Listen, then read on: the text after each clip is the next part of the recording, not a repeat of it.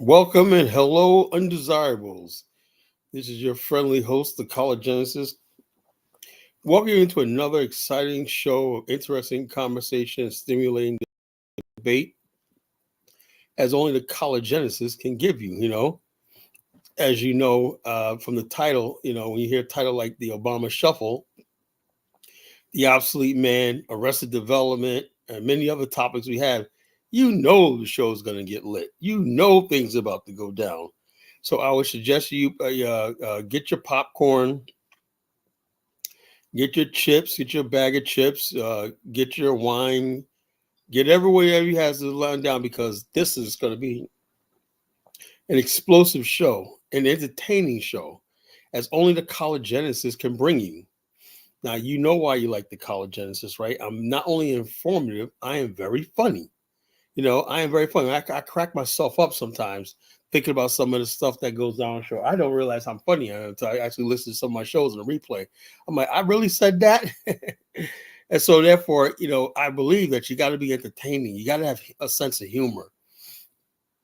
A sense of humor is not something you can fake. You have to have it, and I've always been a funny person, and everything. But tonight, I want to give a special shout out to Zongo, for basically taking all the big girls off our hand and whatnot. I say when there's an old African saying, right? What matches with the Black American saying, right? It says big girls need love too. An African saying is, yes, we're here to basically come to America and satisfy all the big girls. So everybody's happy. You got people like Zongo. He's out there now with a big girl and whatnot. He's over in America and everything like that. So we're gonna basically give him praise and shout out. Let me see something. I'm not gonna hook it up tonight. I was gonna put an applause up there, but I don't feel like getting up right now and doing all that.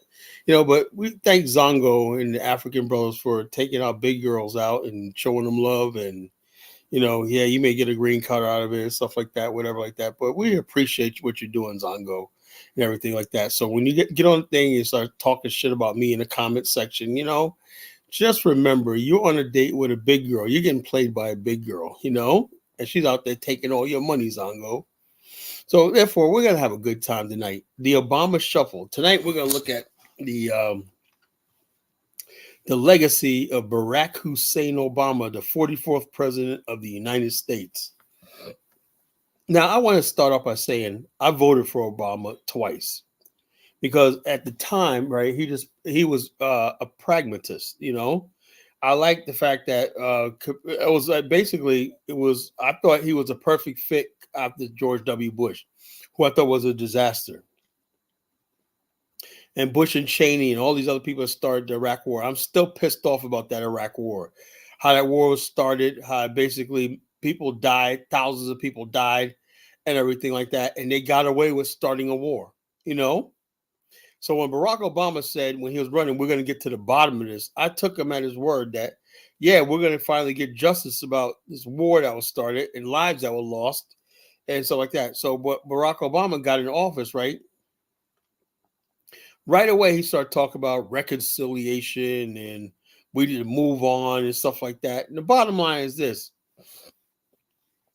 There's no such thing as reconciliation and move on where I believe a crime has been committed, where I believe the abuse of the office or the presidency thing that need to be ironed out, because the fact that they got away with that, right, is now you start to see all the stuff, the residuals effect of this Iraq war, the disaster Afghan pullout, the COVID-19 lies about COVID-19 and stuff like that, the mask mandates and everything. Like people say, well, well, how did they do the COVID? How did they get away with that COVID? Well, if they got away with starting a war, right, and no one was held accountable for it, what makes you think they can't do what else? What else can't they do and get away with it?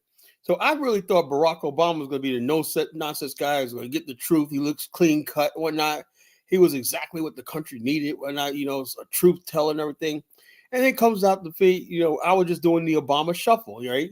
He's just another. Something halfway through his second presidency, what I realized? Barack Obama is a fucking politician. A politician will say anything to get elected, to woo you and con you and everything. And that's what we're seeing right now, where a lot of black people, when he has the nerve, I guess no one gave him the memo, right? That black people are pissed off. We feel like we've been played with his presidency and stuff like that. He's up there playing in our face for 8 years and whatnot, just basically joking around everything. So therefore, I guess he didn't get the memo how angry, basically pissed off he was. He said that he was going to get to the bottom of the Iraq War and stuff like how it started and stuff like that. He never did. Never got to the bottom of basically the Goldman Sachs and all these other people. Nobody went to jail. AIG, all these big banks, insurance companies. Nobody went to jail. Nobody. Remember the spill in the Gulf, right? Billions of dollars. Like it took like about $80 billion to clean up the Gulf, right? Nobody what's it called? I forgot the name of the company, the drilling platform company, right? They basically gave a couple of $1 billion here and there and whatnot.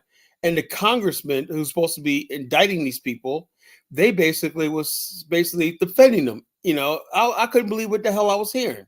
So in other words, the Gulf War spill, the Iraq War, all these things Barack Obama said he was going to tackle and be a new type of president where the office of the president belongs to the people. He called the White House your house. It was anything but.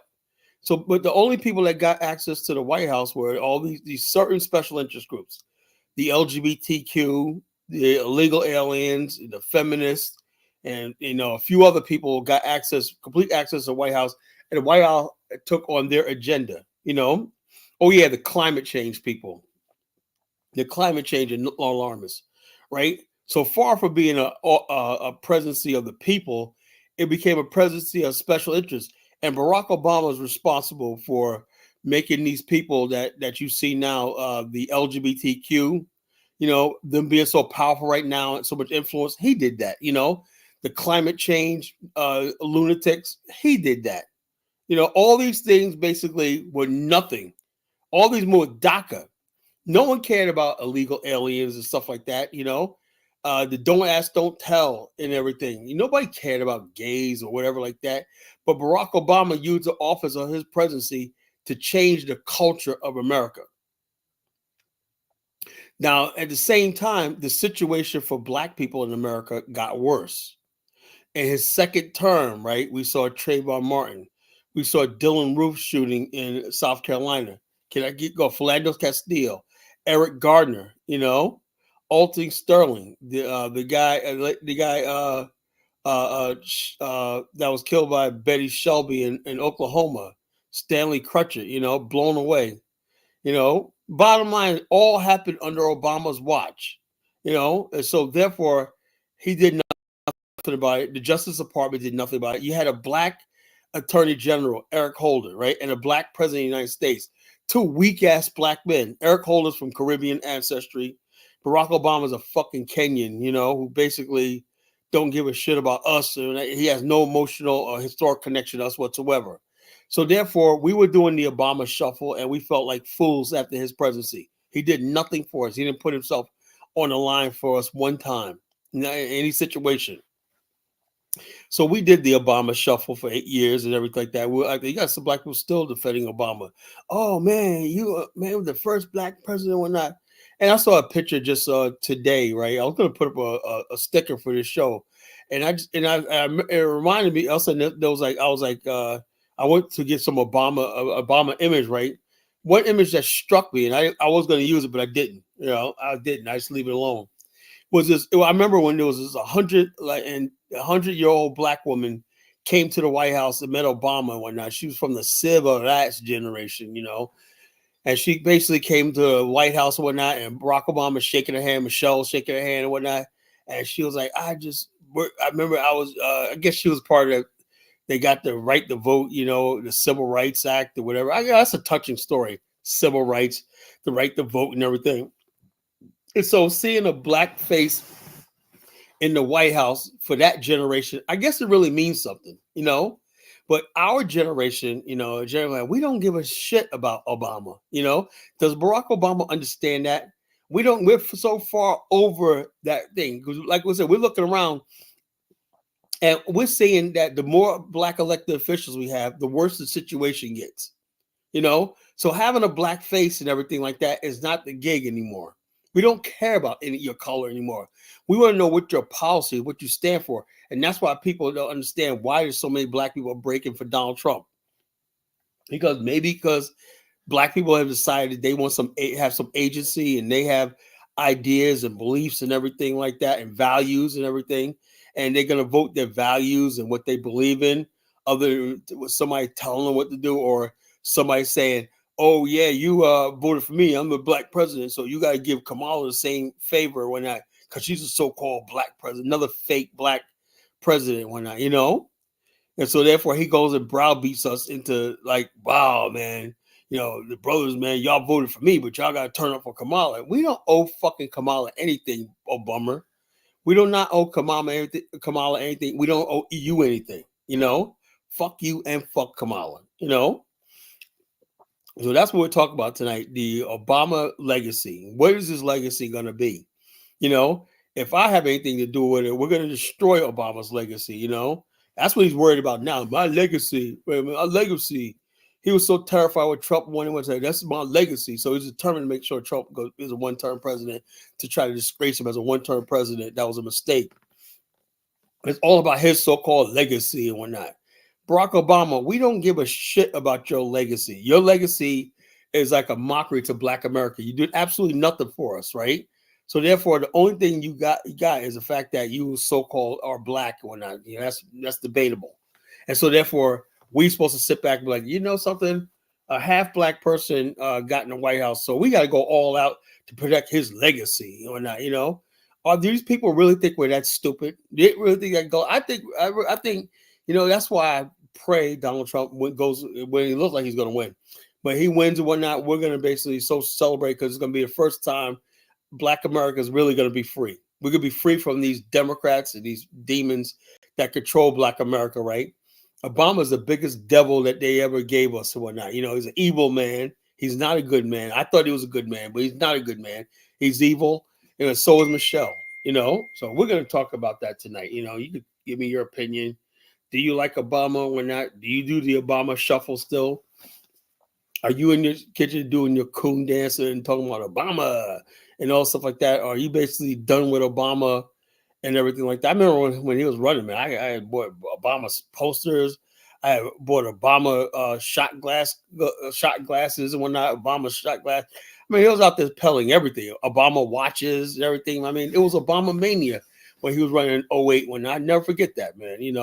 And then that night when they said he won, man, I never forget that. Like I went out there the next day and bought like 10 newspapers. First black president. Whatever. Like never forget that. That autumn, that almost autumn day. 2008. But like I said, his first couple of months in office was good. I thought he was off to a good start and everything like that. But the bottom line is this. We don't need a nice guy anymore. Obama was that nice guy. Don't ever trust the nice guy. Nice guys always have ulterior motive. A lot of women understand that too. They're basically like they know that the nice guy is just a guy that's just waiting for his chance to pounce on them and do all this stuff like that. So when you got Obama and whatnot with this nice guy, yeah, blah blah blah. But he wasn't so nice when he was addressing us, does he? He has a history of saying things, backhanded comments about Black America and black men in particular. He wasn't nice, but when it comes to white people and everybody else, this guy is so nice. He's just a nice guy. And white people, oh man, he's a perfect black guy. He's a black guy I could be friends with and stuff like that. White America was doing the Obama shuffle too. Because let me tell you something, what Obama was all about. Obama was a safe bet. He was half white. And the bottom line is this: when white people voted for him, right, they said, how bad could it be? And then they felt like Obama's presidency absolved them from racism and stuff like that. If they said they voted for Obama, or the fact that there was a black man in the so-called White House, that means America is not racist. As they said, that's a lie. That is a lie. It doesn't even matter if America's racist. America's still a white country, So what if you have a black face in the White House? It doesn't mean anything. It does not mean that. What's up, Job? Salute, brother. It does not mean anything having a black face in the White House. What part of that don't you understand? And I think black people now have realized that now, and that's why they're basically saying, "Here we go again with the Kamala thing." People really thought that, yeah, black people were going to be all excited for another Obama 2.0 and all that. Did they really think that? And so therefore they're actually shocked that people are saying, something, I think I like Donald Trump. I think whatever like that. A lot of people don't even really like Donald Trump, but in fact they feel like they hate Kamala Harris just for. In all fairness, I don't even think this is fair to Kamala Harris. I don't know what her presidency would look like, and I know it would be a disaster in my thing, but I think she should be judged on her vice presidency and what she did and stuff like that. That thing, but I don't want to basically dismiss her just because she is a woman, or just because she's a woman of color, and that's not fair to her. Fair to her would be looking at her policy. But the thing is, she never gave us any policies. She said she was one time she was on camera saying she absolutely wanted to ban fracking. Now she's saying no, I don't want to ban fracking. And then this guy, what's his name, Bernie Sanders, said, "Oh, she's saying that because she has to say what she has to say to get elected." So in other words, they're saying she's lying about her policy. So she's not giving us any policies. What would you do different, Kamal, on the border or the president? I would do nothing. So in other words, this country is going down to hell in a handbasket, and she said she would do nothing. That's basically the way I look at it, right? Not anything else, but her policies. She never gave us her policy. What she do? Then when she is cornered, right? She had nothing to say. Just give us word salads and stupid stuff that she said, and giggling and laughing. And so therefore, the average black person who has agency, who takes politics seriously, we're saying, Obama, how the hell are you going to come up to us and beat us over the head for for even having questions about this lady's character, her abilities, and everything?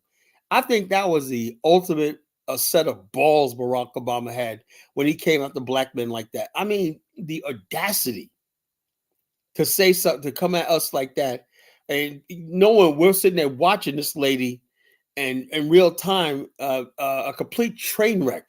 The only thing they have to go is Donald Trump's a racist, Donald Trump's a mean guy and whatnot. He's a misogynist, he's a sexist, blah blah blah blah blah blah blah. And that's supposed to be enough for us to say, something. Since all that's true, let's give the vote to this lady called Kamala. Are they fucking crazy? Are they freaking nuts? Are they insane? Like I said, I did the Obama shuffle. Like, I am not going to do the Kamala Harris shuffle. I admit for 8 years I did the Obama shuffle, but I am not going to do the Kamala Harris shuffle. I'm sorry. I can't do it. If somebody else wants to do the Obama shuffle, hey, you go right ahead. You want to do Kamala Harris shuffle? You go right ahead. I can't do it. I cannot do it. And this is a very important topic we're talking about tonight. What is going to be Barack Obama's legacy? He's counting on Black America to save the day for his so-called my legacy. Nigga, get the fuck out of here. Your legacy. Your legacy is when you left office or whatnot, you are worth like $100 million. You got live in a gated community in Martha's Vineyard, and you got several other mansions in Hawaii and every place else. And you weren't running around talking a bunch of nonsense and everything. That's your legacy. You did absolutely nothing for Black America. Nothing. Left us with nothing to build upon. And so therefore, since you don't give a shit about us, why should we give a shit about you, Obama? So this is, like I said, I'm ready for anybody tonight that want to come in here and defend Barack Hussein Obama. I am ready tonight. And we can have a spirited debate. If you want to come in here and you're doing the Obama shuffle and everything, you're doing the Obama shuffle, your foot shuffling and shucking and jiving and whatnot, you're doing the Obama shuffle. Hey, look, step right up. Let's see what you got. Come on tonight, folks. The Obama shuffle. Are you doing it? Are you doing the 1-2 step for Barack Obama? I did it for 8 years, right? No, I turned on Obama towards his.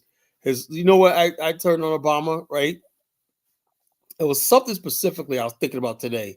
What made me turn on Obama? Oh yeah, I think it was when uh, uh, let me see. He basically made a comment about. Oh yeah, he made a comment about it's unfair that people in third world countries got to work for so much less than people doing the same job in America. Obama, you're supposed to be the president of the United States. You're supposed to protect that. Yes, we make more money than the third world countries and everything like that, but fuck them. That's why they're third world and we're first world. So he basically thought it was just basically unfair that Americans got all this wealth and power and influence and everything, and the third world, you know, got so little and they got to work so hard and blah blah blah blah blah. Boo effing who? Boo effing who? Obama? Who gives a rat's ass about the third world? You know, and so he believes not only that we should ship our jobs to the third world, but let's bring the third world here. Bring them all here. Bring the third world into America. Why not? Not let them build. Let's build the third world up and let them join the club of first world nations. Why not? Bring the third world up here. Why not? We need more third world people in America.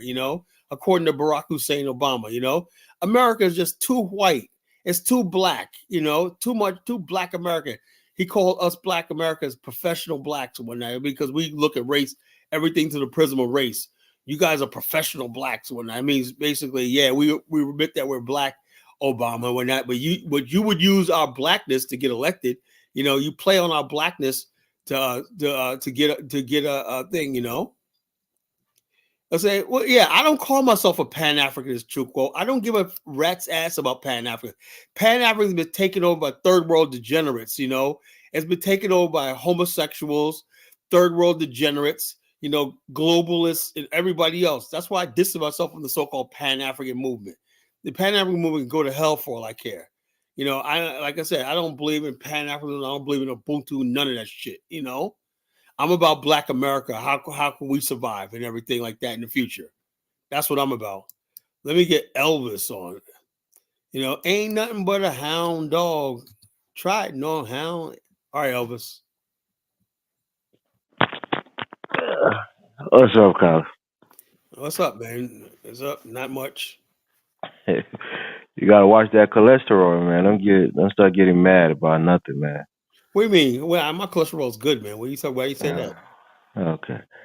Yeah, I mean, look, Obama. My take on He's a Obama bum. is, He's a bum.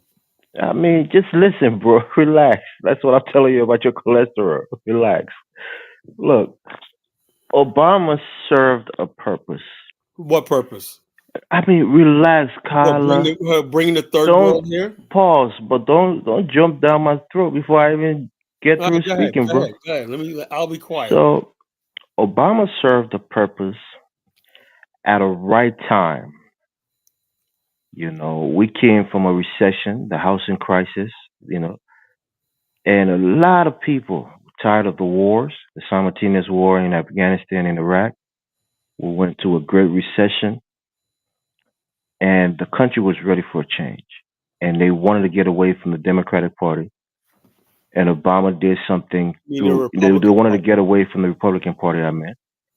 And the fact that he was able to get the Democratic nomination, you know, was his real win because had it been Clinton or Edwards at the time, they probably would have been the next president of the United States.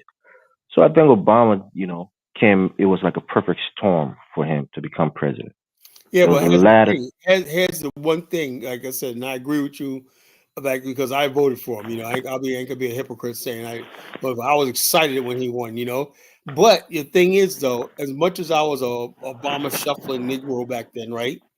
I still wanted some things done, right? It wasn't even for black people, right? Oh, Barack Obama. Look, I had lost friends, right? Arguing over that Gulf War. I lost a whole lot. My life was turned upside down because I had lost a lot of friends because I was against that Iraq War. You know, I wanted the truth about that war, who started it, and everything like that. And Barack Obama said, I heard him with his own mouth at a rally, said, we're going to get to the bottom. We get elected, we're going to get to the bottom of what happened. There's going to be full disclosure, everything, what happened, who was behind it, and everything like that. He never did. And then we asked him, it's time for us to move on. We got to look past it. No, you can't look past this, something like that. Many people elected you because that's exactly what we want you to do. We want to get the bottom of why was this war started, who benefited, who profited from it, was Halliburton involved, and was the media colluding with it and stuff like that. Because remember something, it was not just people think the Iraq War was about the right wing media. No, it was actually people like David Pearl and places like that, right? And then so it was called neocons. But the thing is, though, the Iraq War was supported by the New York Times. That's a so-called liberal paper. Remember that? The Iraq War was supported by CNN. So it was bigger than Democrats or Republicans. We wanted to know who the heck was behind this. And the thing is, that's why COVID doesn't shock me. What they did with COVID don't shock me, because I said to myself, if they can get away with orchestrating that war outright live, then George W. Bush said, "Oh, I don't know what it was," and he joked about it. And that's Okay, why let me say this, Carla. That war was brought into fruition through fear. Fear was the guiding light that brought that war because after 9/11, this nation was that war had fearful nothing of. to do with 9/11. Hold on, hold on. That's what I'm saying. I said fear. I didn't say it was because. I said after 9/11, the fear in this country was ripe. A lot of people feared, terrorists. A lot of people fear, people from the Middle East, and they used that fear to garner some support, especially on the right wing. That Saddam Hussein, who has been the quote unquote enemy of the United States, they're already going to war with him in the Gulf War when his father was president in the 90s. And now they're telling the American people, here's another dictator who is Middle Eastern, who has, allegedly have weapons of mass destruction. Yo, hold on. Why didn't they attack Iran or North Korea? No, that's what I'm telling you now, right? The ulterior motive for the war is different than the overt reason that they gave us for going to war. You know, he has weapons of mass destruction. This is in 2000. That was a lie. Two. Yeah, that's what I'm saying, right? But the nation was fearful already from what happened during 9/11. So they're thinking, is this guy going to attack us? Does he have weapons that can actually attack the United States? And also, Saddam had demonstrated during his the Kurdish war that he fought in northern Iraq, where he used mustard gas against the Kurds and killed them. Hold So on. it was The United States plausible. used the same sort of weapons, weapons poison in Vietnam. What are you talking about, Agent What Orange? that's what I'm saying. It was plausible now since he had used that weapon against his own people and pretty much killed them with poisoning.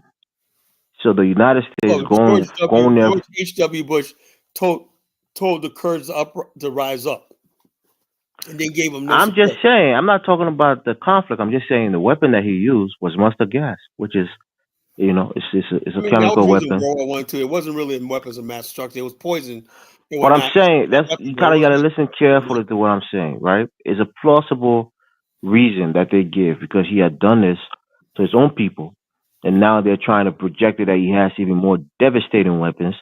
And since the United States is in conflict in that region, since these people, especially the likes of Osama bin Laden, have made himself known to be an enemy of the United States, they try to put Saddam Hussein in that same bucket with him. And the United States was already fearful, having been attacked for the first time in a long time, I think since Pearl Harbor on Yeah, but American soil. here's the thing, Elvis. A lot I of people were remember fearful. back then, right? Back then on every television network, there were not every in the United States because there were people that were. I remember, never forget this as long as I live. Right, there were people even having brawls and fistfights in restaurants over the Iraq War, saying no. We know the difference between Saddam Hussein and Al Qaeda because remember something. Al Qaeda was actually attacking Saddam Hussein. People don't realize that. Yeah, because Al-Qaeda is Sunni and Yeah. So Saddam and Iraq are mostly Shia. yeah, so the bottom line is so this idea that Iraq has something to do with 9/11, most people in America either did not believe that, because we were like, then you had Colin Powell, a decorated hero of mine, right? Got before the UN, right, and showed some simulated fucking weapons of mass. So it was turned out to be a lie, you know. Not necessarily, Carla. Listen, That the whole that was U. that Hold when he on, hold on, that hold on. testimony was a lie. The UN went there to do an inspection, and they were obviously they were being denied entry into the site. So Saddam was obviously, he was trying to, make sure that the You UN don't don't, know what you were they don't do their okay. job. Let me ask you a question, right? When you say weapons of mass destruction, we're not just talking about anger. We're talking about actually weapons that can harm the West. That means nuclear weapons. Saddam didn't have a nuclear That's what our weapon. mind would run to, right? That's what our mind would run So to. no, in other But words, basically, they were basically in Iraq. The weapons inspector when he gave them access to all these places, right? no, But he there's a couple didn't. There were places. certain Oh, sites that he refused to let the there's a UN couple inspector places. go to. Yeah, it was logistical problems. If you're a country, right? You can't just say, "Okay, United States." Let me ask you a question. We had a no-fly zone over Iraq, right? What if somebody basically said to the United States, right? Okay, some foreign. Can you imagine some foreign country coming here saying we want to inspect your poultry plants? We want to inspect before you can sell poultry again. We need to inspect this and everything like that. You say, okay, go right ahead. Give us But your Carter, that's what you don't understand. Saddam Hussein had been on sanctions, crippling sanctions, since right, right. the Gulf War. He has been belligerent in that region since the Gulf War. He went and invaded Kuwait. He invaded Oh, yeah, Iran. he had a justifiable reason to evade Kuwait. Why? Because he borrowed a lot of money from the Kuwaitis, and he No, couldn't pay it back, and he went there and took their oil this is fields. what happened. This is what happened. First of all, Kuwait is actually was once a part of Iraq, you know, and basically Saddam, even though he was wrong in this, right? He's basically said, the Kuwaiti government is propped up by the West and whatnot because they want the oil. When the Kuwaitis start selling oil way below the market price in the region, and he said it's hurting my economy. So when they didn't basically up the oil prices, right? And they was going against OPEC and everything and selling oil for really cheap and everything. Saddam invaded Kuwait. That's just that was not so. Yeah, and then he got his ass kicked because the Kuwaitis, who are backed up by the United States and have They're been a puppets friend of to the the United United States. States and was trying to facilitate cheaper oil They're to the puppets U.S. of the United and States. the And West. Saudi Arabia and Kuwait are nothing but puppets of the United States oil Yeah, company. and there's nothing wrong, bro. We're Americans, bro. Look, I have Right? no problem. Look, I have no problem with that. Right. With that thing. But I'm saying this. That being said and everything, that being said, instead of basically saying, something, uh, uh, uh, oil money and stuff like that is a conflict, is causing conflict and everything like that. Is it worth American treasure and blood? Right? If you think it is, then come out and say it. Come out and say, yeah, we send our boys off the sea to die for oil. Right? That's the difference between junior and senior, right? The Bushes, right? The Bush senior went in there, did a precision strike on Saddam, devastated his military. I don't know if you remember the highway of death, right? Where the car that had a blockade of military vehicle on the highway leaving from Kuwait to Iraq, and they got obliterated on that highway. The U.S., they send the drone strikes, they send Yeah, the I Air remember. Force. I remember all about Yeah. And his dad, they didn't really have to put too many boots on the ground, and they stopped right at the border. They didn't even go into Iraq, and Saddam was dealt a good blow without having to invade. And I think if Junior had done similar and went in there and just maybe put a couple thousand troops on the ground, bombed the hell out of Hold on, him. hold on. The thing is, though, that was easier said than done. See, you know what happened? People said, okay. I remember a friend of mine that I used to be friends with. Right? He was like, "Oh, you were absolutely wrong because then when the Marines rolled up into Iraq, rolled up into Baghdad, took Baghdad and whatnot." He said, "See, we roll up in Iraq." I said, "Look, that's fine, right? But you got to understand something, right? Holding that region together, all those people. And was I right? Yes, because remember they had the surge and everything, the sectariat wars and everything wore the United States down. And we was in a quagmire in Iraq and whatnot because there was nobody. Look, if you take over a country from one dictator, right? That's good. Everybody falls in line. But we have like 20 or 30 different factions competing for power, right? You don't know who the enemy is. You don't know who you're fighting and who you're like, and that's where the United States got back down. Then we had the surge where we basically, and also, so why the surge worked? Because we actually paid off a lot of those insurgents, right? They end up, the insurgents turned into? ISIS and the Yeah, caliphate. So the yeah, we bottom know line that, is, Kyle. so all that happened. American tax dollars went to fund and form ISIS, probably more dangerous to stop Not ever even, was. not even necessarily. That's their own religion. If you understand No, no, Islam no, and you no. A understand what they caliphate, hold believe, on. A caliphate is hold up. The caliphate had access to 400 to $1 billion, 400 million to $1 billion a year worth of oil money, when that illegal oil money, black water, or black. bro, that's their own natural resource. No, How do but you hold say up, they hold up, have hold access up, to hold it? up, That's their hold up, country. hold up. Now, what I'm trying to say is this, though. Before, when Saddam Hussein was in power, right, before George Bush invaded, when that was not happening, right? So now you got an even more dangerous situation because you got Yeah, these because rogue Saddam was a extremists. minority. Well, He yeah, was a I know that. What I'm minority saying is, ruling. at least Saddam, he wanted to survive and everything. He wasn't a religious fanatic.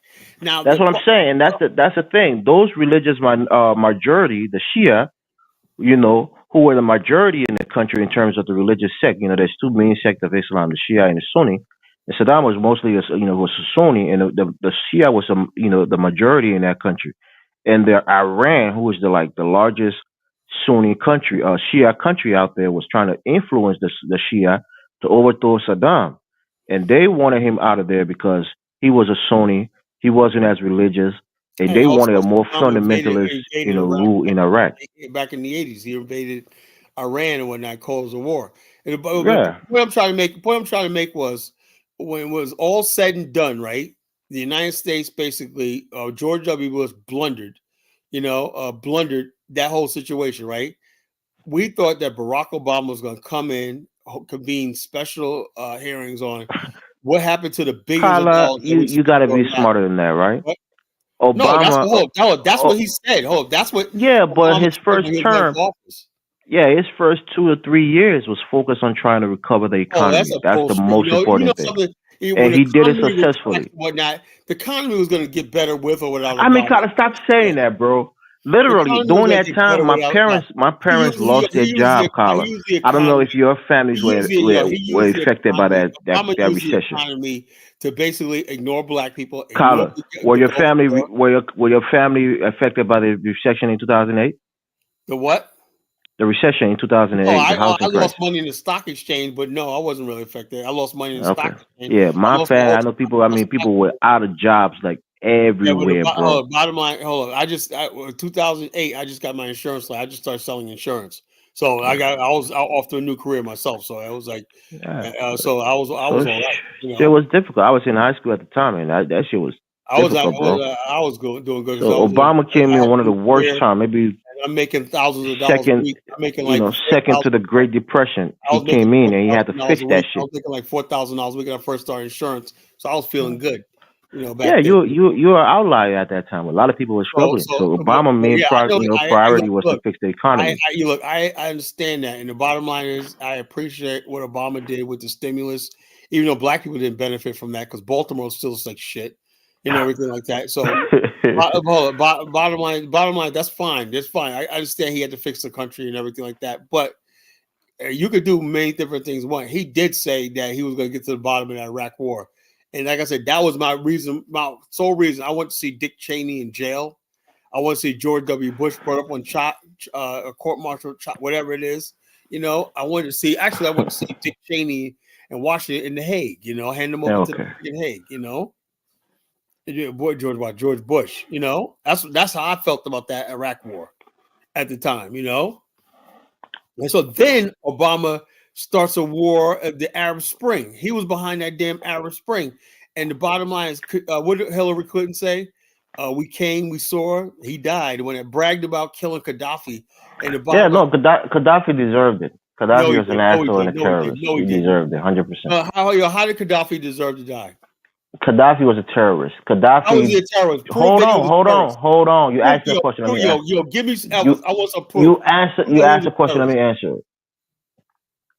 Gaddafi sponsored a bombing in Germany, in Yeah, but there's no Dresden. hold Hold on, there's on, no proof. I let me remember the bombing. explain. You asked the I question. Let me remember back explain in it. '86. I don't, but there's no. They linked him to it, but there's no proof Uh, that he actually did it. Do you hold up? Do you know that people? There's people. This little hold up, Dirk, little Dirk is probably Elvis, going to go to jail for the rest of his life for Elvis, doing murder Elvis. for hire. Hold up. This There's is no how proof he pulled the I trigger, but usually he work. paid for it. This is how it usually works. If I'm sitting there and I'm an insurgent inside uh, uh, uh, uh, Iran or Libya and stuff like that, you know what I'm going to do to basically topple Gaddafi or whoever like that? I'm going to pick a fight with the United States and whatnot, and you know they're going to blame the guy in charge, and that's exactly what happened. Gaddafi openly said it. He endorsed these things. No, The he did not Munich. endorse it. No. So show me. Okay, The Munich all Olympics right, where they killed those Israelis. Elvis. The Lockerbie bombing, the bombing in Yeah, Dresden. hold on. Why The don't guy's you a terrorist, check bro. this He out. killed Americans too. Hold on. You show me the video with Gaddafi admitting that he was responsible for it. Hold on. Why did George W. Bush at the end of his term normalize the relationship? He said Condoleezza Rice to normalize the relationship with Gaddafi. Why? Nah, because Gaddafi was obsessed with Condoleezza, Rice. Hold on. So in other words, your theory about Gaddafi being a terrorist doesn't hold water then. Kyler, you don't know how the West works? Come on, bro. Especially the United States. It don't work like that. They're gonna get you at the end of the day. They're gonna pull you up to you, get you to get your guard down, and they're gonna get you. So who was gonna get him? Was it George W. Bush? George W. Bush didn't attack Saddam, right? Why did Barack Obama attack? Gaddafi. Gaddafi was killing his own people. How is right? What is this? I mean, Kyler, you got look. If you're gonna answer this question, you gotta let me speak. Don't ask me a question if you're not gonna let me speak. I can be quiet and you can have 10 minutes and do all you're talking about. Don't ask me a question. What I know is this: if you're in a country, right, and you basically wage war and try to overthrow the state has every right to crush you. That's not killing your own people. That's putting down an insurgency in your country. Why is it that you guys call the January 6th an insurgency? Y'all put people down, shot people, and everything like that. But when somebody tries to do insurgency in another country, you're terrorists. See how hypocritical you guys are? If you're a friend of Gaddafi and you think he was a good person and shouldn't have been killed, he was good. You're out of your mind. Gaddafi was a A1 terrorist. Gaddafi he was a destabilizer in Africa. He did a lot of. He destabilized West Africa. Most of those wars that was going on was sponsored by Gaddafi in Tripoli. They went to the Mataba in Tripoli and trained a lot of these, so-called revolutionaries, people like Jonas Savimbi, Swap. Look, most of the rebels you see around the world, the Contras and everybody else around the world. That's what I'm telling you, Carlos. So means Gaddafi is not a hero. He destabilized Africa. Let me ask you a question. He did the Lockerbie bombing. Who was the main funder of UNITA in Angola? I wouldn't know, but I'm telling you. It was the United States. Jonas Savimbi was there. Look, the United States does anything all around the world when that. This is what I'm talking about. We already knew all this stuff that going around. Swapper in Namibia. Hold on. Look, first of all, SWAPO was a left-wing group that was sponsored by the Soviets. I'm telling you, they were all in freaking Libya with Charles Taylor in them. Fode Sankor from Sierra Leone, and his guy was there. About? You know who Fode Sankor is? SWAPO was a Southwestern People Organization. I know that. I'm telling you, there were multiple different groups, revolutionary groups. That's what I'm telling you. I'm not just talking about one group. I'm talking about UNITA, SWAPO. I'm talking about the RUF. I'm talking about the NPFL. All these different groups that Gaddafi sponsored that went and brought war into Africa. Frelimo, right? And the West sponsored another group called Renambo in Mozambique. So these groups pop up and whatnot. And what they do is say, look, I got a rebel group or whatnot. We're not talking. I'm talking about who was training them in Tripoli, and it was Gaddafi. Who? Gaddafi was training them in Tripoli. Training who? All of those groups that you name, the SWAPO, the UNITA. So what? The United States. I'm telling you that he destabilized the continent. So in other words, he sponsored wars that went and killed Africans on the continent. So in other words, basically, what you're going to do is sit back and ignore all the white people that caused most of the wars on the continent. I mean, if you want to say those white people are bad, you got to say the same thing for Gaddafi, who sponsored a war but that the killed whole our thing is, people on the well, you continent. just basically say what you're saying. Basically, did Tony Blair ever get killed? Tony Blair should have died. Carla, I'm telling you this. Margaret Thatcher had died. If Tony Blair is not a hero, George Bush is not a hero. I agree with you. Guess what? In that same breath, Gaddafi is not a hero. Tony Blair's still alive, and Margaret Thatcher lived a long life and whatnot. But why did Gaddafi have to die? Because he was a terrorist. He did open acts of terrorism. So Margaret Thatcher was and he killed the Lockerbie bombing. He blew up an airplane and he killed people. Elvis, he had somebody plant a bomb in a U.S. Marine base in Dresden, Germany, and kill people. Well, you're drinking a white man's Kool-Aid. He sponsored the Munich Olympic massacre. There's no evidence, and they killed people. And then those guys who committed the act was flown to Libya. They were mostly Egyptians, but he received them in Libya openly and gave them a hero's welcome in Libya. Go ahead, Jamal.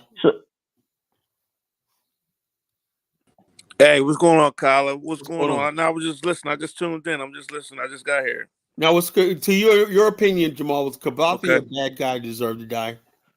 I'm sorry. Who's that? Gaddafi, was he a bad guy who deserved to die? Gaddafi, from what I know, he's done pretty good. Man, I don't think he deserved to die. Probably not. Obama and Hillary Clinton thought so. Yeah. Gaddafi was chilling, man. You know, he had Libya built up, country was built up. That country was beautiful. Now it turned into a third world shithole. It's not about the country being built up. It's about what the leader was doing on the war stage. That also destabilized that region, and a lot of that region became, a slave trade and a modern day. Now you got slavery in there and whatnot. Because Gaddafi's gone. Gaddafi built a friggin' underwater aqueduct, greening the Sahara Desert in this country. Gaddafi also killed people. Gaddafi also committed terrorism. Gaddafi also sponsored wars in Africa. Yeah, sponsor saying he built one underwater aqueduct is one thing. Why is it that saying the other part is another thing? This is what makes me sick about Africa and Africans, right? I'm dissing myself. Why is Africans that never take any responsibility for anything? They always blame somebody else and whatnot. So what are you saying? What I'm saying is, instead of saying, something, we're just fucking stupid people. We're dumb idiots and whatnot. Tyler, your butthurt about Gaddafi, bro. Because of the West and everything, because we're just stupid, dumb Gaddafi people. didn't even really care about sub-Saharan Africa like that. Well, okay, he only started to put his attention to sub-Saharan Africa when he got kicked out of the Arab League because he was trying to rule the Arabs. They don't really consider him an Arab. So, but the bottom line, he deserved to die, according to Obama. Yeah, because he was a terrorist. He attacked the United States. They couldn't get him because he was a sitting president of a nation, a sitting dictator. And later on, when his own people rose up against him, the United States gave him the necessary push.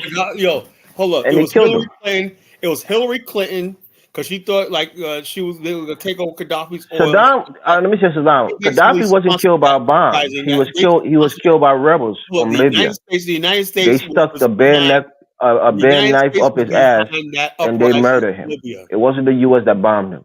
You know that, right? The United States was the one who greenlighted the uprising in Libya. And so same thing in Tunisia, same thing in Egypt a couple of years before that, and all over North Africa, the so-called Arab Spring, Obama. Yeah, Carla, I mean, those people were they were so happy with their countries. Everything was going good, and the United States made them unhappy, and it rose up. Look at him now. When Obama came with his hope and change, and he destroyed those countries. That's not even true. Egypt is a stable country today. Algeria is doing pretty well. The only country that's fucked up is Libya, and that's because they're still fighting. They're still sectorial fighting. Obama's and Hillary's not Secretary of State, which we call Hillary. Basically, was behind shenanigans in Niger to get friggin' the stuff we got right now. The reason why Niger is what it is because of Hillary Clinton, the policies of the Obama administration. Them getting uranium out of Niger. Yeah. Everything is Obama's fault. Thanks, Obama. It was his fault, Yeah, okay. whatever. Bottom line, I know Obama. I know Obama. Hey, Colin, did Trump ever drop a bomb on Africa? No. Anywhere? No. Yeah, he did. He dropped the mother of all bombs in Iraq. In Iraq. Who? It's not Africa. Trump. Bro. That's not Africa. No, you said on It's not anywhere. You Africa, said on bro. anywhere. I said Africa, bro. Trump bombed Syria. I He said bombed Africa. Iraq. What He I said bombed Africa, yo. Iran. No, I I'm said saying when you guys Africa, try yo. to say like Trump wasn't somebody No, but who I'm was talking starting about did wars, he bomb Africa, bro? Stay focused, brother. it doesn't matter. Trump is It not does somebody who is matter. It peaceful. does He matter. bombed or he bombed Hey, other Kyler, I'm gonna countries. tell you why it does matter, right? Because I'm hearing all this stuff. Oh, Kyler can't Well, be a you pan. consider Libya to be our people? Hold on. I'm starting to notice, Kyler, right? If you're a Pan African and criticize Obama, Kamala Harris, the I Democrats, told you they're saying you're not a Pan African no all more. these like Where the fuck Chuko this said. come from? Chuko says when I said we don't want the third world here in America, right? Obama wants the third world here. Oh, you must not be a Pan African. What does Pan African mean that I got to freaking talk about letting the third world come in here and overrun us with the third world and bring down our standard of living? You know. So in other words, if I said we need to have a we have a way Kyla, we're going to preserve. I need you to tell me how third world countries or immigrants from third world countries are Look, bringing man, down these your people standard of living. bring down the friggin' value of the How? country because How? they work for less. They got lower standards of living and whatnot. They're filthy. No. How do they bring down your They're, standard of living? They're filthy. They're unhygienic and stuff like this. How do they bring down your standard of living, Colin? You know In Virginia, where I'm you just live, saying, how does third overall, world immigrants bring down your standard of we living? do not Elvis. We do not need them here. You know. No, I don't change the topic. You said it bring down your standard of living. I want you to tell us on the panel how they bring down your standard of living. First of all, most of them live 20 to a house. You know. Colin, I'm talking about you. You said they bring down your standard of living. How do they bring down your standard of living? Right? If you go, Jamal, you probably know Jamal's a electrician. Don't call Jamal for help. You can answer that question by yourself. I'm going to go validate this, right? If Jamal, I'm going to ask Jamal this, right? Jamal, where you work at, you make good money, right? But you also got a pension. You also got health care. You got all those things that we worked how many decades for, you know? Right now, if you friggin' keep bringing third world people here who will work, even though they may make $20 an hour, there's no workman's comp on them. There's no health care on them, everything like that. So if that becomes a standard, right, then the American worker, right, for decades building and sharing if No, right, Colin. No, it's if that becomes the standard. If they do this, if they do that, you know. Yeah, but Colin, I'm asking you, Colin. You live in Virginia. How is immigrant impacted your standard of living? Here, Virginia. I'm talking about the rest of. Oh, it's not going to happen there. So it's not impacting your life. Colin, a lot of unions didn't back Kamala Harris, and traditionally, unions, they back the Democrats. But if you let all these fucking immigrants in, right, it's eventually yes. It ain't just probably maybe 4 years, 5 years from now. Think about 10, 15 years from now, 20 years Jamal, from now. what state did you live? Do you live in, Jamal? You can't withstand this. I'm in Pennsylvania. You can't withstand this stuff, man. I'm just telling you, Kyle. I live here in Minnesota, right? And immigrants haven't impacted my life. You live in Virginia, they haven't impacted your life. But Jamal lives in Pennsylvania. I'm not sure if immigrants have impacted his life. Though. That's You're looking at the long term, bro. Yeah, you gotta think long term, brother. These people are going to assimilate. They're going to become productive citizens. No, they're not going to assimilate. Most of them are. Most of them come here. Most of them come here. If you don't like, if most of them don't like a major part of the country, which is Black America, they're not assimilating. They need to go back where they're from. I mean, Carlo, white people don't like America. They're the majority population. They don't like Black America. They're the majority population. You know what I'm saying? We could deal with white people, right? But we're not going to say, look, we're going to bring another group of people here that hate us and whatnot. Go back to where you come from, you know? I mean, Carla, you're being so bigoted in your views, bro. I'm not bigoted. That's just the truth. For men your age, that's so myopic to think that I'm just telling you. The whole thing is Obama started all this. Carla, you can't change the nature of this country now. This nation is a nation of immigrants. That's the nature of the United States of America. It's a nation of immigrants. Some immigrants come here who are well educated, who add values to the country. Others come here from refugee camps. Why don't they take that education and from war-torn countries? You know, check this out, Jamal. I was looking the other day, like they said, Japan and all the Asian first world countries are having a labor shortage, right? And they basically saying There's first world Asian countries, North Korea, they said, I mean, South Korea, Singapore, now Thailand, now Low birth Japan. rates. Yep. Low You know birth what I'm saying? rates. Yep. These are first world countries now, right? And I said to myself, they said Vietnam is going to be there another 10 years, right? But they're saying that these countries' economies growing so well, they need third world immigrants. And I'm saying to myself, look at this. They need third world immigrants. And they said Japan's basically homogeneous, right? How would that look as far as like the bringing millions of people, hundreds of thousands of people into Japan? Now, Carla, you worry about Japan. The United States is not homogeneous. well, It's a basically, very, yeah, very we are. diverse Yeah, we country, and are. we can take Yeah, we more are. Yeah, Hispanics. we are. I don't know We what can take more whites. We do you can take mean more that. Africans. What do you mean that we're not homogeneous, right? White Americans is black Racially and white. homogeneous. We're not racially Yeah, hold on. homogeneous I in know this we're not. country. Hold on. America is black and white. That's what it is. You know, really. You know, and Hispanic. That's Well, I it. guess there's no Asians. Well, but they're not really significant numbers and anything like that here. You know what homogeneous means, right? Yeah, well, I mean, not homogeneous, but I'm saying is we're basically, you know, if you can't assimilate into the one of the major groups when I hear, you know, and basically But be it's not even a requirement to quote unquote assimilate into the United States. yeah, hold on. It's a requirement in any culture you assimilate. You No, can't it's come not. here It's and do your not. own It's not thing. in the Constitution. Well, hold on. You can't come here and do your own thing and whatnot. You know, And assimilation is relative, right? no, it's not relative. Because It's there are necessary. people who Hold on. enjoy certain things. Why is it? Hold on. Then why is it that when somebody goes to your countries in Africa, you always insist that they assimilate? Nobody insists on it. Oh yeah, You just have a Jamal, am harder I time, lying?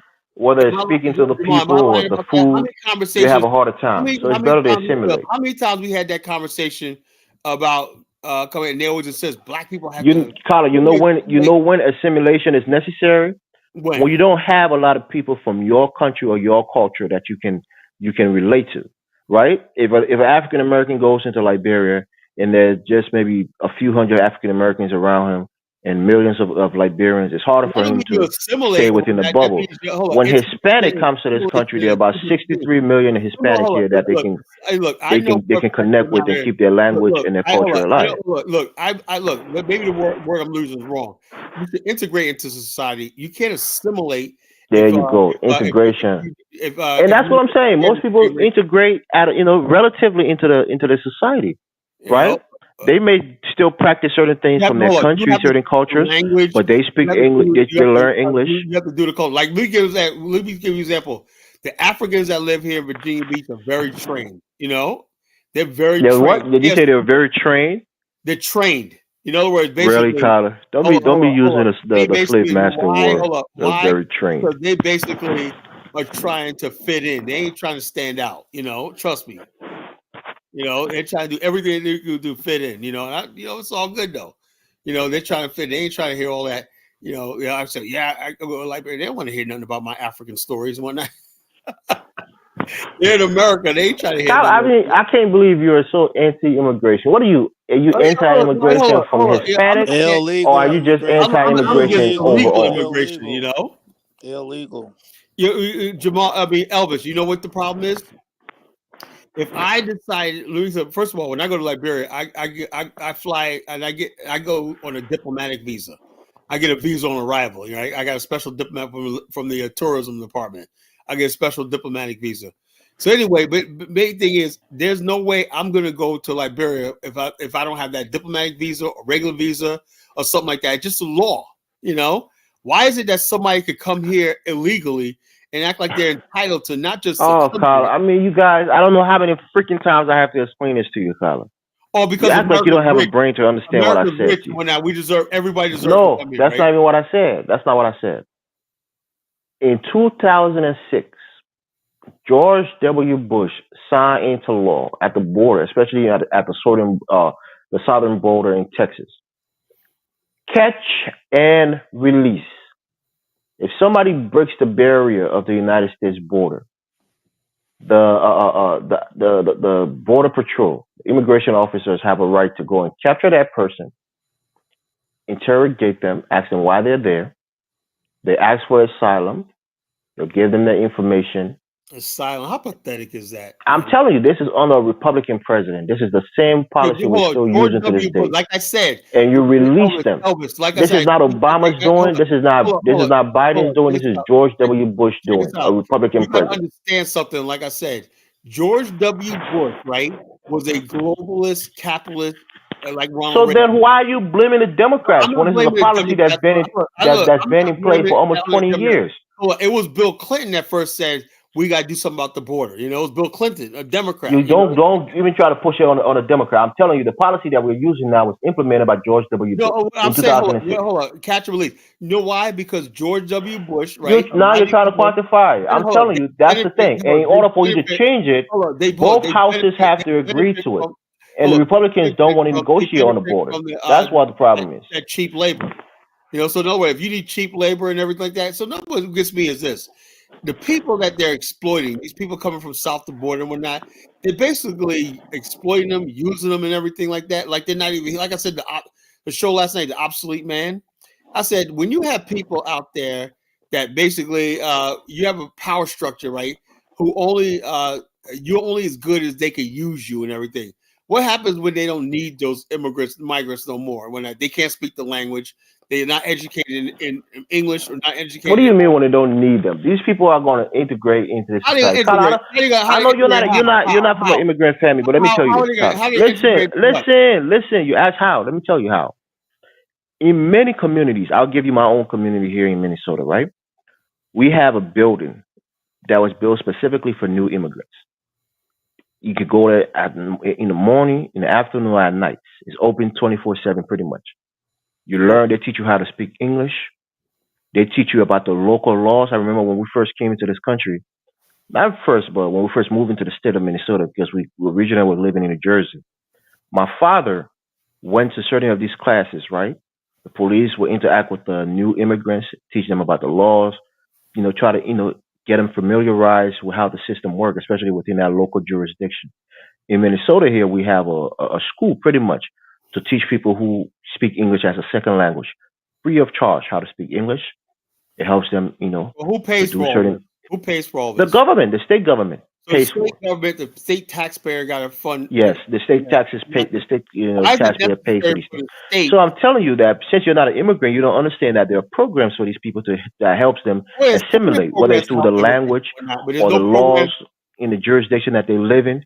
There are programs to help these people assimilate. So don't just think they want to assimilate because they don't want to assimilate. But There are God places forbid they you're can go to born help them here, assimilate. or you're born here in America. There ain't no program for you to get ahead. You Yeah, know. because you're American, Carl. I mean, this whole jealousy that immigrants. I think the problem is right. We gotta realize we have this thing called technology now, right? So when George Bush had that particular bill back then, right, you didn't have people on TikTok or forums and Facebook and saying, "Look, Colin, this is how we get over the border. We're going to go through Ecuador. We're going to hit the Darien Gap. We're going to hit there. You ask these questions, blah blah blah." Right? You have all these kind It's of well social. organized, It's organized well invasion. organized now. Right, So right, right, right. who So fault is so it? hold on. Let me finish. The immigrants Oh yeah, yeah. it's like Right, please right. go So it's home. right. Jeez. So the border right now hasn't caught up with technology, right? Because they're coming from all over now. All you gotta do is from China fly into Nicaragua. You might as well be in Chicago when you arrive in Nicaragua, right? So it's so many There's no different way a underground country can networks. sustain this. No way. Another thing too, and Lisa That's why Thomas. the Democrats was calling for a Hold on. Lisa, bipartisan Yeah, hold on. bipartisan nothing, man. Yeah, immigration but plan, Lisa, and the Republicans don't Hold on, want to they're work trying with to them. delay, That's the hold on, problem, delay, yeah, but man. delay Lisa, the inevitable, man. one thing about but Elvis, one thing about the new immigrants, right? And you talking about assimilation and stuff like that. It's hard for They're not immigrants to going to assimilate assimilate. because they're in their You own can't, yeah, social immigrant networks can't and everything assimilate. like Right, that. right. They do their own thing. Another thing too, Kyla. Like I said, technology again, right? If I'm coming from Ghana, I land in Harlem, right? During the Harlem Renaissance, I had to go to like a black church to network Right. with Now they these don't do people, that right? no You more. don't know how to do that now, Kyla. I can stay in my No, own that's what I'm world, trying right? to Hold tell you, on. bro. Hold on, Assimilation is bro. not necessary. In New York, Hold in on. San Francisco, you have Hold Chinatowns, you on, have hold on. Korean You gotta towns, listen, and they're Elvis. You not gotta listen. assimilating into quote unquote white culture. They're assimilating to their own culture, but they can speak English when they need to. They can Elvis. What read I'm English saying when is they it's need to. different. It's different now, right? I'm gonna say some, many. I'm gonna say many. Many Africans come to America now, right? They don't even socialize with Black Americans, right? That was unheard of 100 years ago, bro. It's a different time we're in, and we And have that's to a acknowledge conversation that, that bro. needs to be had. That's why we have these platforms, and No, that's what some of us social we're not media trying to just do this can't do it. diaspora war because we understand that there No, is a divide it gotta be more between than that. African Social and media African can't just do it. Americans. So Nah. I agree with We you on are that point. anomaly. We are anomaly here. Most African Americans ain't talking to Africans like that. That's the vast majority, and vice versa. Well, So to you just say said that Africans don't talk, they don't interact with African no, but Americans, and you're you think that's a anomaly. problem. And I No. agree with Take you. you That's a out of it, problem. We should Elvis. be interacting with each other more. Elvis. Take this platform out of it, right? This is not normal, right? I don't see Africans at African American cookouts and shit like that on a normal, right? The That's point what I'm I'm trying to say, saying, the bro. point That's I'm why trying to these kind say, of no, this don't platforms help. Hold to on, engage with each other is hold on, necessary. bro. What I'm trying to say is an African can come from Liberia in America, right? Stay on his Facebook all day and see nothing but African shit, right? Another thing too, I've met Africans, right? That said they've been living in Atlanta and the South. They said they never had soul food before, bro. Never. You How know, you not live a in the lot of South young and things never had too. soul food before? That's unheard of. I'm gonna mute up though. Go ahead. Yeah. So, bottom line is, That's crazy. this, like I said, and this you know what the problem with that, Elvis, is this. Now, white people look at this division right here. They say, see these immigrants come here. We have a set of issues that we had. Like I told, Barack Obama didn't do nothing for Black America. Black America has some concerns about a lot of stuff, right? And when Black America has concerns about things, right, like rightful concerns, and everybody knows that, yeah, we have some of the things that Black people talk about, I don't think is legitimate, right? But there's some things Black people are concerned about, right, that are legitimate, right? What happens is this, though. They'll basically go to, like, say, somebody like Joy Reid. She's a freaking immigrant. She's not African American. She's an I immigrant. mean, you say an immigrant as if that's an insult, Colin. No, I'm not saying it's an immigrant. She's a freaking immigrant. I'm saying she's not even American. That's not an insult. I'm saying the fact that she's up there cosplaying and talking like she's talking on our behalf. The vitriol she has with Donald Trump. Many Black people. God. I mean, there are Africans who don't like Donald Trump. There are Caribbeans who I don't know, like but there's Donald also Trump. a lot of And she happened to be a African woman of Americans who like Jamaican Donald descent. Trump. She doesn't we like do Trump. Donald Trump. So the bottom line is She don't speak for all. She don't speak for Black America. I mean, anytime you see a black face, you think that black face represents Black America. There are Black people who look like you who may not be you. If you're on MSNBC, right, and you're up there talking all this, talking and jive talking, everything like that, you're cosplaying Black America, right? How is she cosplaying Black America, Colin? How do you expect her to talk? How do you expect her to speak? Am I losing my mind or something like that, or is this female trying to be like, Donald Trump is this? Did Joy Reid grew up in America? Let me tell you something. Did she go to school here? If you're talking about racism and white supremacy, everything, because those are talking points of Black America. You think Black people who are African or Caribbeans, they don't face racism and they don't see racism on a daily basis, so they don't have the right to speak against racism? Why is it that it's always Africans and Caribbeans who, even people in my chat room, they're always saying that Black Americans talk about racism too much? I mean, Kyla, you're like somebody who is you complain about everything.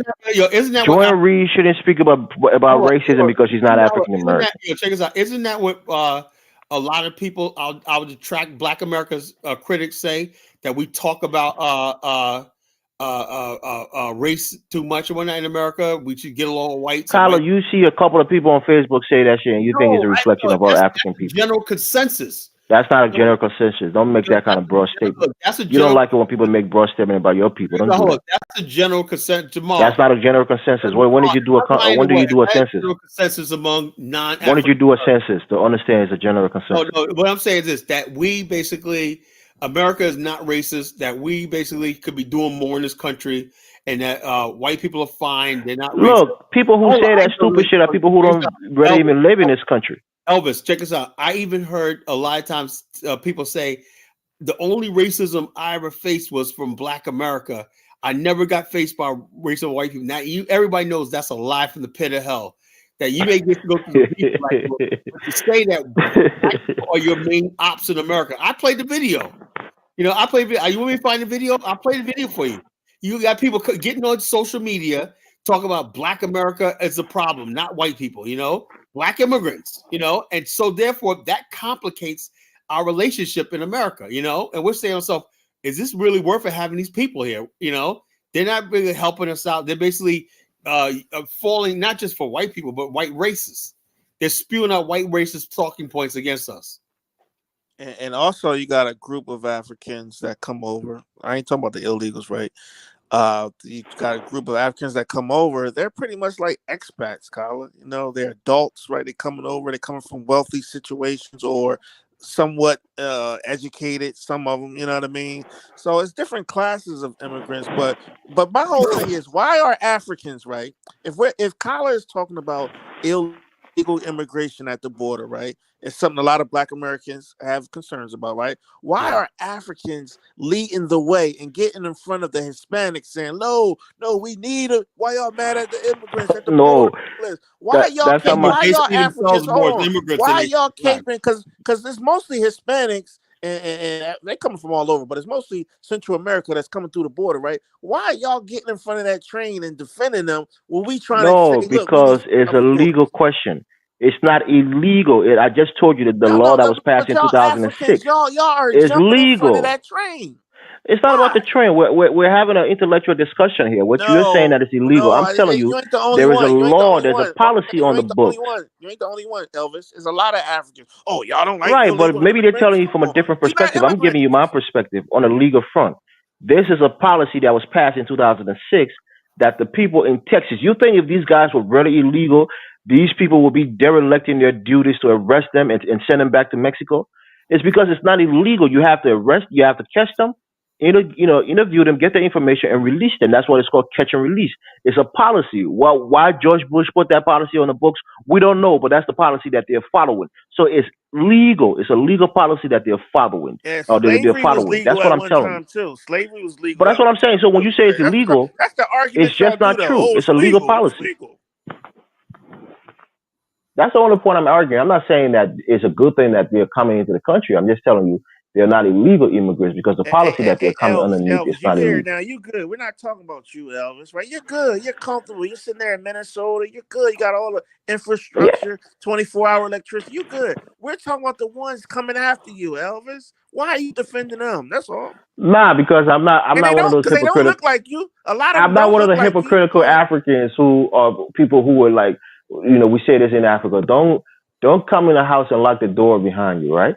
Not just because I'm here and I'm good, that I don't want other immigrants to come into this great country. The point here is you see an influx of immigrants coming into this country whenever there's destabilization in the region. Whether it's from Mexico with the cartels, whether it's from further down in South America with Venezuela, with what's going on in their country. You always see an influx of people coming into the United States. Even during the Vietnam War, when the Hmong in Laos was helping the U.S. fight in Vietnam, when that war got over, they brought a lot of them here. When the war was going on in Syria, they brought Syrian refugees Fact, Yellow in this Pearl, country. Yellow Little Pearl down there in Texas. The Ku Klux Klan was salty when they brought them Vietnamese over down in Right. Texas. So I'm Yeah. saying every time there's an unrest in the war, the United States Yeah, always but see an but but influx but of but immigrants. Elvis, you got to learn that America. Because I heard you say, "Oh, this is a nation of immigrants," right? That that narrative only starts in the 1960s. That this is a nation of immigrants. No, And it's not JF, true. hold You on, ever heard about Ellis Island in New York? hold on. JFK wrote the book.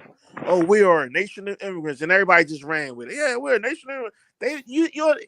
Before that book, you never heard in the 1800s or the 1700s is a nation of immigrants. You know why? Because they was damn settlers. When the Germans came in waves, right? The Irish came in waves. All these Yeah, different that's when the country came in became a nation waves. of immigrants. The Italians, the Irish, the No, but Germans. they didn't at the time. They wasn't saying they're a nation of immigrants. They had this thing called assimilation, being America, being nativism, all that stuff, being an American. That was a big thing. You was located. You Yeah, was that's the difference when you're racially, homogenous, right?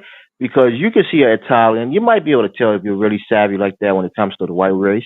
But if you see a Italian, a Irish, a German, and a English American in a bar, maybe the Italian will have a really dark black hair, so maybe you can distinguish him from that. But the German and the Irish might look similar. The white English American, and the Scottish or the Norwegian might look similar. So you can assimilate because you can't be you're not going to stick out like a sore thumb. a thumb Yeah, because you but look similar to the other race. But if right, you're but black or you're Elvis, Asian, people can tell that you're an immigrant. reason why I brought that up because I'm getting like lately over the last 10, 15 years, you get this thing, oh, America is a nation of immigrants. If you want to be honest, America never loved immigrants. We can I'm go not back. saying that they love immigrants. Hold on. We can go back to one of the first laws they put in the book in the U.S. Constitution. They said an immigrant can't be president. That's one of the first laws they put in the book, right? We can go back to the 1888 Chinese Exclusion Act, where Chinese were banned from America, right? So America, this whole idea that America is a nation of immigrants, what that does is it helps white people feel like, well, when they genocided the native Indians, it didn't feel, it makes them feel better. It's better to say we're a nation of immigrants than saying, yo, we're a nation that genocided the natives and we're a nation of settler colonials. You know what I mean? So I gotta push back when we say we're a nation of immigrants because it's just letting white man off the hook. Honestly, be honest with you, you are. Because those original white men, the Germans, the Irish that were Protestant, they were not immigrants. They were settlers who committed genocide on the natives, and then they brought some slaves from Africa over, right? So when we say it's a nation of immigrants, all we doing is caping for the white man, making it feel easier for the white man, making him feel a little more comfortable about the country. I'm telling you, bro, by the demographics of this country, right? The immigration rate in this country is very, very high. Like Carla was saying, if you look at Japan, which is more of a homogenous group, or you look at the Chinese, which is more of a homogenous group with the Han, the Han Dynasty. Most of them are descendants of those people. This country have a quota on a yearly basis for immigrants from Yeah, all that's around the we're world. talking about legal or versus illegal. Well, I, what you want, Elvis, is that anybody could just come here, absent laws, absent I rule of just law. explained to you that's not what I want. I'm only telling you when people say they're illegal immigrants, We're especially talking about coming from the southern I don't border. care about some policy. I'm saying So that then it's not illegal. If if it's you a were not born here, policy, hold on, if you were not born here, right? You're not entitled to come in. I don't care what president policy. who says that, Carla? Who says if you're not born here, you're not If you're entitled not to come born here? here, if you're not born here, you got to come through the legal process to become a citizenship or get permanent thing. Somebody Catch can't and just release is a legal process. catch That's and the point that release I'm telling you. into the country. That's a corruption, that It's a needs to legal be resisted, process. That's why I keep telling you, and you don't want to listen to it. George Bush signed it into law, It and they've doesn't been matter what following George it Bush since signed into law, 2006. Signed into law. George Bush also got us into friggin' Yeah, war, but he got a policy there on the book that is It's about, yeah, he the got U.S. is but following right if now. future needs. And I if don't you know want why. to change it, I don't know, hold on, the I don't know why Democrats you and the like that Republicans can policy. come up with a new policy for immigration. Look, I'm basically like this. I'm like this. I believe in the United States and whatnot. I'm a United States citizen and whatnot. I believe borders mean something. I believe you cross over that border and everything. Like you cross over that border, you ought to be dealt with. That's what I believe. If you come Yeah, here if you cross over the border illegally, you should well, be you can dealt come with. here, you But legal. Let me give you who's crossing over the border hold on. illegally? I'm trying to get my wife over here legally. It's been a 3-year process, and we're going through all the legal channels. Yeah, take her down to Mexico and have her come through the border and look for asylum. I'm not going to do that. It's legal too. Yeah, I know you think it's a joke. I'm telling you, it's a legal thing to do. People do that. Bottom line is this: the people that flooding this country and whatnot, and just come over here and whatnot. They don't. Not only that, right? Now, Elvis, right? This is what I'm saying. I'm gonna ask your opinion about this. Now, you got immigrants telling us that waving the American flag is offensive to them. You got people Who's saying that, Carla? Who is saying that, Carla? Law knows it. They're saying Who's saying basically. that? Tell me one. Give me one. Give me 5 sources. Hold on. Okay. Of people saying you that. want the video? Give me 5 sources. Okay, I'm gonna give you a video. And I'm gonna give you a video. Waving the American flag is offensive. Hold on, they're burning. Hold on. They got immigrants burning the American flag, burning us stuff like this, and basically saying they want Christmas. And somebody actually was saying Christmas and Thanksgiving is offensive and whatnot. It's too American.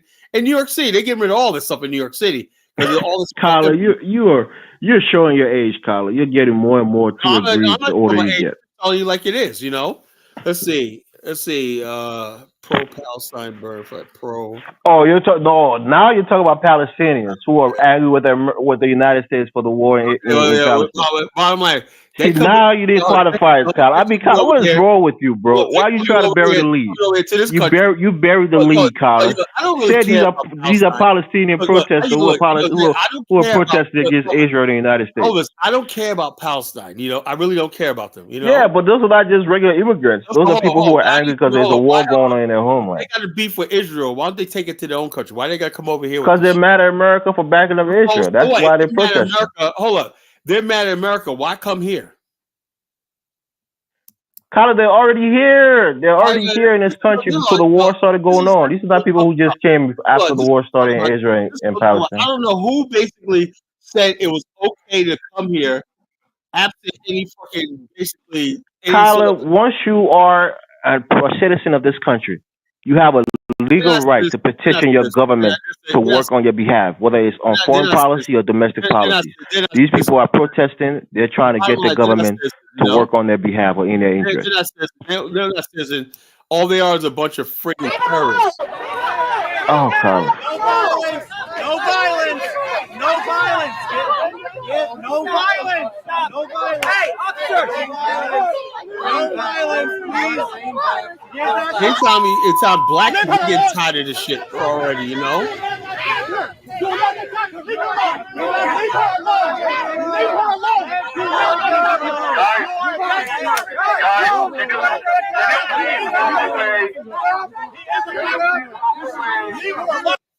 Waving the Palestinian flag, it's just ridiculous, You're too high to fuck with me. Hey, make it ass. It's good. Go. He punched. Come here. Right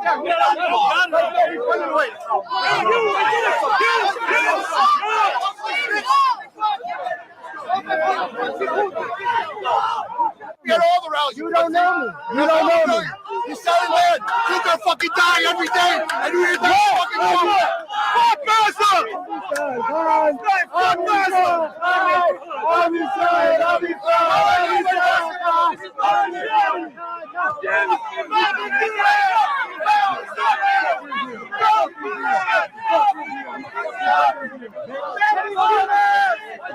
Don't talk to you, fucking baby.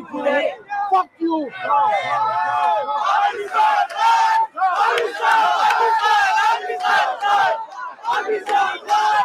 No, bang. You don't have to. Yes. We're obviously very respectful. Yes. No. My question is you're not allowed to put hands on people, drop flags.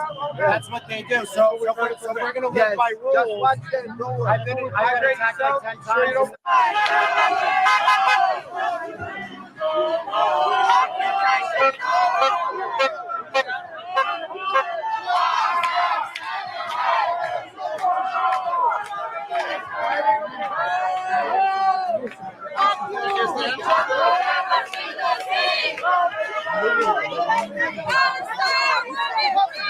Fuckers want to die? Do you fuckers want to die?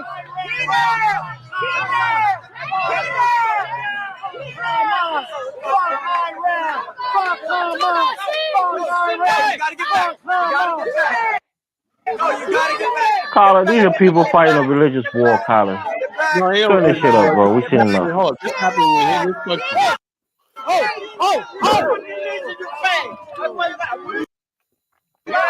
This ain't about religion. This is about nationalism, bro.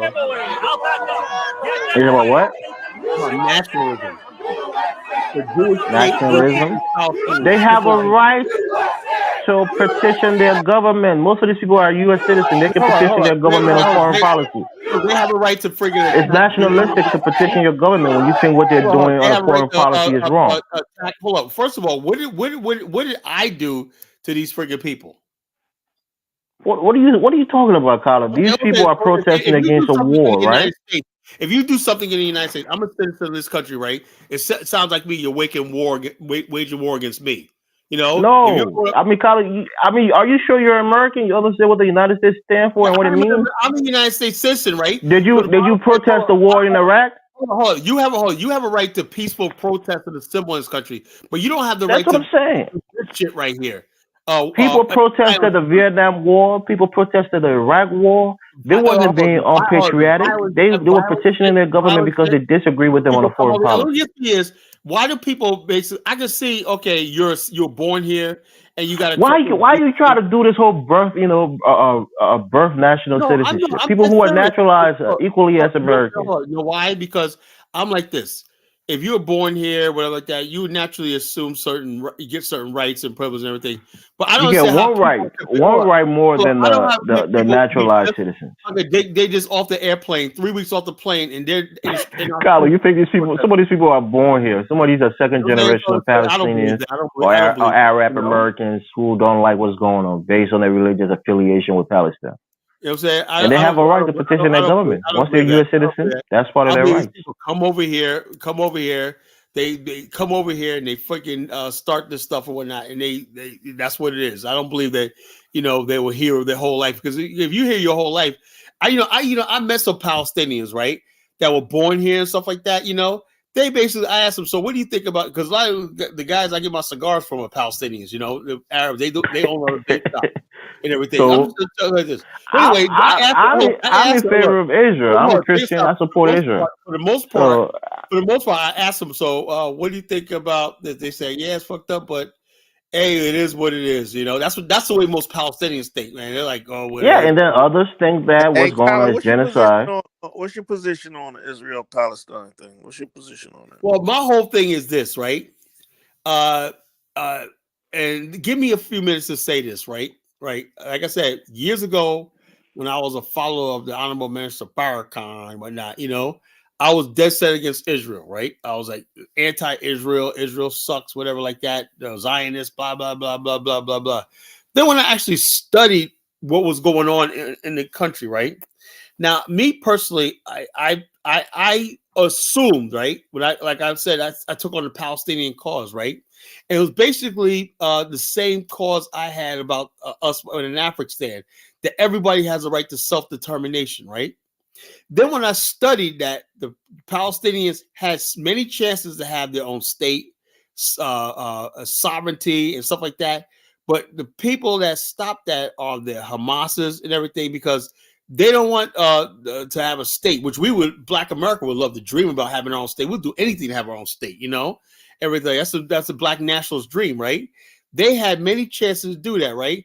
But instead of the progressive Palestinians getting that state, a two-state solution, everything, the Hamas basically came in right there and deliberately provoked the war, Israel, to basically stop any sort of peace negotiation and everything. Then I found out that Gaza was once a beautiful place. Gaza's still a beautiful place, right?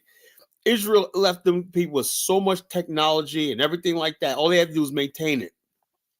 Hamas took all that technology and started building weapons and bombs and stuff like that, So basically, and the suicide bombers and everything.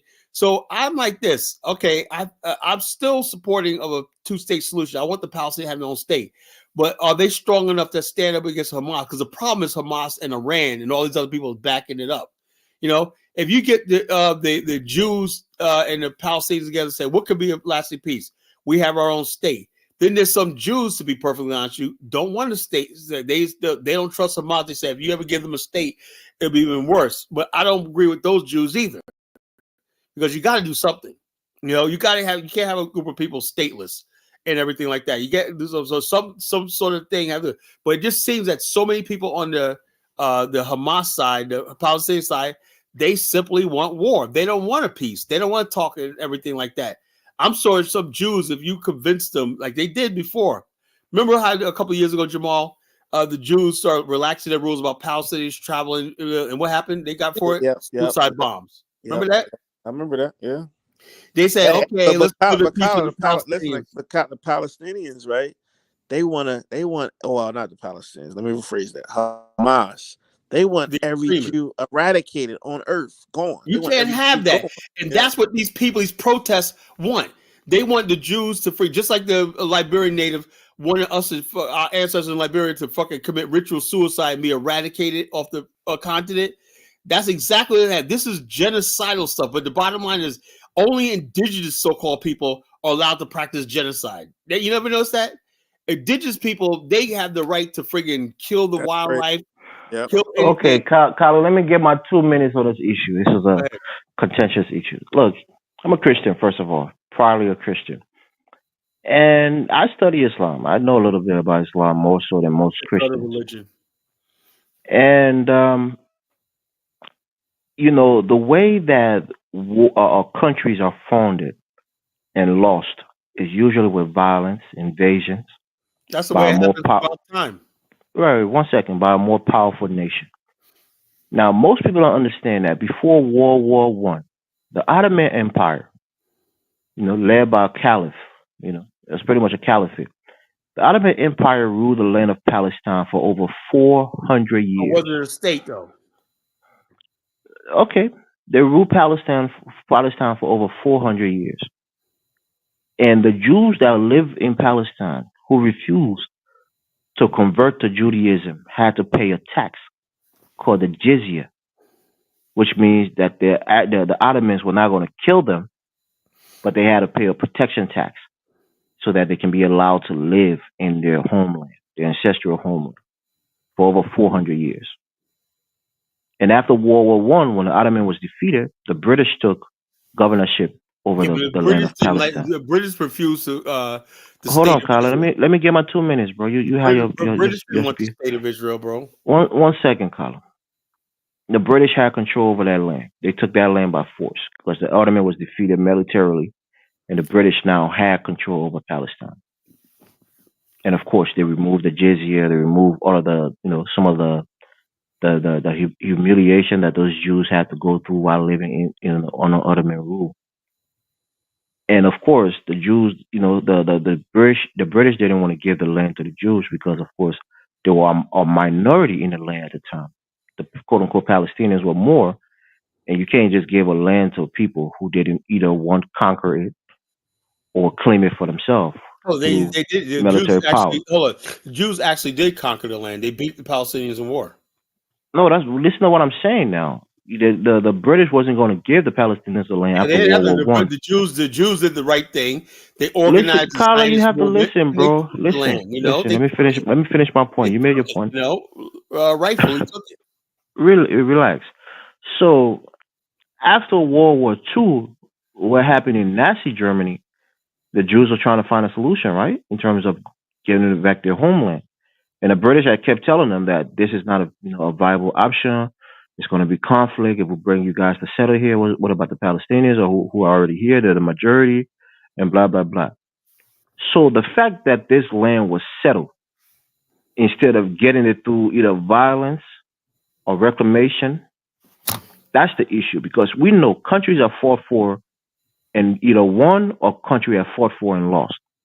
And that's how it's been Let me ask throughout you a question, history. Elvis. You can't settle a people amongst the people This is and another think thing. it's going to hold. Elvis, you gotta say something to me coming from the industrialized world.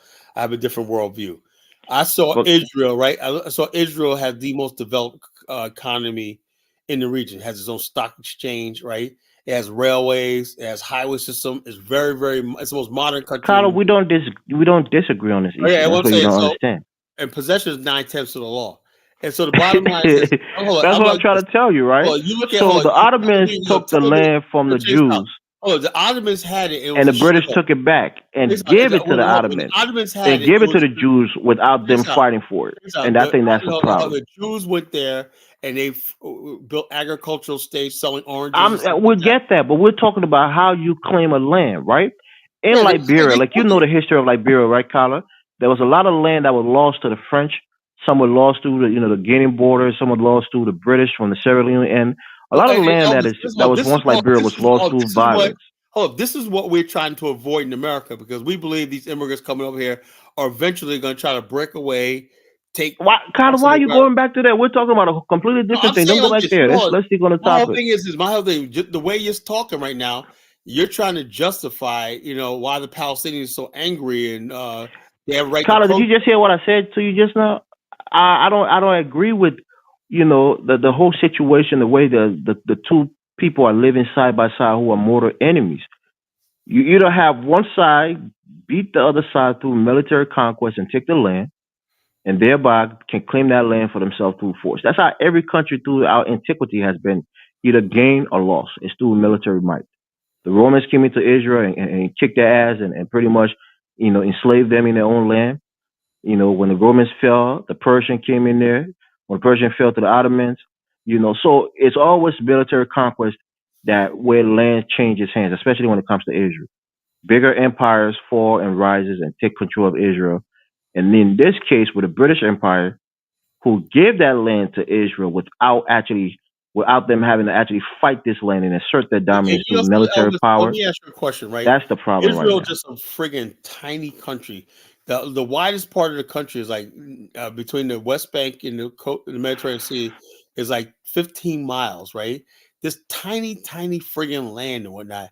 Why is that such a why do people It's contentious because it's a well, religious. why do so many third world people hate Israel so much? I don't understand it. Yeah, mostly the third world African Muslims who feel like even though their Quran said that Yeah, but hold the on, those land same belongs to Muslims, the Beni they're Israel, enslaved by Arabs. Israel, the They get children of treated Israel. worse. You look The at how Quran says that, but they you look at refuse how to black acknowledge it. Jews are treated in Israel versus how black Muslims are treated in the Middle East, and then tell me what's the problem? That's what I'm telling you. I agree that with the fact that number one, you can only claim land if you conquer it militarily. The Palestinians didn't conquer that land through military conquest. The Ottomans are not Palestinians; they're mostly Turkish, what we call Turkey today. So they let them stay in that land, and they were free, and they pretty much had dominance in the land because they were Muslims. Where the Jews were second class citizens because they were Jews and they refused to convert to Islam, so they had to pay some kind of tax, a religious tax called a jizya.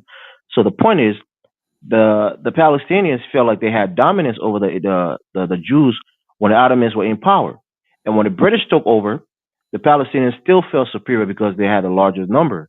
And when the British gave that land to the Jews, and they didn't have to fight for it to gain it, and it was just quote unquote given to them by the protectorate of the But the British. British didn't give them That's anything. where the British problem is. let them They should have settle gone to that. war for that land. The Had they British let won them it, they settle would have that. owned it outright and dominated. Had they lost, the Palestinian would have had it outright and dominated. That's what should happen. The British basically let the Jews settle there. They organized the And Zionists. that's why I say the problem is because if the Jews wanted that land, they should have organized an army and say, you know what, we're going to take back our damn homeland. They Whoever did. is in there, we're going to fight, and then have a war. Basically fought. No, that's not how it happened, Colin. You're talking about the 6 Day War. That's when it was already settled. Even before that, The 6 Day War, the Yom Kippur War. All of those wars were after the state of Israel was already established. I'm talking about before you can establish a state. Just how those of us who believe in the Bible, they had to go and fight for the land of Canaan. They actually had to fight people and kill them and take that land and dominate that land from way biblical days. That's how they should have got that land back. Not about the British giving it to them without any fight or any kind of bloodshed. They should have fought. They should have fought for that land before they But got the it. problem with that, the problem with that is, I'm gonna say this nice and slowly. Like the Palestinian identity is kind of new, relatively new. It's real. They're invented people. It's invented people, right? Because most of them, if you go by their last names, a lot of them come from the surrounding Syria, Lebanon. Some come from parts of Iraq. But you can go by the last name. So they were never really a defined. I hate to say this. I don't want to. They were never really a defined folks. They were a lot of family tribes from different parts of that region. That's the complexity in it all. It's interesting. But go ahead. And some of the Palestinians were actually Jews themselves, practiced Judaism, but they weren't Yep. they weren't Jews themselves. Yeah, like people say, the Arabs claims that the Palestinians are not even real Arabs. And the Quran, the book that they believe in, claim that the land belongs to Israel. Their God, Allah tells them that the land belongs to Israel. He gave it to them. Their own God is telling them that that's that's the Jews, that's their homeland. But the fact is, there are certain historical artifacts, like certain mosques that was in there, or certain holy sites in Israel that they don't want the Jews to have control over. That's their internal enemy. You know, so it's more of a religious war than anything else. Those people who talk about bombing people and blowing people up and killing people. And I'm not saying the Jews basically are innocent, because they a lot of assholes on the Jewish side too, who these extreme Zionists, you know. Look, nation building, Elvis, is an ugly thing. It brings out. That's what I'm saying. That's why Israel they should have fought for that land instead of just having it given to them. They didn't fight for the land. You're not getting what I'm saying. Israel was established in what, 1940. They established the thing after they basically cleared some of the land off. They had to defeat a lot of the Palestinians, insurgents, and Arabs and whatnot to establish the state. They had to create a space for them to operate, and that's how they was able to declare a state. And then at the time when they did this, the Palestinians were celebrating too.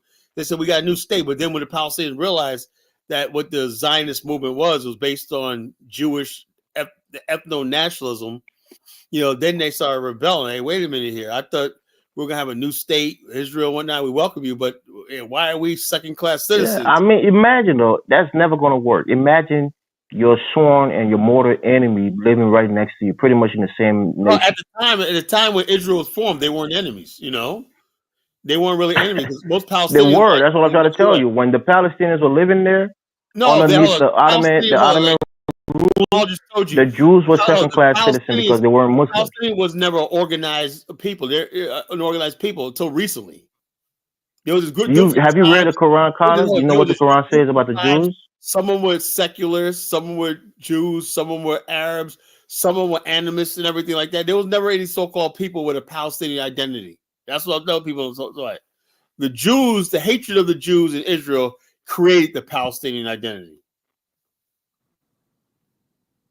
Yeah, I can agree with that. But the point is, the Jews, that's their land, and the fact in this whole thing, I'm a person who, I'm sensitive at times. I don't like when people are being bullied. I don't like bullies.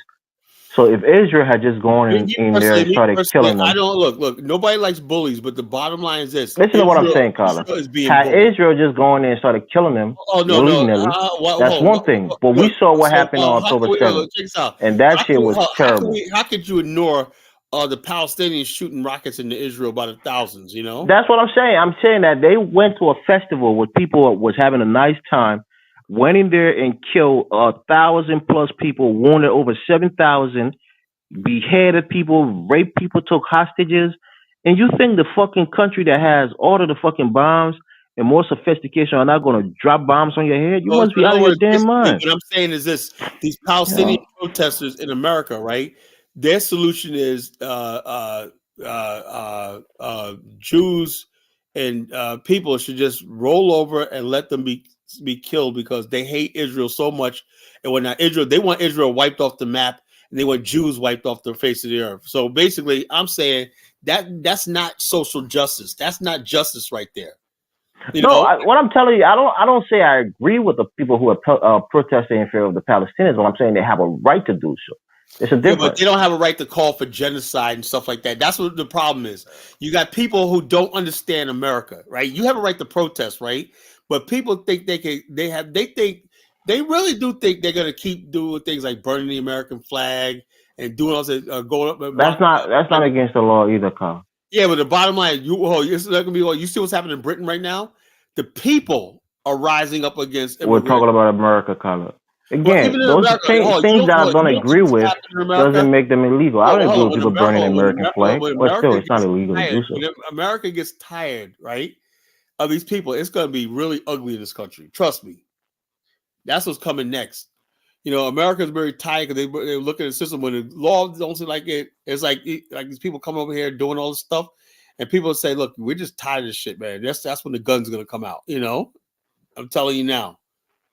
That's what's going to happen. These Palestinians, all these other people like that, the thing about them is, Elvis, is that the Palestinians, a lot of them look like they're white. They could blend back into society.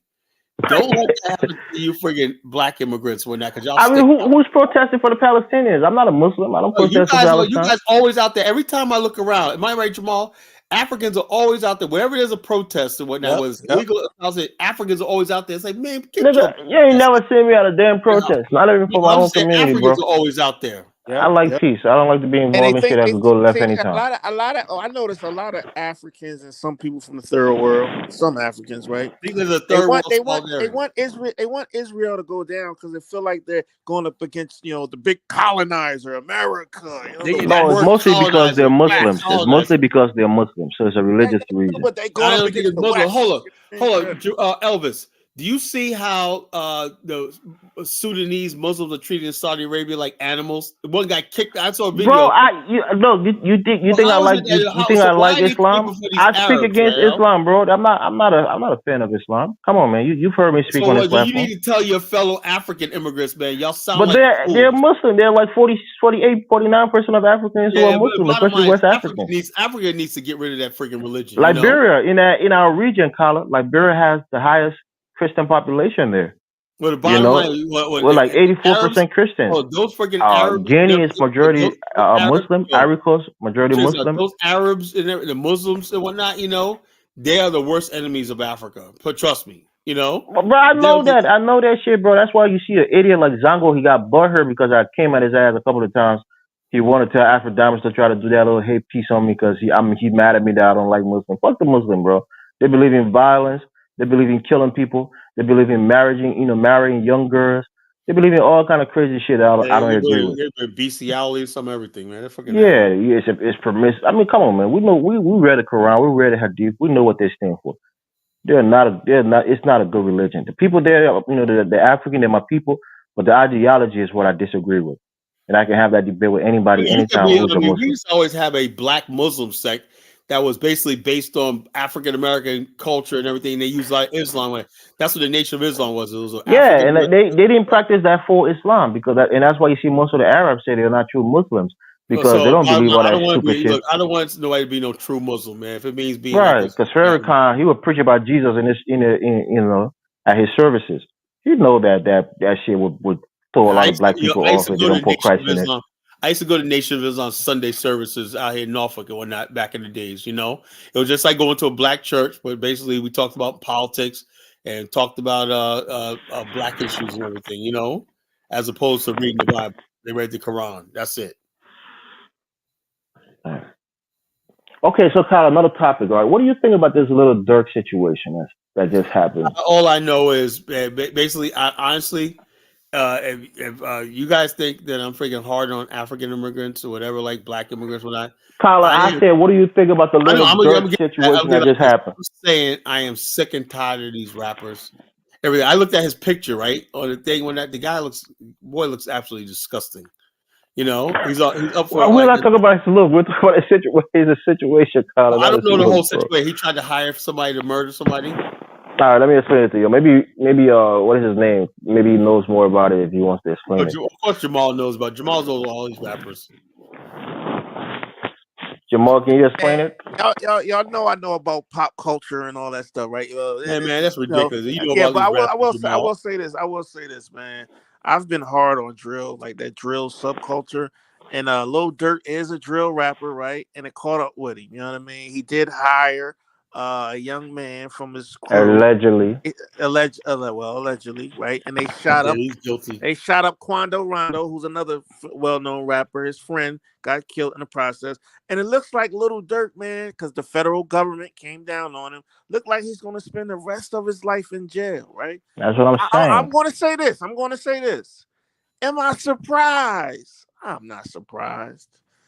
And them young guys, like Dirk, like 30, about that age group, yeah, man, and them Chicago boys, they was really living that life. And it's kind of sad, actually. So when I saw the story, I didn't feel like Kyler, like, oh, I'm sick and tired of him. I felt kind of bad for the kid, man. I do feel bad, too. Feel bad for him, yeah. But let me here's the whole thing, is that why is it that it's only us that freaking, this is what I'm talking about. People tell me, like me personally, I'm stuck between a rock and a hard place, right? Like I said, that's why, man, in the future, I have to walk away from this movement because I don't know where to go. I mean, I have to walk away from the movement because on one hand, right, it seems to me that Black America, for the most part, right, they're more American and everything like that. And I know America Even though I'm like this, America is where I made my money and everything like that. It's good to me and everything like that. That's a fact, Kyler. You nailed it. Black America is America. More Black American, America right? is America, and America is going to be the death of us. Am I Kyler, right, Jamal? let me say this on the situation now, right? America is going to be the death of us. You know, America is going to be death of us. We have no protection from our internal enemies, and we have no protection from enemies that's coming here across the border that don't like us, and whatnot. Right? Kyler, let me say this, right? Am Like I the lying, kid. Jamal? Kyler, let me speak, bro. I ain't mad at that analysis. I ain't mad. All right, so like Lil Durk, right? He's stuck between a rock and a hard place, kind of like what you said. And the reason being, you know, he spoke on a couple of things recently, how he got his record expunged, you know, all his arrests and criminal records from the past. He got two keys to the city of Chicago. He's doing some positive things in his community, but he comes from a culture, especially in that South Side Chicago area, with gang violence and killings and murders and generational, you know, trauma and generational beef. He had a good, we could say, his best friend, not Little Dirk, but King Von, who was known to be a serial gangster, killed many people allegedly, and got killed by some kid from Savannah, you know, Rondo, and his little friend, Little Tim, shot and killed, you know, King Von, who was seen as this untouchable gangster, have an impeccable gangster resume. And Little Dirk was, you know, pretty much expected to get revenge, or as they call it, get back for King Von. How he said, you know what, bro, let's let the police handle this. You know, the Von is gone. The police is going to handle it. Let's let it be. They'll probably turn on his ass and try to kill him for saying some shit like that. So he had no other choice, you know, effectively, but to go out there and put a hit on this kid and try to get him killed, as trying to keep the, you know, stay on the street code and get revenge for his friend or his brother who got killed by this Let me kid, say this, right? Let me say this. you It's very know, poignant, right? and he got caught up in it. Check this out. Somebody, I can't remember who said this, right? It's going to come to me. Somebody famous said something about the black gangster in America. This, I forgot who it was. It was somebody. It was somebody on YouTube. I know somebody on YouTube, right? I forgot who it was, but I know it was somebody famous. He said that it was a friggin' African guy. He said something about the African American gangster, right? He said, out of all the black men in the world, right, the African American gangster is the only one that ever basically created any sort of power. You know, in other words, basically, he was talking about that. What's the guy that got released, Big Meech, and people like they said these black people rule, and they basically have the whole community that they're around them in fear and let them do whatever they want to do. He says the only people that they fear is the white man. They do fear the white man. They fear that prosecution. They fear going up and on that. Other than that, they don't have no fear of the average black man in the community. Well, that's why I said Umar Johnson's a joke. The Nation of Islam's a joke. The black militancy is a joke, you know. Hey, It's Kyle, Yeah, really I got a little push. Hold on, gangsterism Kyle. is destroying young black men in the Hold on, inner Kyle. I got a cities, little bro. pushback. It is. I got a little pushback, Kyle. how. Only in the context of our experience in North America, right? Because I'm gonna say that black gangster we're talking about, right? Through our history in this country, right? Because we never had this kind of class society in Black America. Let's be honest, right? The gangsters, a lot of times, they were maybe running numbers in a community, right? We had underground networks. A lot of those communities, you know, were ran by like that kind of gangster class. You know what I mean? Not saying it was wrong or bad at the time, but it was, you know, it had different rules, of course, right?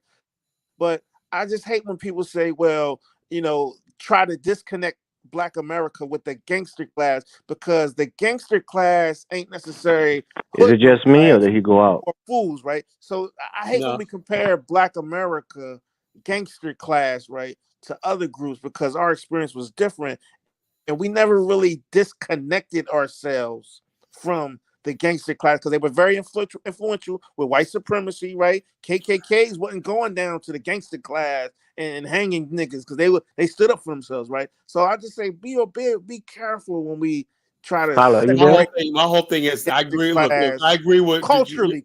I mean, I that's all. agree with And what Kyler, you you said. know that being a Harlemite, you should know the kind of Yeah, look, I the agree with topic. that in a sense, But here's the thing, though, in in every other community, right? There's this softening of people that basically are like, okay, there's some sort of reward, punishment, and everything, like the mafia. What gives the mafia legitimacy is the fact that they see themselves as like Robin Hood, robbing for the rich, give to the poor, or benevolent justice. People who dispense justice. Where people don't get justice and everything like that. The Don or whatever like that is a respect in our community, right? For the most part, right? Except for sometimes where gangsters give out turkeys or feed people or whatever like that. There was never that sort of love, respect, because we were the type of community that didn't really have that sort of respect for each other. And so therefore there was never that love from a cultural standpoint that we accept. We just, because in other words, basically you're only around this person because of your situation, There's some exceptions. We had Sugar Hill in Well, I Harlem. think Kyle, I think we got to break it down in eras too. I think anything after the crack era, Kyler, post the rules. link. More people in the chat. Join the Hold on. panel, please. Yeah, I think after crack came, because that changed the dynamics. I think before that, more rules were intact, but when mid '80s, early '90s came, a lot of those rules was kind of gone. So I think you got to add a lot of nuance to it. But the black gangster Now, never was Jason, really look at this separated. Jonathan Miller character. He said the gangsters in the Bay Area took care of the people. I mean, it's Colin, you'd be surprised, man. If you go to Oh, certain please. areas, it was certain places where them gangs, they're not like bad guys. Like these guys you went to Look, school I with. do This is look, a guy you Jamal, play baseball with. You know what I I mean? grew up with look. But it's different now. I understand it's different now, Kyle. But I'm Listen, saying, I grew but up Hey, back with then it was Jonathan, different. join the panel, bro. gangsters in my family. I grew up with gangsters in my But family. that's what I'm trying to Yeah, say, like I Kyle. said, That's what I'm trying to I say. understand that, but That's what I'm I'm trying to talking say from about a now. historical Hold on, standpoint. now Yeah. it's like this. Back in the days when you talk about a gangster, like my uncle Nate was a gangster, a Yeah, it Harlem was different. It was different. kingpin, right? But he would come. My mother said, "But you know what he did? Let me tell you something about Uncle Nate, right? Now I didn't really know him because I was just a baby when he was around. My mother used to tell me that was a favorite uncle, but my grandfather, right? Because he was my grandmother's youngest son. He came to Harlem and just went crazy, and he came in the 40s too, right? So anyway, basically, when he came around, his niece and nephew, my grandfather would go out of the house, right? That was Uncle Nate's time. Right now, my grandfather would never be in the same house with him, and he would bring teenagers cigarettes, candy for the kids, everything. Uncle Nate, whatever like that. He was a heroin kingpin. He knew Bumpy Johnson and all of them, He was a heroin kingpin. He was a pimp and a heroin kingpin. But the bottom line is this, though. They respected the church. They respected the black family and everything. They stayed away. In other words, basically, if one of my uncles hung around, I believe my uncle Tyrone got involved. That's how he got hooked on heroin. He got involved with my uncle Nate. That's how he died of a heroin overdose. That's what I believe. Anyway, basically, they stayed away for the most part from the family, right? They always tried to look respectable, right? Sometimes they'll show up for a funeral in church or whatnot. They'll might even my uncle Nate would basically, they said sometimes would get his best suit on one day and go to church on the Easter Sunday. They tried to be respectable, in the community. You don't have that right now. Right now, you have people who are going out of their way to be belligerent, to be But threatening, that's been going for everything. a while, You know, though. Yeah, so what drill culture is degenerate, Kyler. We can all admit that. So that's what we'll talk about when you talk about the gangsters But now. most of here's the thing about drill culture, right? Drill culture, most of the young kids ain't participating in it, right? And the thing is, you got a small subset that do it, right? A lot of them ain't making money. They can't do shows in their own city because nobody's taking that liability, right? The dissing ops and stuff like that, right? So with the internet, and I don't be surprised, man, if Kamala gets in, they may start regulating some of these internet podcasts and shit like that, right? So the drill Exactly culture what they're kind gonna of took do. off. The It's this drill show culture goodbye. took off on social media, right? A lot of these young kids, 15, 17, 13, 14, they're not worried about making money, right? Their money is dissing my op on social media. That gets them to click. You get 20,000 in your live. I'm gonna kill so and so tomorrow, right? So it's like a kind of like a video game to a certain subsection of that drill culture, because that's not most of hip hop. You know what I mean? Even in its current form, you got a lot of emo hip hop, This is what I'm talking nerd hip about. hop out there. This is what I'm talking about. Check this out. Go ahead. Now, on one hand, people say they try to tell me the CIA brought the drugs in, Yeah, but that's Jonathan bullshit. Miller sitting there That's saying bullshit. the drug dealers took care of their neighborhoods. How? Giving people, hooking people on drugs and everything like that. How the fuck did they take care of the But neighborhood?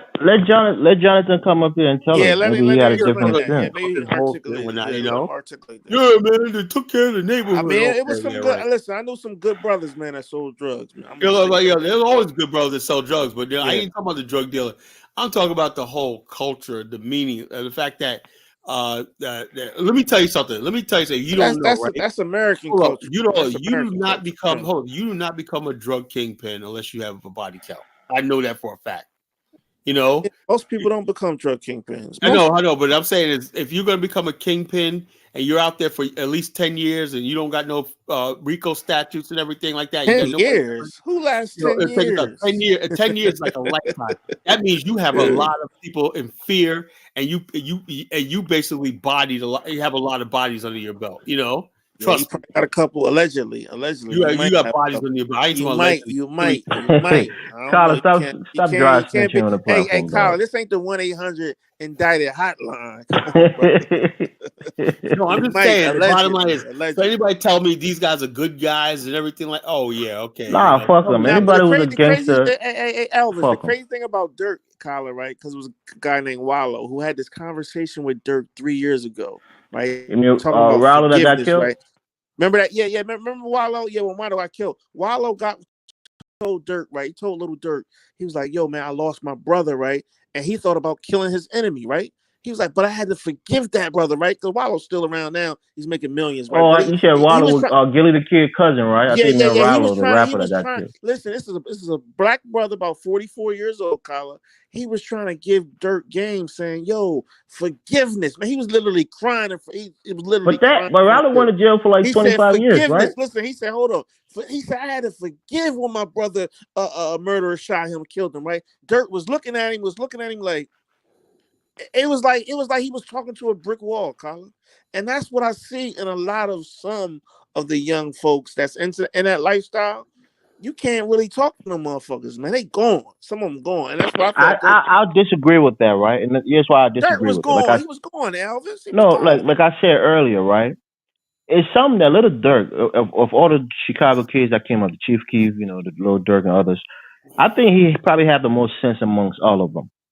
But like I said, I think he was stuck. I Chief, think you he don't hear was nothing stuck. about Chief Chief. He had the most sense. What I'm saying, Yeah. little Dirk moved out. He moved out of Chicago. He was in Atlanta, right? The point that I'm making is everybody around him after he brought King Von around him and he got killed. Those kids from Old Block came around. Everybody expected little Dirk to go out there and avenge King's Von murder. Had he said to them what what Wallow said to him, like I said, they probably would have put a hit on him. They probably would have tried to take his quote unquote street cred away from him because he don't want to go slide for his brother who got killed.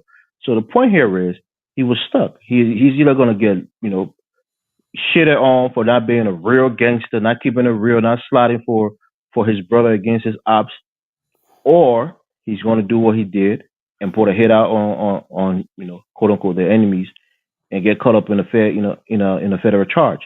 So that's the thing. You either leave that word and become a regular rapper and leave the gangster rapper because you're gonna lose that kind of that legitimacy because you But didn't slide for King Von he and was you're out of preaching the peace now. hood. He was out of the hood, Elvis. But what did he rap about? Hold on, he's a multi-millionaire.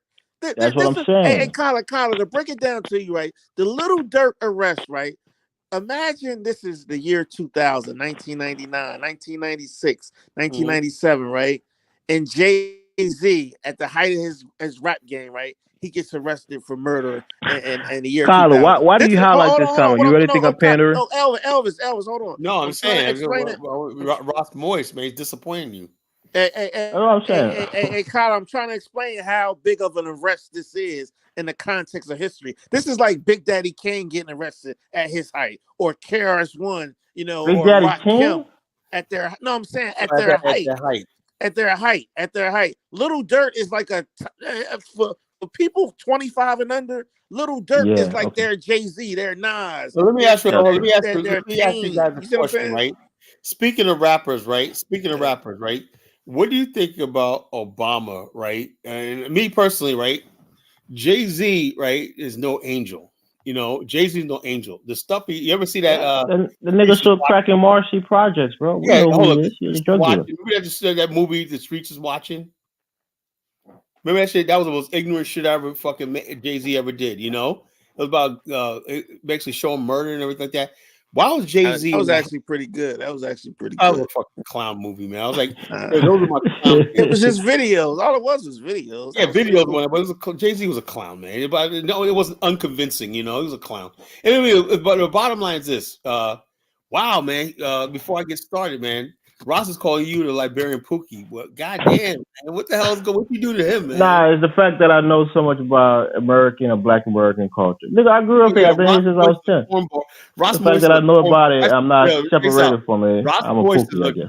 Ross Moisture is a cornball, you know. Rob Hey, Colin, some guys is just corny, man. They're corny, man. Like guys are corny. Michael Lawale is a cornball, you know. Yeah, some guys is just corny, man. You know, I say, but yeah, Elvis staying tuned. I got my issue with Elvis, but he's not no cornball. Yeah, Elvis staying tuned. Ain't nothing wrong with that. He's not no cornball, you know. Give him that. That's unusual for an African guy.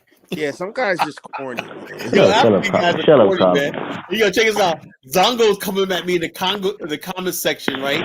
That's it. Zongo, it's 11 o'clock at night, right? Instead of commenting on my videos, isn't there a big girl you should be out with right now? But Colin, why did you say that shit about Zongo with a big girl? You saw him on Facebook or some shit with a big girl? He thinks he can get dime pieces and whatnot. Hey, Colin, you say Eminem. Get back there on Eminem for you lose track. Obama and Eminem. What you say about him? I was saying not even the Eminem, right? I'm talking about Jay-Z. Why was Obama says him and Jay-Z are best friends and all stuff like this? I'm like, what the hell?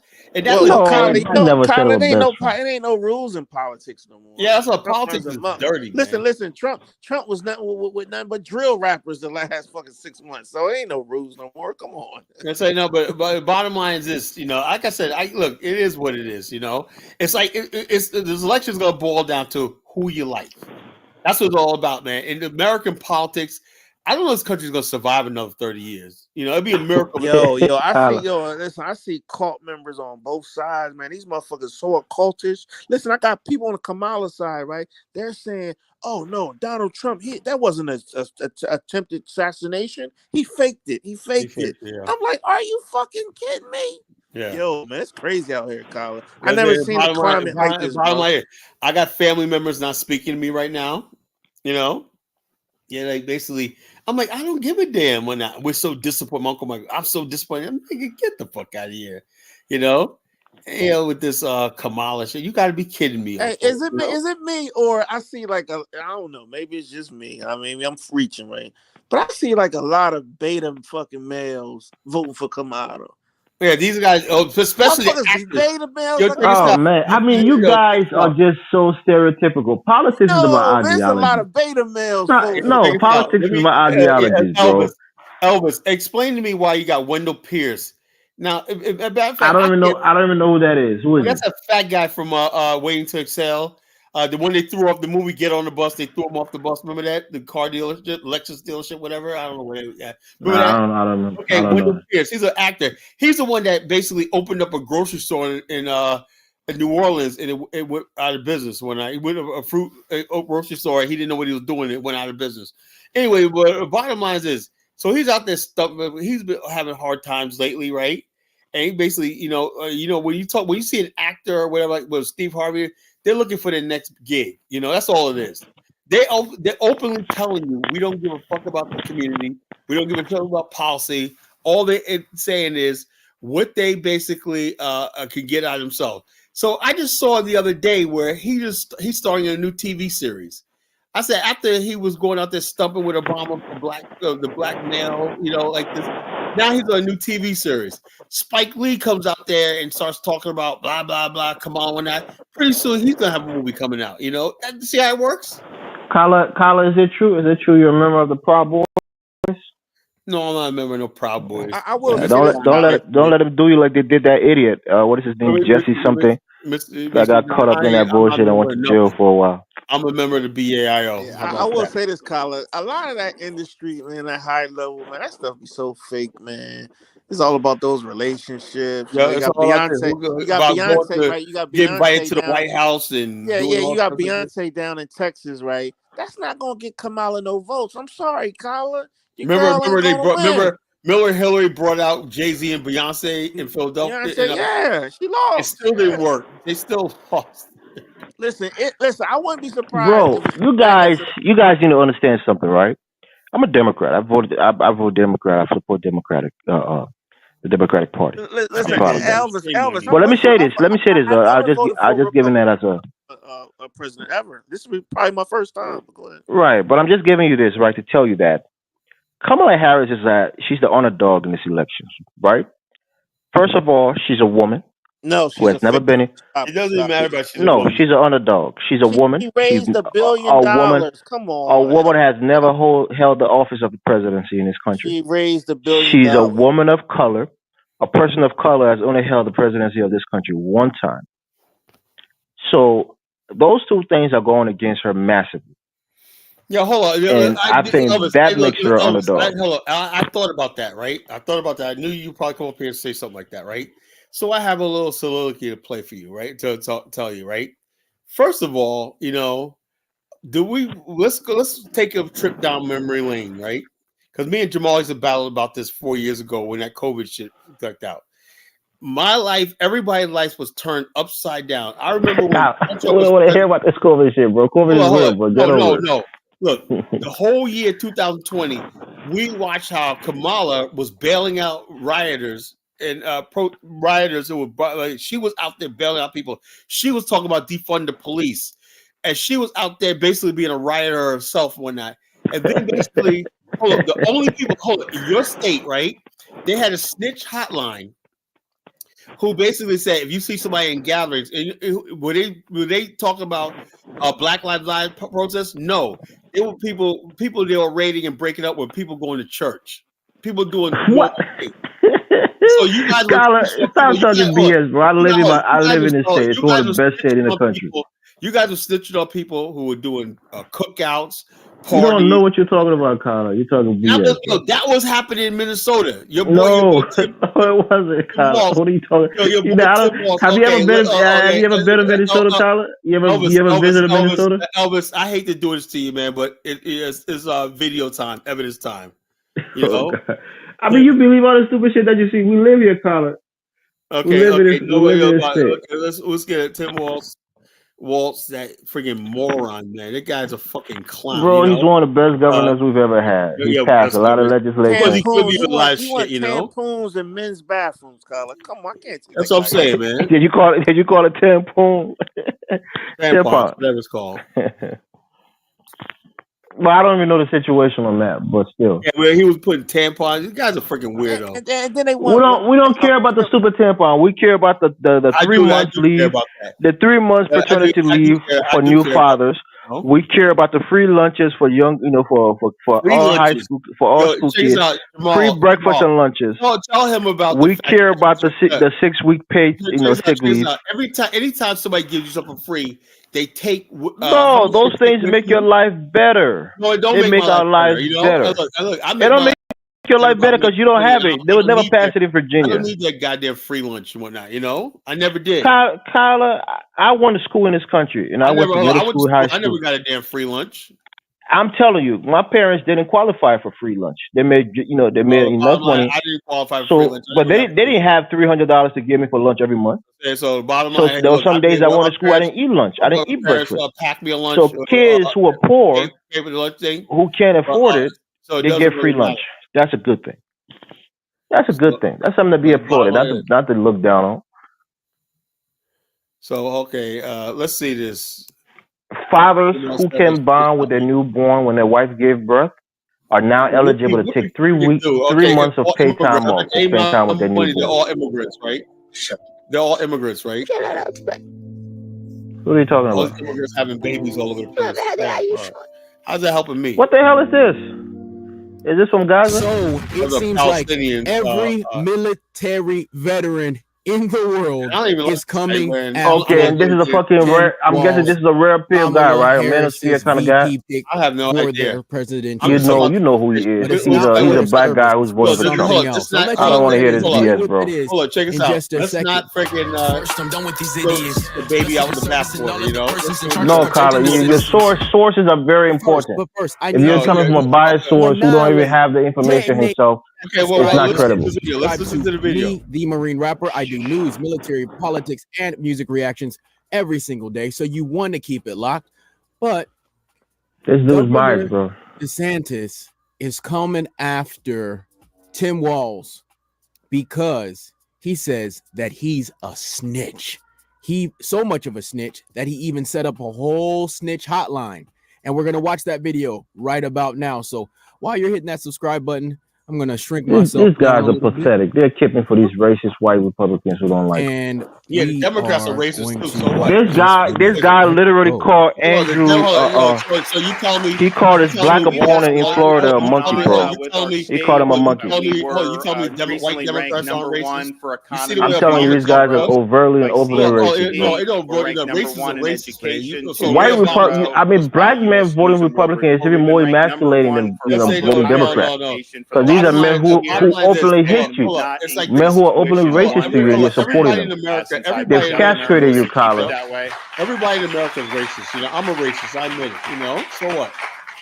We have crime rate at a 50-year low. We have the lowest. So all the debt that Florida's in its entire history, from the 1840s till I became governor, we've paid off 36% of it in the last 5.5 years, and we. Wow, right now, Governor DeSantis is just basically, he's bragging. He's like, look at all the accomplishments. Look at all the accomplishments. Look at all the accomplishment that a veteran can do for his state. That's amazing. That's this awesome. idiot is an idiot. So Tim Walz is also a veteran in the National Guard. Turn governor and look at all the great stuff. He's a veteran in the National Guard. What do you mean? What do you think a veteran is? When he was about to beat what do you think a veteran is, Kyler? He didn't see no combat. Trust me. And a veteran. Oh, okay, that's nice to know. He was in the National Guard too. He had to get deployed. Then he left. Wrong. Anywhere in the United States. He ran for Senate before. He ran for the House before he had to be deployed. Congressman, I know he was scared. We're number one in business formations. Number one. Bro, we have a great state.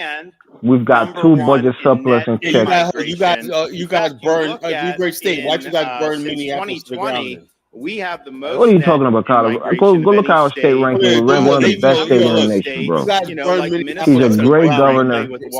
He's done great things. He's a 2-term governor. I knew it was going somewhere. He is basically. That was way before he even became governor. That was in 2006. The I-35 bridge. That was when we had I think Jesse Ventura or Tim Pawlenty. That was way before. No. The bottom line, that happened. Another one happened recently. And I knew he was making that connection somewhere. So now what you're hearing is Governor Ron DeSantis.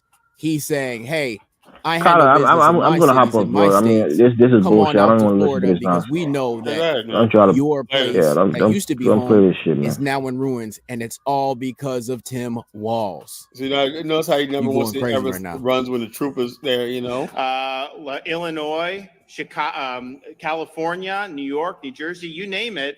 People have come and voted with their feet, and so we're proud of that. We're proud of what we've been able to accomplish.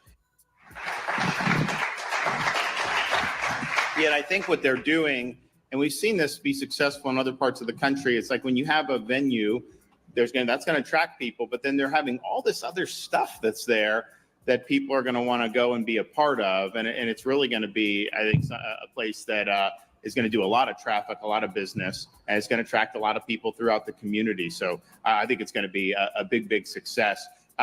In 1 minute, we're going to officially do the ceremonial check. But, I've been being asked about this, and I haven't really said as much, but, they're asking me about this waltz from Minnesota.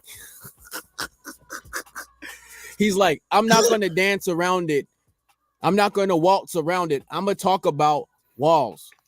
I'm going to talk about walls. So let's hear what Governor DeSantis has to say about walls. Here's the thing. As Florida governor, I learn a lot about other states because when people leave those states, they tell me why they left those states. Wow. And I remember during COVID, the absolute frustration that people had moving from Minnesota because of how they were being treated. Wow. You know, this is a guy that's out there. He's got this line in the stump speech saying, you know, our neighbors can do what they want. Mind your own damn business. Fine. Then why did you set up a snitch hotline for neighbors to report on their neighbors for violating your draconian COVID restrictions?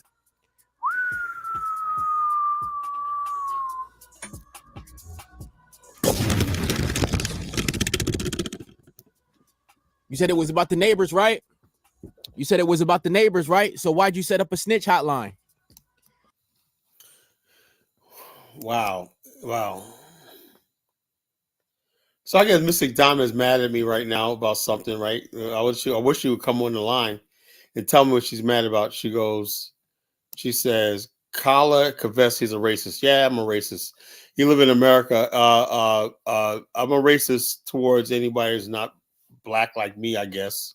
You know, if you're not African American, yeah, I'm kind of racist. You know, I prefer black people, African Americans, and stuff like that. Basically, from America, think like me, worship like me, play like me, whatever like that. You know, yeah, I'm a racist. Everybody's a racist. Everybody like being around. I like being around my own race. You know, how about that? You know, I don't know what Mystic Diamond's talking about. You know, he's still a black. Yeah, I'm a black man. I'm a racist. You tell me black people can't be racist. You know, we can't be racist and whatnot. You know, I think everybody should be racist. What do you think, Jamal? I think every black person, everything. I think everybody's a racist. To tell you the truth. Yeah, I mean, you listen. We all signed to a team, right? You're We signed to on a the. team. I'm on the black team. America. I'm on the black team, baby. I'm a team Black America. You know, yeah, I'm a racist. So I expect white people to be team white America. Ain't nothing wrong with that. You know. Right. You know, that's what it is. You know. Oh no, here we go, Mystic Dime. She's gonna give it to me now. No, All right, Mystic Dime. What is on your mind, sister? I am not going to give it to you. Listen, I already know that we are antimatter and matter because you are latent manosphere. And I am not a manosphere. I do not like the manosphere. Okay, we're going to move past that point because that's not what the topic is about. He's manosphere adjacent. That's all. Manosphere adjacent. Yes. Manosphere adjacent. But that's not the. I am not a manosphere. Can you hear me? Okay. That's not the point of this conversation. What I'm concerned, Kala, my elder, I'm concerned. Am I really how much old? Am I really older than you? Yes, you are. Oh, okay. Yeah. I'm concerned about this blind, willfully ignorant position you have on supporting platforms and people, and that ultimately lean far right into groups that are adjacent to things like the Proud Boys, et cetera, where those groups do not have the best interests of the black man, the black community at heart. And I just don't understand. Let me ask you a question, Mr. Dime, before you go on. When you say black community at heart and whatnot, what about people who are constantly promoting homosexuality, and yeah, I don't know, crime and just basically drug use and stuff like that? And I speak out against that. You know, I say, look, you know, we need or basically right now there's a thing. No, I'm not a baby. I'm a Gen Xer, Ross Moyes. You guys always try to make me older than what I am. That's funny. Anyway, but the bottom line is, I'm like this. Right now, I believe black male and black female relationship under assault. Every time I turn on the TV, I can't turn on the TV without seeing. This is something they figured in the black mind, right? That most black women really want to be with a white guy. So why you see on television now, every television commercial, a black woman, right, fully melanated black woman, is with a white spouse. You know, why is that? You see it and everything. And why aren't black women protesters saying we need to show more black love. And that's 20 years ago. Black women used to be like, we want to see black love and all stuff like this. Okay, but that did happen. That movement happened. Oh yeah, but it does Taraji not happen Henson, now. You guys gave up on that. Henson led that. I remember it was called "We Love Our Black Man." Remember, and you know Yeah, what? it was about. It lasted what, 2 weeks? Mockery It on social lasted media for 2 weeks. and Passport Bros. That was the result. Okay, So, no. Now let me ask you a question about the Passport Bros. Now, there's a lot of sisters out there, right? And I'm not saying you want them, right? On one hand, they say just go. You're getting the ones we don't want. Yeah, but they make 20 videos a day talking about these Passport Bros ain't shit. Blah blah blah. If you really say, let them go and do their thing overseas and whatnot. Why? Now you got women. Just recently, a week ago, a bunch of sisters turned up in Brazil. They want to see what's going on and whatnot down here and whatnot. And they're coming into places like Thailand, seeing brothers overseas, brothers like, oh man. Right. And they're showing up overseas and whatnot, Costa Rica. Y'all think y'all leaving us and whatnot? No, we got bills to pay. I need my light bill paid. Y'all better get back on the plane and get back to the plantation. Stupid shit. So it's like, it's like sisters, man. It's something else, man. Like, and I'm just trying to navigate through the insanity. Tyler, you said something last night that was crazy, bro. You said that black women, like 90% of black women are thinking about white men. That shit was out of pocket. I think it's the truth, though. That is not true. It is based in fear and in inferiority. Okay, then why is it complex? Look, why is it that they're basically pandering every single commercial you see on TV? Is like you never see a black family. Tyler, you think commercial is real life, dog? Commercial is not real life, bro. That's a fictional thing. I took a marketing college. They basically if you see something from a major product out there, right? A major product like that, they've done their marketing research. No, Kyler. People project what they want to see. It doesn't mean it's a reality. The fact that they basically surveyed so many black women, right? And they found out that black women ideal mate is white and suburban and everything. That's a damn lie. All the black women in the chat, type 1 if you prefer black men, type 2 if you prefer a white man. Black women in the chat, 1 for black men, 2 for white men. The white guy, they can't get the white. I'm not saying they can get the white man, but they fantasize about being with a white man. No, Tyler, who told you that? I said on this platform before, it's dangerous for black men to measure their success by the measuring stick of the white man. Yet it still happens over and over again. I think it's brainwash at this point. Again, black women do not measure the success of whether or not they're going to be with a black man based off of how much money they're going to. It looks like Brad. Yeah, right. Oh my God, Kyla. Either you believe reason or you could believe emotion. Kyla is a hermaphrodite. He's both a woman and a man, so he knows what black women think. I can't. I will say this. I will say this though. To Kyla's point though, when you talk about that's what makes this election so fascinating, right? Because Kamala Harris, woman, right, black woman, and she has a white man, If the role, if the white Jewish, she dated black men before. They probably never proposed marriage. White Jewish man, right, white Jewish man, right. But the thing is, if that was a black candidate, right, with a white woman, he wouldn't have a shot at presidency. Black women would not vote for that man.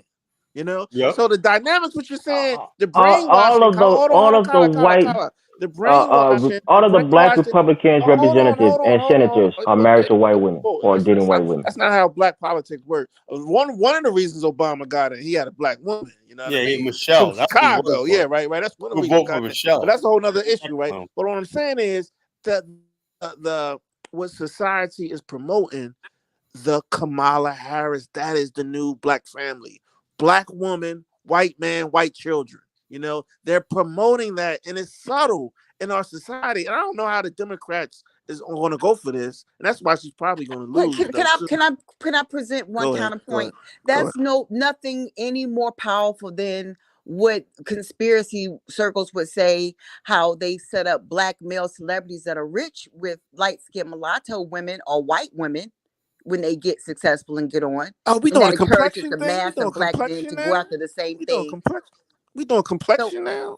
Oh, okay. so Okay. my point is that because I mean my soror is mixed. I mean, so I mean we can go ahead and include them in this discussion, because the larger point of what I'm trying to make is that the brainwash starts there as far as men go and what they see as success and being on.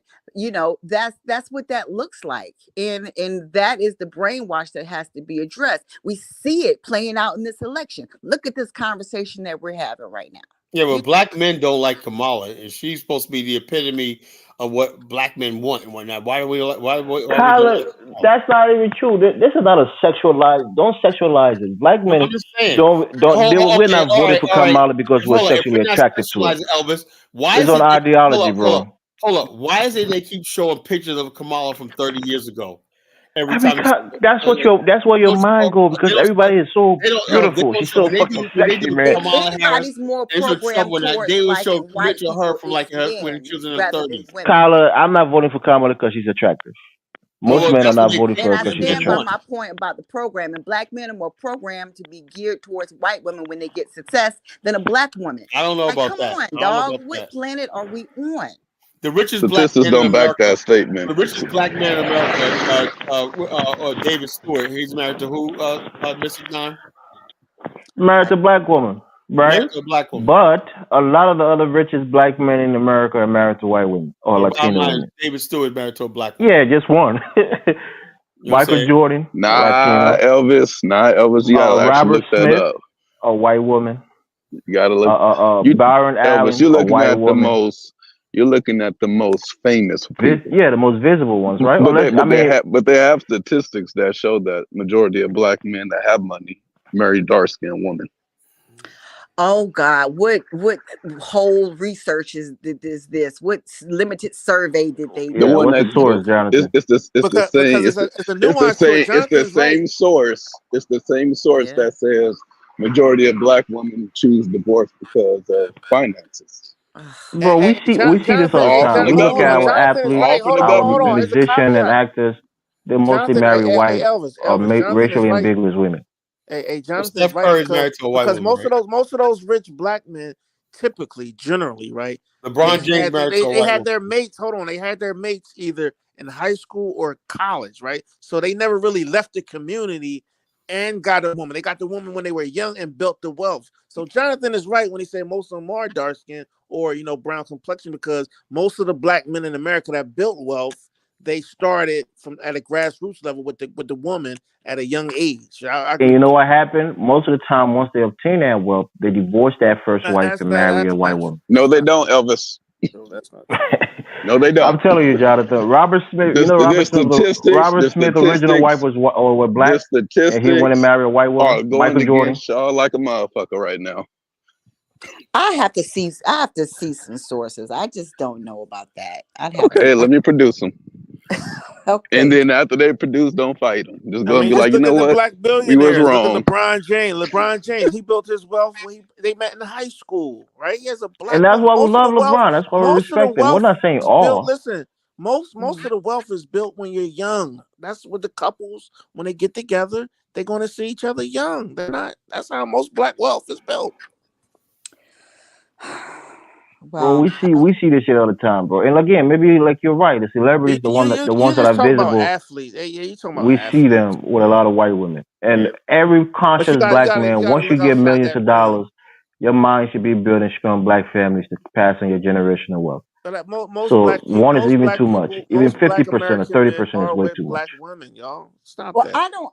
Can I just Stop bring? it. I do not lose the point of this main topic of this conversation. That I'm concerned at this critical time in this election of Kala and his obsession with the Proud Boys.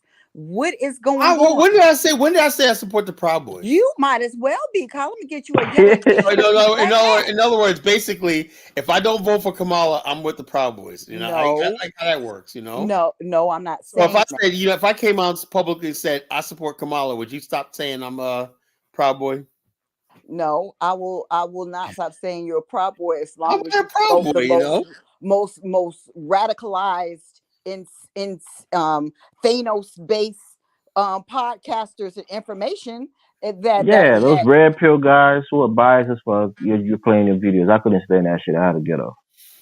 Okay, look, let me say this, right? Mr. Dime, you might not know this, but black men have agency too. You guys you guys call it red pill, you call it manosphere, but black men do have agency. In other words, we have thoughts behind what you guys think we should think, No one said you didn't have so thoughts the bottom beyond. line is, look, I'm a man like anybody else, right? Of And course. basically, I see the world as a man. That's my agency. I see the world as a man, as a black man. And so there's some things that's on my mind bothers me, right? Look, let me perfect example I'm talking about. I have nothing against, come on, like I say, it's not fair to her to even talk about her race and whether she's black, and I don't think that's what matters. Right. What I'm looking at is, like I said last night on the show, I'm looking at the fact that I believe this country turned into a dictatorship over that COVID-19, and the bottom line is this, and that Afghanistan pullout, right? And when you talk about voting, right? You're talking about voting for somebody who literally has our life, possible life and death in our hand. We're on the precipice. We could have World War III breakout, nuclear war breakout, And so I'm saying to myself, something, Donald Trump may not be the perfect person, but I think this case, let's go for the sure bet. No, listen, Kyle. And there's nothing wrong. That don't make me a proud boy. That's make me a common freaking sense. Trump supports, fosters, coddles, and accommodates groups like the Proud Boys. Yeah, but hold up. Right. Also, so Trump basically. What about when Donald Trump reached out to black people? He also has a lot of support among black people and Hispanic people. So what's that? He has support among everybody. He has support among white Democrats. Black man to be affiliated with a president. Oh no! See, what you're trying to do is because if I'm supporting Donald Trump, I must be supporting the Proud Boys, and that nothing can be further from the truth. What I'm saying is being supportive of Trump, who is adjacent to groups like the Proud Boys, etc. How do you know that? How you look? I don't look. Country that's the thing. That's the argument. Do you realize that, Tyler? There's a group of white people within these groups that would be happy to see you swing from trees. I don't live in my life. They wouldn't care if you were swinging from the tree. I do not walk around. I do not walk around in fear. They wouldn't care. Look. I mean, look. Listen, that's another thing. That's another thing. You're a black man, and Mr. Don. I'm a big, muscular man, stand almost 6 feet tall. I don't fear nobody. I'm an imposing, intimidating looking guy. Except that one Congolese dude that was all muscle. White man just as big as you that would be happy to try. So the problem is, except for that one guy. It doesn't mean nothing to me. I don't walk around in fear. Yeah, the thing about listen. Think about Trump voters, right?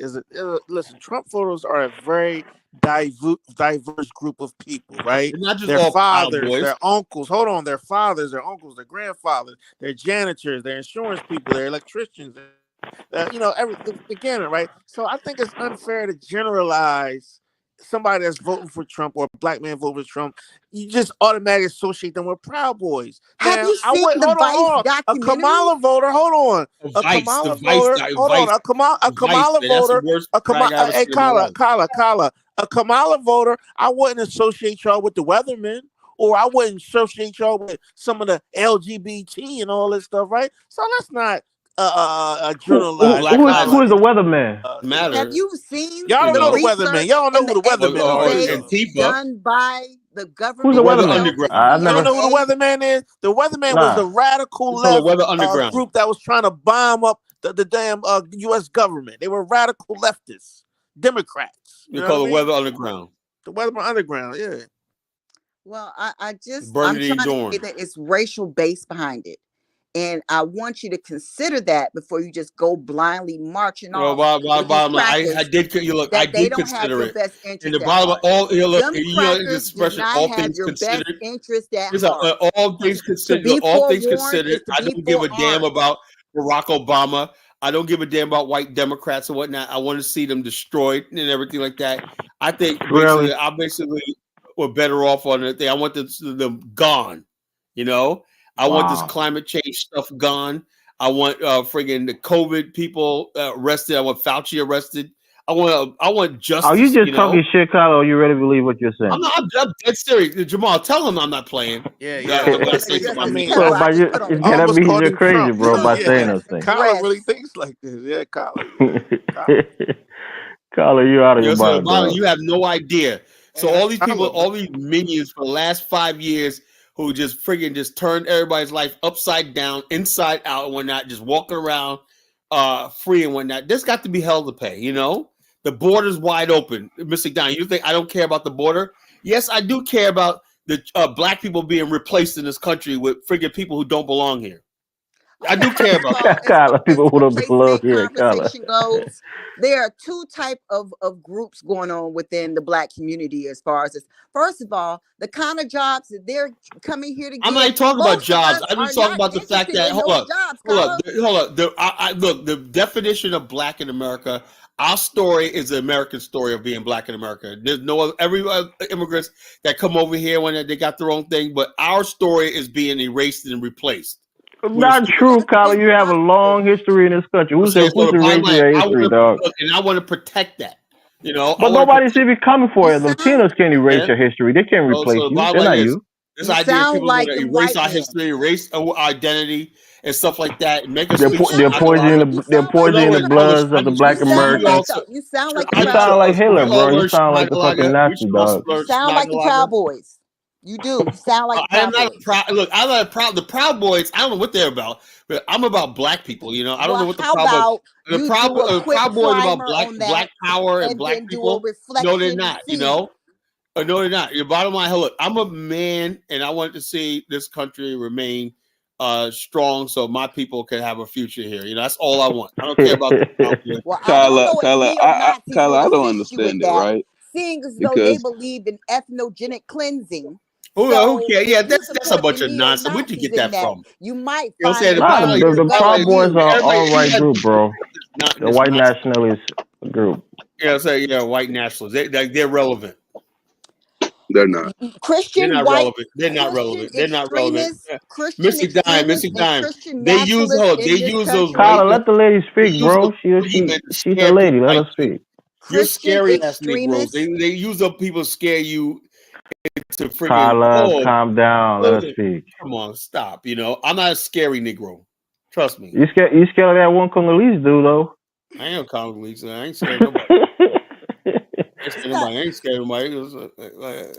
Hey, Kyler, you ever notice every other election they got a whole new group of white people to be scared of? Oh, you're scary. He's gonna get you when that LeBron James. I know you like LeBron James, Jonathan, but I gotta say this.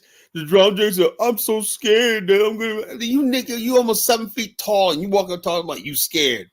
God damn, what's the matter with the Kyler, no, the Tea bullets Party don't have no gonna height get size, the Tea Tyler. Party was Bullet will supposed to kill get you if us. you're 3 feet or 10 feet tall, dog. The Tea Party was supposed to get us, Colin. Supposed to bring back slavery. What? The Tea Party was supposed to The bring Tea back Party gonna slavery. bring back Remember? slavery. All these Remember scary ass that? black people, The Tea man. Party? And then It's who was not the group about before being that? Every 4 scared. years, every election, they got a Every new year group of white people to be scared of. Scare tactics to scare you And back. niggas still fall for it. It's not about scare It tactics. is scared tactic. You're scared. You sound scared, Missy Dime. I'm just trying to be. I'll protect you, Missy Dime. I'll protect you. Come to my house. I'll protect you. You know, if you're scared, you're scared. Say you're scared. Kyler, Come you over can't here. protect your waistline. I don't think you can protect it when stick down. Say I can't protect what? Can't protect your waistline. I don't think you can protect it, Oh, I dog. got a slim waist. What are you talking about? My waist is skinny. I got no fat. Yeah. I got no fat. But Colin, the Kamala supporters going to say, well, Colin, you're talking about protection, right? When if Trump rolled back a lot of those federal protections for black folks, what federal protection? Hold on, federal judges, right? Because Trump's going to be able to elect a lot of judges to lifetime, right? And that affect maybe some of our federal protections. Well, look, hold on. Let me ask you a question, Jamal. Kyler don't want to hear your points, bro. Check this out. Hey, yo, look. Kyler, let the man speak. He's making good points. Let him finish, Kyler. No, that would be a legitimate thing, right? But I tell you one thing right now. Talk to me, brother. I see the crime rate in New York City, the city I was born in, right? And this guy Alvin Bragg. Crime rate in New York is at an all-time low, Kyler. No, it's an all-time high. You know, No, and check this out. Crime especially rate when it comes throughout to the violent country is at crime. an Carl, all-time I have low. a question. I finally have a question. Yeah, I don't know what crime Kyler be rate looking. among I have a I don't know what he question. be looking at, bro. crime rate, Black, among black, Americans is black low. imprisonment Illegal. is at an all-time low. I Yeah, have we I have a always question. know that. I That's have a been like that question. for a decade, you know. But I'm talking about these people coming across the border. You came across the border. They You the committed- only criminals right now, Kyler. You know what I'm saying? So the bottom line is my whole point. Let me make my point. When I'm looking at New York, right, and stuff like that. So I'm looking at the all the friggin' people, illegal street vendors, and all stuff like that. The gangs that you got in New York City, the projects and whatnot. Usually, it's a problem. You know, gangs in New York, whatnot, terrorizing, and many people in the project, whatnot. But Alvin Bragg basically says the first thing he's going to do is try to prosecute Donald Trump. And I'm saying to myself, this is a friggin' district attorney and whatnot.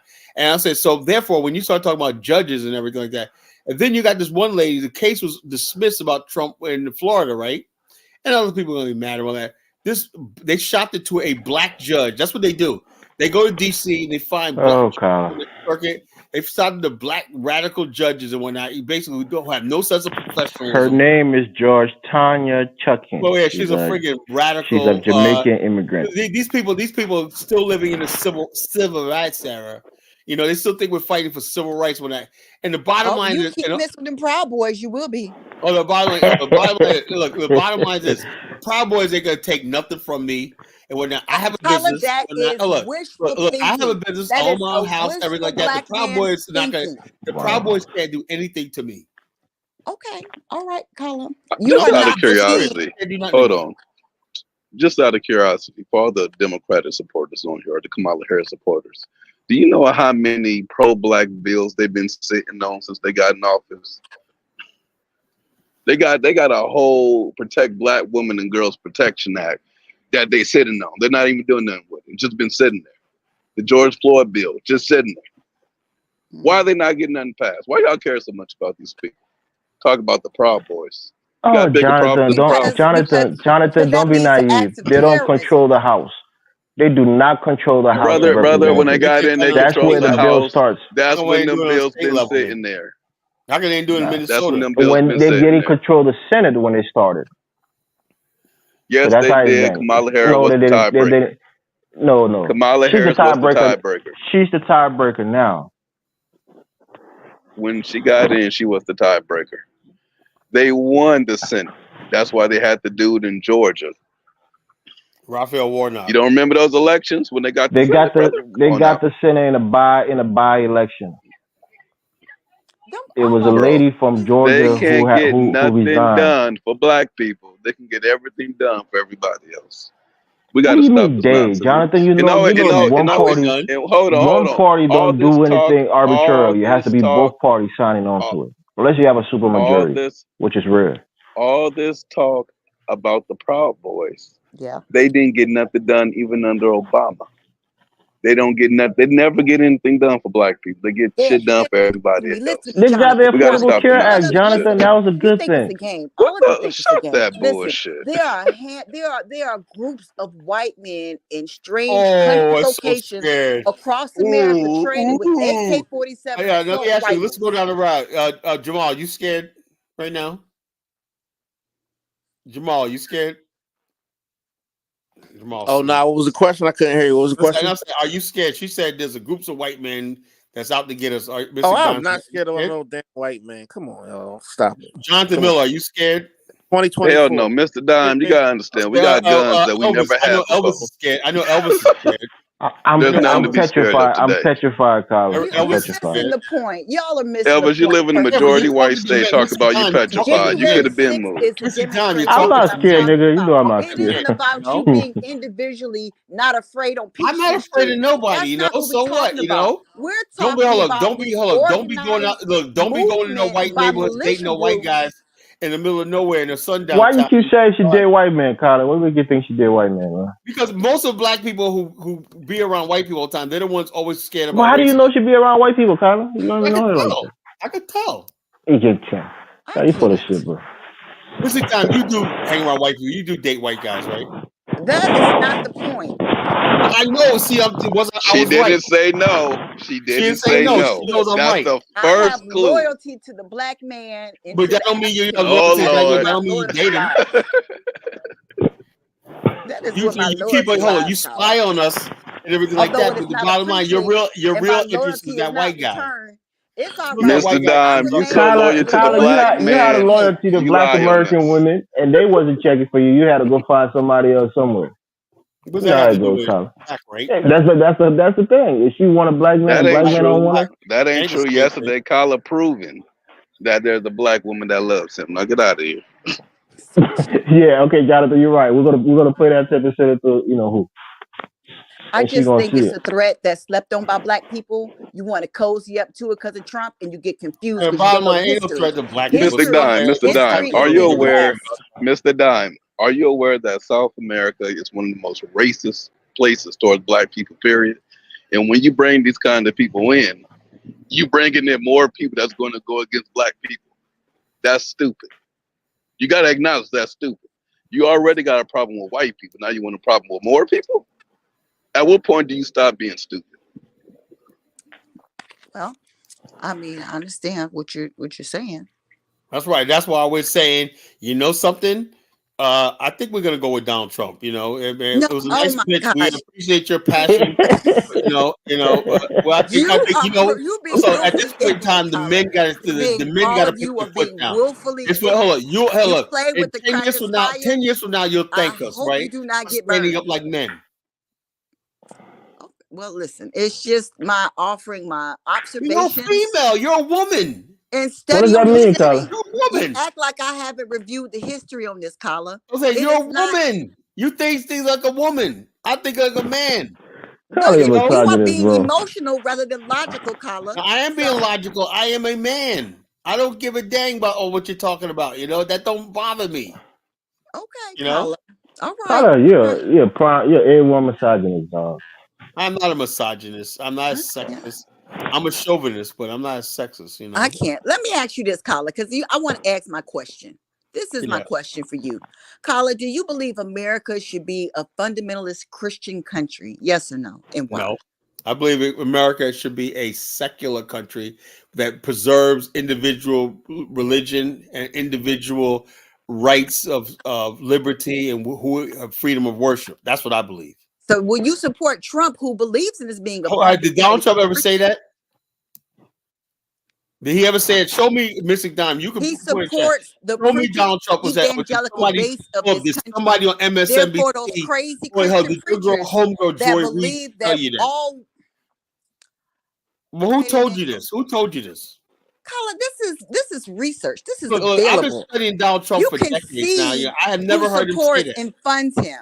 The evangelical So base what? They of this country evangelicals voted represents for some of Barack the most Obama. extremist views The of evangelicals Christianity in voted this for Barack country. Obama. That's Or who you're not. putting in charge of this country. These crazy Christians. These crazy Look, Christians are hold, going to wait a be in minute here. charge of Wait this a country. minute here. And you know who Hey, will you're going suffer? too far. You're going too far. So, in other words, basically, when people say the crazy Christians, you know what they're capable for? The homosexuals. You got. That's not true, Yes, Carla. it is. We So don't why? Hold up. I'm a Christian. Kyler, separate you Look, be I'm a ourselves Christian. Why you from calling these. me crazy? That's I'm a not Kyler be Christian. making true. all the leaps, man. That's My not whole true, life Carla. and We are whatnot. Hey, look, at Mr. least some Don, of us. let me tell you something. Mr. Dime is a spiritualist. He's not a Christian. He I practices don't know traditional about those religion. spiritualist nonsense. I do know What? this, right? I do know Okay. this, right? My father was a Christian man, right? He came home to my mother every night he put food on the table, a roof over my head, and presents under that Christmas tree. And he came home, it was the most loving father I could ever have, and he was a Christian. Do you think your father had a second family, Kyler? What? I can't. What? You Don't think talk your about my father had a father. second family? No, he didn't have a second. Elvis, you want to get out? You want to get off my panel? I'll just ask a question, bro. You're out of here. You're out of here. He was You're out just of here. playing. Oh You do no. not talk about. Hold on. You do not talk about my family. He was just playing, I Colin. don't care. There's no playing. There's no playing with me. Kick him out. Kick from the studio. Bye. He's gone for the night. You tell your people I'm dead serious. You do not talk about my family. As simple as that. Rule number 1. We can talk about anything else, but you do not friggin' talk about my family. My family is off limits. My father was a good, honorable man. And say something like that, even joking around, does he have a second family or not? My father was a good man, me, raised me and whatnot. You know what I'm saying? And my father's in the grave right now. That was the hardest thing I had to do to friggin' bury my father. And I'm still grieving over my father. So sit here and make a mockery of my family. I'm sorry, I can't do it. Okay, I understand. You know what I'm saying? So the bottom line, leave my family alone. Say what you want about me. Leave my freaking family alone. I don't play that. Now, I have nothing against Elvis, man, but you go too far. You know, when you talk about somebody's family, I'll never talk about nobody's wife. I'll never talk about nobody's kids. And I never talk about nobody's family, especially their mother and their father. You never do that. You know what I'm saying? Just have a decency, you know? That's what I'm talking about. Where's the decency? Can I just offer this, caller? Because I'm not afraid. Listen, at the end of the day, this is a demonstration of what I'm talking about. The disciplined man will say, I have a problem with what you said, son. Let's have a conversation. No, I don't know. This is no. I want Elvis before. I want Elvis before when he was talking about my wife. You know, you not talk Kyla, about. You only warn people about talking about your wife. I warn people. You know, so why would you think I would talk about my father? Only about talking about your wife. Let them back and also, on. You know, you made the same similar comment. My wife, how you know she don't got some freaking another dude on the side? You don't talk about somebody's wife like that. And you know, certain things you just don't say. You know, that's me. I say a lot of stuff like that, but I know where to cross the line, what lines not to cross. Even on this platform right here, you know, I know what lines not to cross. You know, and I say a lot of offensive stuff, but I never cross the line. I never talk about nobody's family. I never talk about your kids. I never talk about your wife. That's off limits to me. You know, never did. I never will. You know, you don't talk about a person's family. You know, that's why I had to get rid of Elvis, man. Because like I said, it's the second time he did that. You know, talking about my wife one night, a couple of days later, he's talking about my freaking family, my father. Your father got another family on the side and whatnot. No, look, my father's not no Liberian man. They got like 20 different families and whatnot. You know, respect me. My father was a beautiful African American man, good looking man, and like that. But he was loyal to my mother. When he came over to my mother every night, he never been with another woman. My mother was the only woman he's ever been with. You know, right. So the bottom line is that's the type of family I grew up in. You know, and I wouldn't trade my childhood for nothing. You know, my parents gave me everything. We weren't rich, but my parents gave me a friggin' life that I treasure. You know, and that's why I'm the person I am today. You know, I'm not materialistic. I'm not anything like that. I like success. I'm successful right now, but it took me many years to get to this level. But the bottom line is, and they always tell me never look down on people. For the grace of God, there go you. You know.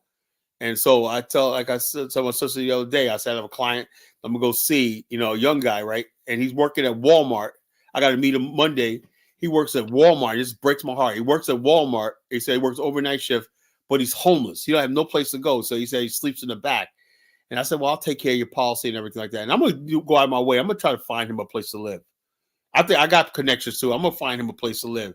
He said, I'm homeless right now. Young guy. I'm saying to myself, man, there's people out here suffering, and I got a heart. One thing I have is I got a heart for people, I don't look at myself as better than anybody because I got more, I don't do that. But you do see immigrants as a threat to this country. Yeah, I do see immigrants. Why? Because let me put it like this. Mr. Dime, he just said there's a black man, I hope he's black, working at Walmart, sleeping in the back, and they'll let motherfuckers cross the border in their houses. Yeah, that's what I'm giving them about, everything. I'm like, this young brother basically is friggin' homeless. I feel like working his body, and this myth about immigrants will do jobs black people don't do. That's a lie. I see African Americans doing the worst jobs in the shipyard, everything like that, dangerous jobs that nobody else does. I am sick and tired of people lying on my people. They always want to make it seem like these immigrants, they picking strawberries, they grabbing tomatoes off the vine. Y'all don't stop that shit. They're doing roofing and landscaping. Yeah, hold up. We got black landscapers here. My landscaping literally. Black. And we got roofers. We got to stop lying. And everything. They get these migrants and they put them in freaking factories that black people work at. Stop the cap. Factories manufacturing where? We got factories all over the place. The bottom line is this: the problem is this, Mixing Dime. Factory people and factories and whatnot want to make a profit. You know, and then if they could get away with, let me tell you something, Mr. Dime. You've obviously never owned a business, right? Let me tell you about owning a business and having employees. Your biggest overhead is workman's compensation, workman's insurance, right? That's your biggest expense. If you have more than 3 employees, you have to have workman's comp, and that's insurance on every person. If they friggin' get you fire them or if they get injured or something like that, they collect a check for 6 months. You got to pay. That's your biggest expense. Then the next thing, if you have a certain amount of employees, more than 10 employees, you got to have a healthcare policy, which is expensive, because I sell healthcare insurance. It's expensive, So the bottom line is this. When you bring immigrants in here, that goes away. You don't have to pay this. You ain't got to pay none of that shit. You ain't got to pay the unemployment bullshit. You ain't got to pay the taxes. You ain't got to pay nothing. Then you can underpay them. This is gonna be the way of the future. We're gonna use robots, or we're gonna do legal aliens. We're gonna save billions of dollars when the profit's gonna be through the roof or not. But what about the social impact? What about the social contract that everybody deserves a job with basic health care and things like that? That's all the years that we put into the unions. Everything will be out the friggin' door. That's the dangers of these illegal immigrants. I'm not nothing against them personally, but they're being used to undermine us. Well, it's not even just that, Kyla. The dumb part is they talk about we got a housing shortage. If there's a housing shortage, why the fuck would you let millions of people inside the country? I believe the housing shortage is in reference to people looking to purchase a home. So that wouldn't No. immigrant base. It means more than that. Renters. That's why they try to build up all of these new apartment complexes, because there's a housing shortage. And then they over jump the prices to a point in which people can't afford to pay it. So you have people that have come. I know a whole lot of people that come from different countries. They live in the place together. I got an Indian partner. It's like 8 of them in one little apartment. It's that bad. And you talk about bringing more and more people into the country. That's dumb. So you have a housing shortage. Eventually, they're talking about, we're going to have a recession. Who the hell you think gonna get fired? Who you think they're gonna put to work? Think about it. I mean, I understand those concerns. We can't be retarded. Missy Dime, that is what the average black man in America, these are the conversations we have. We're not just sitting here looking at Trump and the Proud Boys and like that. We're thinking about what party right there is going to address those concerns that we just talked about. And the person that says what we want to hear has to be President Donald John Trump. All I would nothing say more, is nothing less. As someone who is a data and values the data, I would need to see what industry specifically you have the concern about, because I would venture to bet that the industries that the vast majority of educated black people in America work. You know something? Another thing you're talking about, right? It's not even friggin' the low wage worker. The H-2 visa and whatnot, they're importing friggin' everybody from aerospace engineers to everybody in this country. The New World Order globalists, right, don't want there to be any borders when it comes down to making a profit, In doctors, right? Doctors from India and Bangladesh and all these people work for half of what a doctor makes in America, right? And the bottom line, that's what you're dealing with. It's the engineers, the software developers too. They work for Silicon Valley. They import labor from India because it's cheaper. They house them. They pay for everything. And then they fire all the people that's local. So now, in a world in which people are complaining AI is going to take over, let me say something. And then you bring in. Let me expose the level of ignorance that you have with this, Jonathan. When it comes to the immigrants that are Indian, etc., they fulfill jobs and roles that white people and black people are not interested in. That's a lie. That's a lie. Please don't tell me you believe that shit. That's why you've been brainwashed by this globalist. No. They do a job that black people don't really do. No, that we want to basically, we just think we deserve a fair wage, a decent wage, and a marketable wage for it. We're not going to work for half. But like Zongo Zongo and Mike Olawale works for half of what everybody else makes and whatnot in America, No. How dismissive can you possibly be? Listen to what I'm saying, okay? The Indian population, etc., that they import into the United States that you call from the educational programs, usually getting a master's or PhD in Yeah, but coding most and Indians, most statistics Indians, people don't and realize these this, kind of right? fields A that the lot of black a lot of people in Indians in this America, country, by a and lot of large, Indians countries are are not getting and poor. are not interested in. That's white and black. So of course they need people to still do the coding. They still Okay, need well, people to hold Now, on. fix wait a minute. Hold up. dashboards. Hold So up. they Hold bring up. them Hold in. up. Are you aware that a lot of people use AI to do coding now?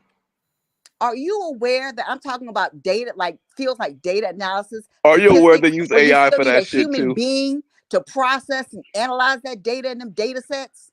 Oh, baby, no, no. This world is changing. You better catch up with it. Okay. Well, I'm trying to explain to you how on a human level, there is a human being that still has to do that. So And as that's long good. as Let them be a niggas human being and in their white own. people ain't interested in learning it, let the Indians and Chinese come on in and Look, take the hold jobs. on. Bottom line is I'm this. living it. Look, I look, see it. look. I know that there's certain gaps that you could fill and whatnot, but these people aren't even trying to make these fields. Like they already bought into the idea that they're gonna get all these technology and stuff like that from the emerging third world and whatnot, because the third You world is know never what's gonna gonna develop. happen? Because you know what's gonna happen. You know what? This is part of my plan for Africa. This is part of Oh, my please, plan Lord of have how mercy. I'm going to make Africa great again. How's that? Because I'm going to introduce these platforms, technologies, and software such as coding, databases, dashboards, etc., working with big data. Teach them, whoever's interested, in how to do all this stuff, just like you do to Indians. It's the same thing they do in India. Guarantee employment with these firms in America like they do for the Indians, and watch them come. Well, first Just thing, like the Africa. Indians. First thing you have to do in Africa, Why right? can't why Look. can't I'm we in. have Look, African I'm black in. men and Look, my women business. Hold on, imported my into business. America like the Indians at the Mr. Don, same? Mr. Don, you know how Indians started off? Like my business, I'm starting off ITC. You know, I mean, mastering. Because my next goal with my insurance agency is to build a call center. You know, call center. Right now, whether it's work orders or technical support, whatnot, show me how many times you can call any company, whatever it is, and you get somebody in the Philippines and whatnot. So glad to help you. Blah blah blah blah blah. You know, the accent. Never once have I ever picked up the phone and called like a customer service, whatever like that, and got somebody in Africa. Never once. So you got to get to that level first. But Africa There, basically has to solve its infrastructure problems there and do will call probably center be work companies. organized on the ITC call center level first. When I get the data flowing through the continent, then you can talk about coding. Yeah. Not only that, Mr. Don, you got to be realistic. Africa has over 50 countries. Yeah. Ain't it strange that every year there's either more Hispanics, more Indian, more Chinese coming to America than Africa in Yes. total? That's So that because means they don't want them.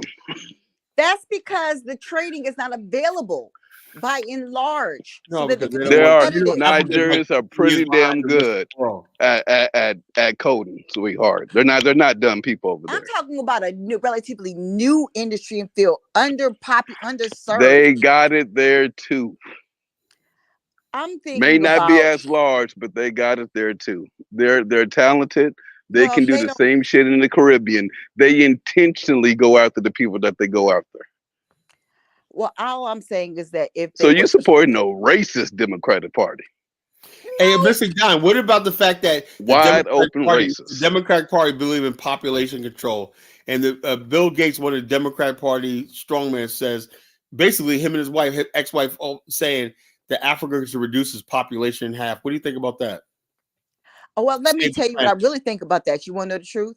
I Yeah, think African men enjoy being way too loose with the wand. I think they value their ability to reproduce like rabbits. And I think there's That's something what that I'm should talking be about. I don't said like about that. that. The I don't think Democrats, it's for they the white believe man in to stuff like address. that. I That's a think it's for racist the black talking man point. to check his hormones and his interest in his pants. That's what I think. You asked. I've been Are there. you saying that people like I've Michael partied Olawale amongst. and Zongo and whatnot, they should be stopped giving making these big women pregnant and whatnot, all over the world? You know what I'm saying? Okay, what does a big woman comment have to do with anything? Second of all, I don't know. the second of all, the point that I'm trying to make is that the overpopulation problem in Africa, if there is one, is No, there men's is. creation. So men would have to check it, not the white man, black man. What about the women? Women are pretty helpless when it comes to So you their think women positioning in or Africa. I think we all women? know that. Let me tell you something. I learned something this last time I was in Africa one night because we was doing this tour with some of these Liberian girls. I realized some of these Ghanaian girls and Liberian girls that go back and forth. These girls are street smart. They're not stupid. I was like, God damn, these girls got game. African girls got game. Then it dawned on me, Africa's a place of survival. So they probably got more game and more smarter than the black women over here. They're not stupid, you know. They're not stupid. And that it's all African men. African women just damsels and stress and whatnot. You know, I don't believe that. I believe African women know exactly what they're doing. So I think what I'm saying is that they're economically trapped and impoverished, in that their survival depends on cooperation from men. I think well, you know what I'm talking how do you be about. affording Colin, I iPhones and wish you stuff wouldn't like play that? How these do you be games with affording me. iPhones I and wish you wouldn't play these games with me, Colin. You know very well what I'm talking about. That power dynamic imbalance that's prevalent since colonialism. That's what I'm talking about, Colin. right? But there's a lot of women that got a lot of power too, you know, because they manipulate Okay, men. that's weird. But there's women that have it too. Okay, by 1% to 95%. Okay, Colin. But yes, you're right. A very small council of old women in Africa have power. No, I'm just saying that. Well, I'm not saying women are. I know men have a lot of power, but women basically they're not some pushovers. Trust me. You know, as I've seen, you know, they got women business owners, women like that. Women basically when they get power, they act like just like the men. They don't help out other women. They just basically, you know, it is what it is. They just go along with the thing. You know, there's no feminist movement in Africa. You know, where women just think about themselves, whatever. You know. Okay, the rate That's of my opinion. unreported domestic They violence for at sure got a war. That's none feminist of my movement. business. What, Okay. what got The women in Africa are not that downtrodden. they're not. Mystic. They're not. They're not that, unless you're talking about those Muslim, I'm really talking about the strong chicks Muslim in areas, Kamasi. then nah. No. You act like I ain't been there. I'm talking about the average girl in Kamasi. I'm talking about the average girl walking around in that crowd. That girl. I'm talking about her. You know who I'm talking about. The average Don't let woman. them fool you, man. Them girls got game. Nonsense. With nonsense. With insult at this point. You African know women got good and game. goddamn well what I'm talking about. But you choose to pretend like I don't know what I'm talking about. Fine. African women got. I'm just saying, African women got game. You know, All them women down there at the market suffering on the street, languishing. they're getting paid, man. You know, shit. You know, let me tell you some story about What when I was in Liberia, unmitigated right? 3 years nonsense, ago, right? Colin. Check this out. Those girls that be on the street corners selling fruit and selling, they be packing money, right? You know, anyway, I basically, We all know how far a dollar a day takes I you. bought a big giant cassava fish right down the street. The girl skinned it and cleaned it, everything like that, wrapped it in ice, everything right there in traffic, right?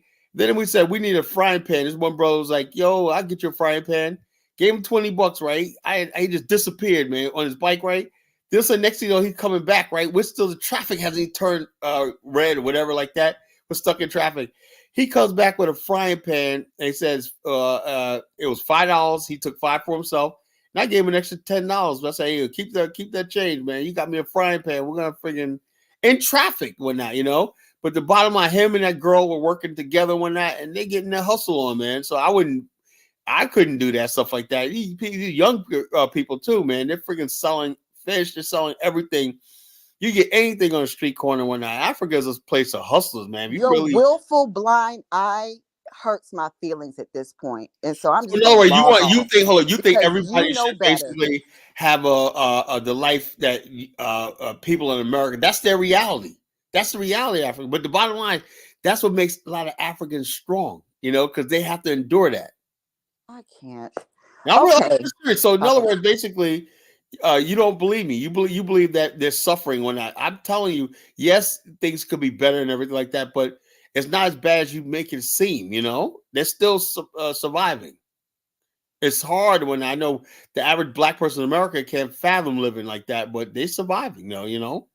Okay, go tell that to the protester right now in Ghana. Go tell that to the protesters in What Nigeria right protesters? now. You got videos of somebody protesting? What are they protesting for? Most recently, they're protesting right now against some of the leadership in the elections that are going on right now. So they, you know what they're gonna do? They're gonna vote this guy Nana Adu right back into power when he's a crook, and they're gonna vote him right back into power after they protest. Well, they're trying to change the tide, Kala. They're trying to change Yeah, the tide. I believe that when I see it. You know, the same people will get the anytime Nigeria can elect somebody like Tinubu, a known crook, you know, thief, crook. He was a governor of Lagos when I robbed the place blind and whatnot, but he gets elected president and Well, everything. There's no hope. all I'm saying, Kala, is I am concerned about a lot of things this evening, but I'm saddened to hear that there's a willful blind eye turned to a lot of the situations and dynamics Oh, in yeah. Look. So let's be a French. I mean, a Frenchie. I mean, Mystic Don. Let's say I agree with you, right? But basically, what you're trying to say is, I'm giving. Look. Let's say I don't like Donald Trump. Let's say I don't like the racist stuff like that. But what right. alternative do I have? I mean, really, what alternative do I have? Well, not to purport the points, that would be a start. No, hold on. Hey, look, your candidate Kamala, right, can't Yes. even ask basic questions. When you ask her a question about anything, right, she goes, "Well, I was born in a middle class family," and giggling, laughing, and everything. Look, this is my vote for the presidency of the United States. This is the most important thing I could do in my lifetime. Right. This is the most serious thing I could do in a lifetime. Right. And so when you have people out there giggling and laughing, and you don't even think she has we have a right to even ask her about her opinion, and she don't think she should tell us her view. She could lie and say 1 minute she's for fracking, against fracking, then 1 minute she's against it and whatnot. She supported sex change for illegal aliens, even, you know, at taxpayers' expense and everything, like sex change for people in prison, you know. And so I'm saying to myself, that's what she supported. Now she's saying, I never said that. We got it on camera. You did say that. So I'm saying all this, I'm like, you know something? I basically got to go with the other guy, you know? And I'm getting crucified by you for Yes. having a mind. No, not for having a mind. For your willful blindness when it How comes am to I some of with the blind? affiliate I groups saw what I affiliated with saw. Donald Trump. Look. I saw what I saw. It's not even about Donald Trump. I don't like that lady. You know, I don't trust her. I don't think she can do a good. I don't think she can run a Dunkin' Donut, you know? And so therefore, basically, I'm not gonna be like, you know something, you know, I don't believe in her, right? If I don't believe in somebody, I'm not gonna sit there and be like, oh yeah, let me just go vote for her because, you know, I don't know, because it's gonna make everybody else happy. I can't do it. I'm just being honest with you. I just cannot do it. You know, I can't see myself pulling a lever for that lady when I go into that voting booth. You know, I just can't see myself. And you shouldn't. And you shouldn't. I You know, Mr. Don, have you ever looked at how African countries and Caribbean countries perform when there's a Democratic president?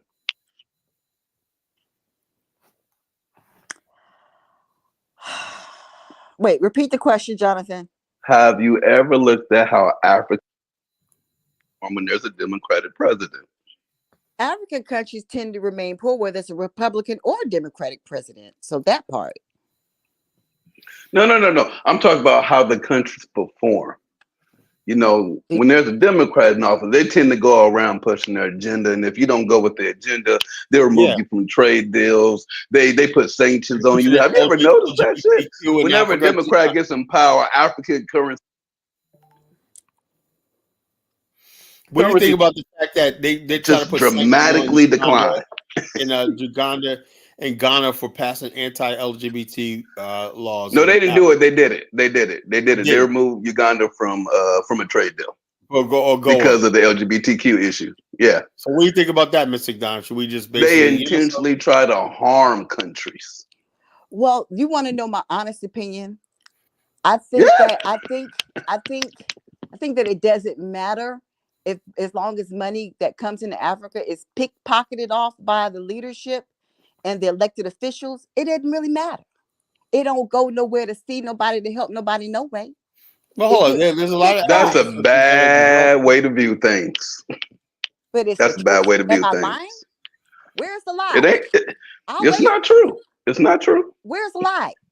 It's not true. Where's the lie? You can't say, you know, everything is just bad, but in Nigeria, all different kinds of employment jobs are popping up.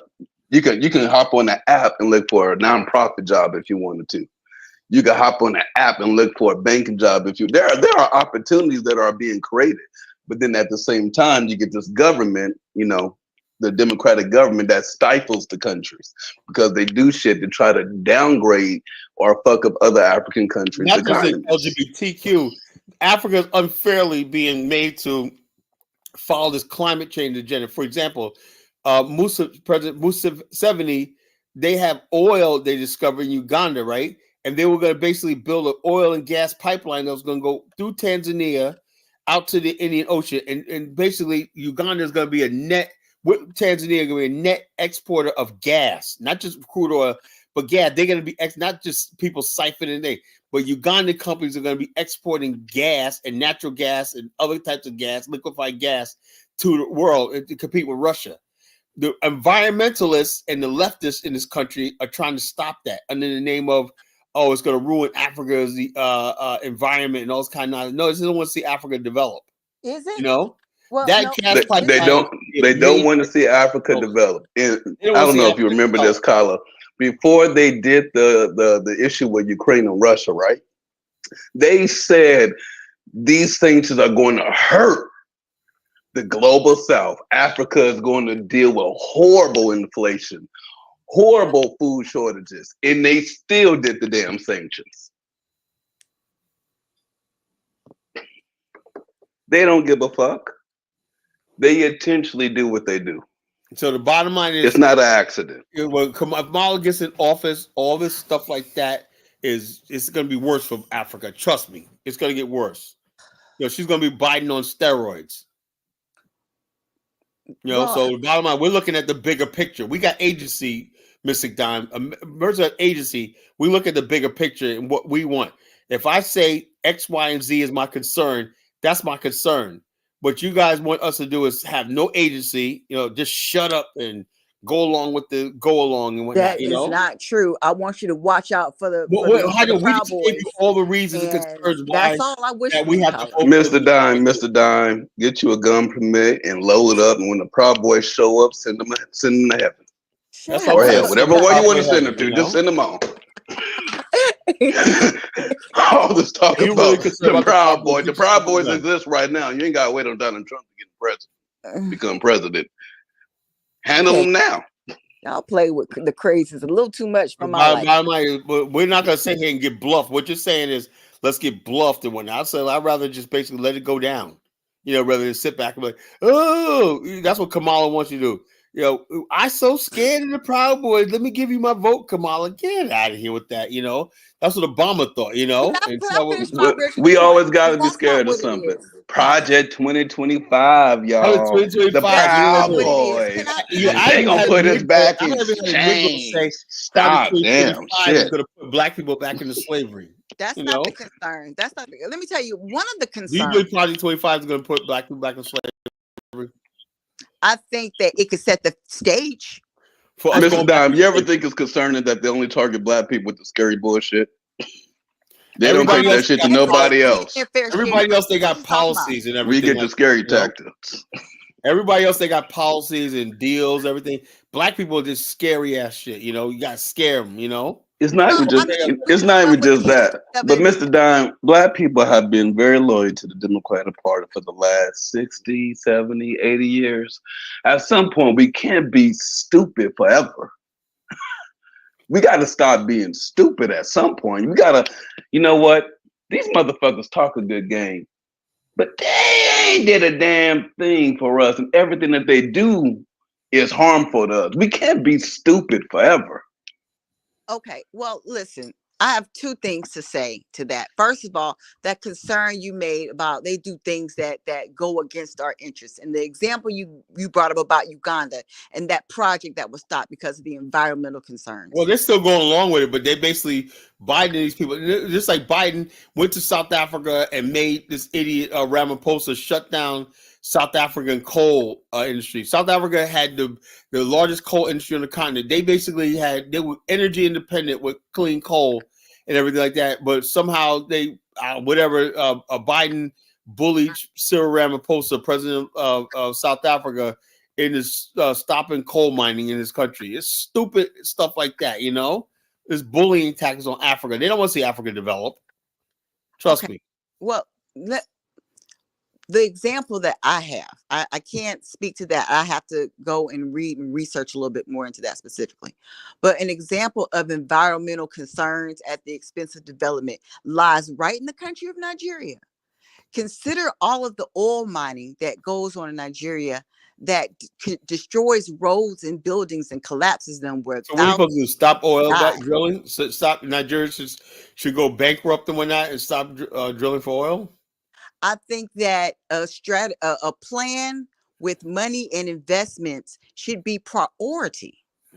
And I think that you think nobody's ever thought about that? Legislation that came in place to halt any trade until that's cleaned up and people aren't dying for the sake of this. Well, who's dying? Who's dying?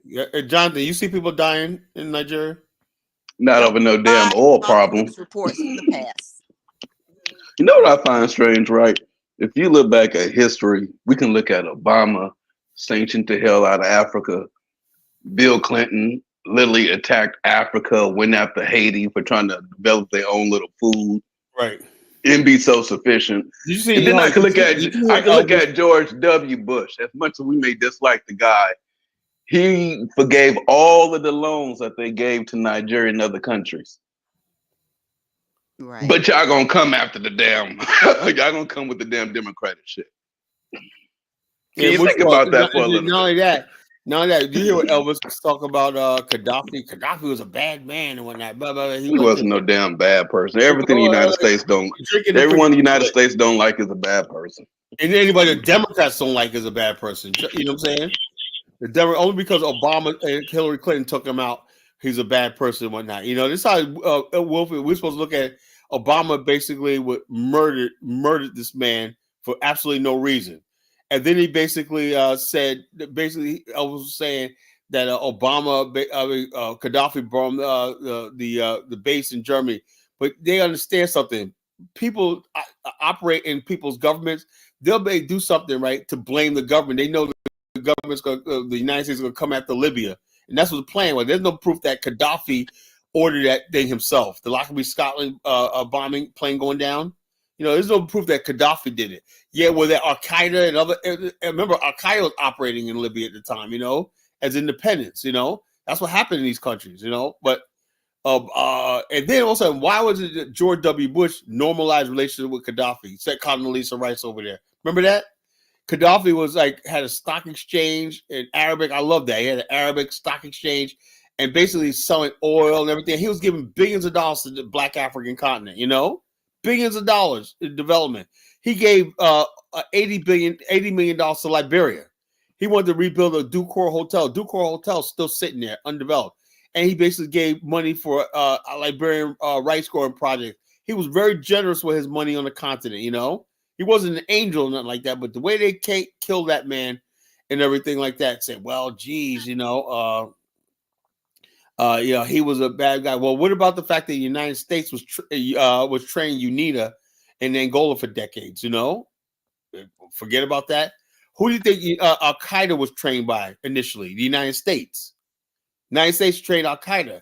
United States trained the Contras. You know, all the United States was training and funding ISIS. Yeah, they were training all these groups. You know, but yeah, he's gonna talk about Gaddafi, what Gaddafi did. You know, come on. You know, and when it comes down to Obama, everybody's all this forgiving and everybody's, you know, oh yeah, nothing to see here and everything like that. And that's what they want us to believe, right? I don't forgotten the fact that they killed Gaddafi. I forgot how they basically took our liberties away during COVID-19, you know, and then as soon as Biden gets elected, right? As soon as they got Donald Trump out of there, when magically COVID disappeared. The media stopped talking about it. Somebody asked them, well, we're going to talk about COVID. Oh, it's under control. We need to move on to other more important things. Just a week ago, you were telling us that we got to get rid of Trump because he's a spreader in chief. See, all this stuff we remember, you know, and we head to the polls. We head to the polls like we remember all this stuff, you know. You got to go further than that. Remember when Trump, and they were talking about the vaccines are coming out, Democrats will talk about vaccines are too early. How are we going to trust them to be really?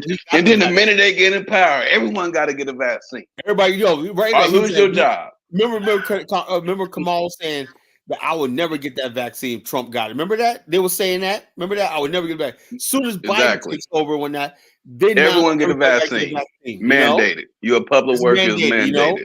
Your public you worker. You don't see the shenanigans in this? And so, Mr. Dime, what we're telling you is this: we're not stupid. I know you got a lot of you guys get in here. You think black men are stupid, and you're going to use the Proud Boys on that. That's what it is. You guys have no respect for us. You think we're not stupid. true. Hold on. The way you said that, the way you use the Proud Boys stuff like that, like we don't have any agency. We just gave you 2 examples of we have agency on why we think the way we do. That means we have a thought process and everything. Not we're just following Trump, the Proud Boys, we're Wilford talking about.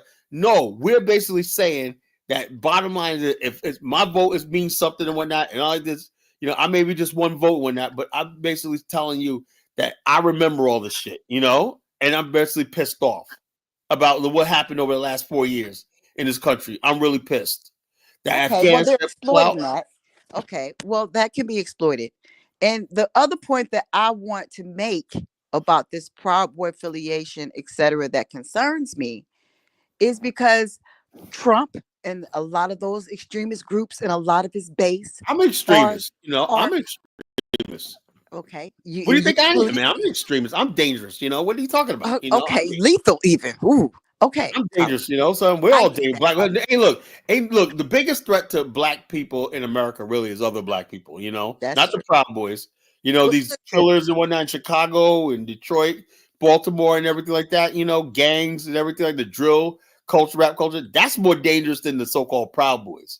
That's what ought to get you up at night, I'm just telling you the real world I live in. Right. Well, let me tell you the other thing that concerns women, okay, at large, all races, when it comes to this base.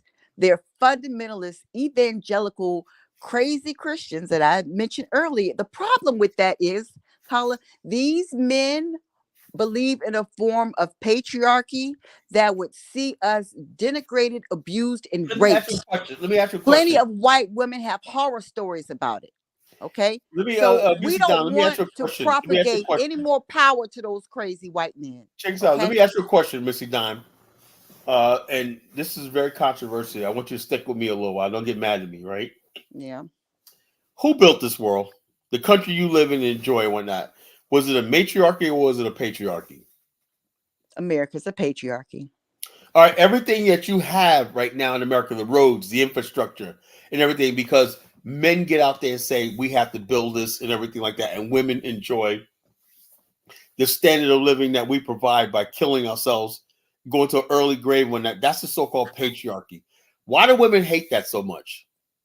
Because patriarchy also believes in the tenet that because of that, we have no rights. And what do you mean you have no rights? Women have more rights. Hold up. I'm a woman. I can't help that. Divorce, and I'm telling you, who comes out on top in divorce cases when it comes to child support and stuff like that? Men have no freaking rights, or custody of the children and alimony and stuff like that. Women got all the rights. What are you talking about? Women don't have no rights. That's what we get. The evangelical system that they will purport, we would have. But the bottom line is even the patriarchy is the reason why women got so many rights like alimony and they always favor divorce. That is because of a patriarchy, because we say men will be all right when they have to always take care of the woman and stuff like that. That's why we have they're leaning on the parts of the Bible that say the men are the child support is a patriarchal system. What are you talking about? They're leaning on Christian scriptures and passages that lean towards men being the head at all costs. But women wouldn't have the option of basically you don't believe you know what I hate about this fake patriarchy? Whenever there's a war, it's always the men that gotta die. Yeah, men gotta die within that patriarchy. So men gotta die or not, but men gotta die. You seen that movie, The Titanic? Yeah. And when the boat was going down, women and children only. Women and children only. Yeah. That's the patriarchy you're complaining about. Women benefit from the patriarchy more than men do. Okay, well, the patriarchy will also say a woman's free grabs for rape if you're interested and you can catch her. Oh my God! Where y'all be getting? Maddie, you sound We gotta crazy. start watching these because that's fucking where ass movies, patriarchy You man. gotta stop falls watching to. this freaking nonsense. Don't act Now like you you don't know what a Mr. Dime, you Mr. know Dime, I have real learned actually good, man. something You the sound about you good. home by of talking to you. patriarchy. You You sound know You good. how think dark you and dank think that shit can get when it comes to women. Don't act, Jonathan, like you And don't know Obama, what the yeah, fuck they I'm won't say talking it. about. These women sit there, they go. I know, and listen, I can understand when you're in college. A lot of women go there. They get around their sisterhood, and they start thinking of stuff. My cousins were like that when they went off to college. When they come back, start questioning the pastor, start questioning their father. When I say, what the hell happened to them? And then as they grew up and matured, right, they end up getting married. They have husbands, and they calm down from all that. Yeah, we understand that. If women go through these Amazon cults and whatnot, women are oppressed and whatnot, blah, blah. You do that in your college years. But after you get a certain age and whatnot, you understand how the real world works. You know? Why is it that so many black women still, white women, let me be a perfect example of what I'm talking about. Black women took that feminine stuff and they ran with it, right? White women like Jane Fonda and whatnot, you know what they ended up doing? They ended up getting married. She married Ted Turner, one of the richest men in the world. You know? Kyler, you Well, ain't, black Kyler, you ain't people got are to go harder there. to Just think get about this, along with Mr. by Dime. and large. The What number you talking one about, people Tyler? that complain I think about you're asking me patriarchy questions you are know the the answer most to. unmarried women. The most married woman, yeah. Everyone else, patriarchy, yet they asses are getting married the minute they get a chance to. Only black women are talking about the patriarchy Jane Fonda and was they a unmarried. feminist, and she was a feminist symbol. Listen, Jonathan, at the end of the day, ain't nobody finna be abused. The end. Who's abusing you? That's the man you choose. By cheating, by lying, We're by cheating, thinking but your hold on. Look, shit the don't bottom line stink, is, Mrs. by Don. thinking you I'll know tell you, look, best Mrs. all the Don, time, though Mrs. you Don, wrong and you don't use Mrs. Don. logic and use You know emotion. something. You're Because taking you something. don't You have know no something, right? discipline. You know, That's the what I'm bottom. Hold talking on, about, Mrs. Tyler. Don. Let me say this, right? The problem is, right? Most women. I hate to say this about women and whatnot. You know what I'm saying? Because I don't know what it's like to be a woman. You guys have a thing called a picker. You know, a picker. You know, you don't know why you like a certain guy. You don't know why you dislike a certain guy. You know, I got women. I had women that basically, like, you know, they say I like you, but I can't. You're not my pick. And I accept that. You know, I accept that, right? And then the same women, they get with a guy when oh yeah, boom, boom, I picked him. This is your natural thing. They say he just a guy. I picked him. He's like that. They turn out the guy's no good and whatnot. You know what I'm saying? But that's a women's pick. I don't get mad at women because that's what women do. They pick the guy. Sometimes they get lucky and there's the right guy or not. Sometimes they get the wrong guy, you know. But the bottom line, that's up to women. But I don't know if you can ever change that, right? But you know, but where do you get your barometer for pickers at? It's like there's got to be something in you that you're attracted to the women, not you particularly, but women attracted to the wrong guy in the first place. You know, because they when they basically go to pick, you know, I believe everything a woman when they see a man from the time she's like 4 years old to the time she's like 13 or 14, right? That's in her what type of man she's going to eventually pick. You know, everything she's seen from the children's shows to the doll she played with, everything, or who brought her candy or what she was impressed by or something event that happened in her life between the ages of 4 and 14. You know, that's what's going to determine what type of men when she gets in that adolescent age. That's what's going to determine for the rest of her life what type of men she's going to like. You know, and women. The worst part about this is that older women, they say this shit, and it only just penetrates the mind of young black woman to think the stupid shit that they be saying. And it kills me, right? Because you can look at the numbers, right? You can look at the Jonathan, numbers. no. I What are you got talking friends about? of mine working on an initiative coming up in California, right? Called the Equal Child Custody Act. At birth, everyone becomes legally responsible for the child, no child support.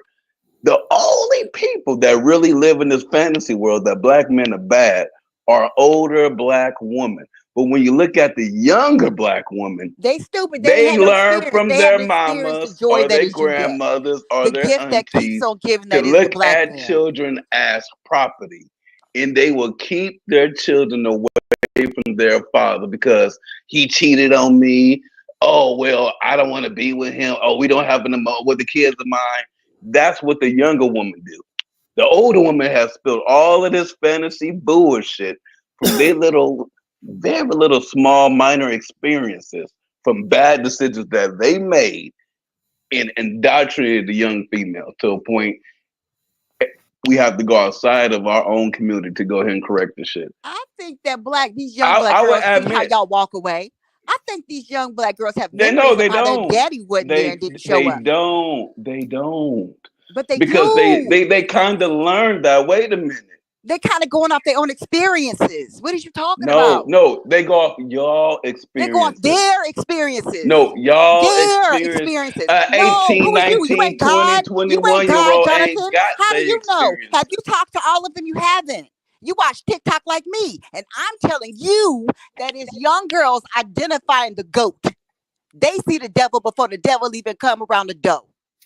It's you. They see it coming. No. The end. No. Okay, No. well, y'all have a good night. I've said what I think. And that's all there really is to it. In a conversation, you have to abandon sincere communication with the insincere. I find you to be insincere at this point. Well, thank you, Mr. Dime. Thanks for your contribution to the platform and everything like that. But Mr. Dime, did you see that stat that the wealthier black men become, the more race loyal they tend to be? So your original thought that as they get money, they tend to marry, outside the race was false. I think I've given you some food for thought, Jonathan. And I hope I have to everyone else. The food for thought just doesn't. The food for thought doesn't back the data. Okay, it doesn't back the will some statistics. research, won't we? Well, let me ask you a question. Now, African guy says we do not hate the patriarchy. African women know that the patriarchy is really what keeps the society together. We don't have patriarchy. We have toxic. We hate toxic patriarchy. Now, I agree with that. Toxic patriarchy. But the bottom line is, let me tell you something, Mystic Dime. I've noticed, right? I know you're about to go off, but what I'm seeing right now is not the only thing masculine left in America is the African American male. The white guy in America, man, has for some reason has just rolled over, and they've been beaten down by the media. They're scared of being called a racist. They're scared of being called misogynist. They want to fit in. Everybody wants. That's why they brought Tim Walsh in there, that goofy, cool white guy that is relatable and whatnot. Nobody wants to be the white guy who's that's looked at as a racist, that's looked at as the boss, and looked at like that's why they hate Donald Trump. Or they make you hate Donald Trump. But that's that right there. That type of white guy is what's attracting a lot of black men. Because we like freaking strong figures, just figures, whatever, like people stand their ground. Tim Walsh looks like the type of guy is goofy and blah, blah, like when he comes out there with his mouth open and cheering and dancing and whatnot, look like a freaking clown and everything like that. He's 60 years old. That's supposed to be the new age white guy, that, hey, bro, remember Chris Farley? That's what reminds me of Chris Farley. Remember Chris Farley? Yeah. Yeah, that's what it reminds me of, the Chris Farley type. That's what they reduced the white man to, a big teddy bear, Chris Farley type, Peter Griffin. That's friggin' fun and loving and blah, blah, blah. You got to say, the Joe Biden, type of whatnot, just a old, stupid white man and whatnot. They completely emasculated the white man in America. There's no patriarchy. The only thing left in America really is African-American men. We're the last stronghold of manhood. Real manhood in America. I mean, I'm dead serious. And a lot of people, and we're the ones basically revitalizing real male patriarchy and whatnot. And we have we have a relationship problem in America where white guys are looking at us. And I don't support the MGTOW, what's called Manosphere movement, but it's black men who are leading that movement. It's white guys. It's black men like that, like Kevin Samuels, stuff like that. The masculine movement in America is black men. Oh my God. I'm dead serious. There's got to be a reason.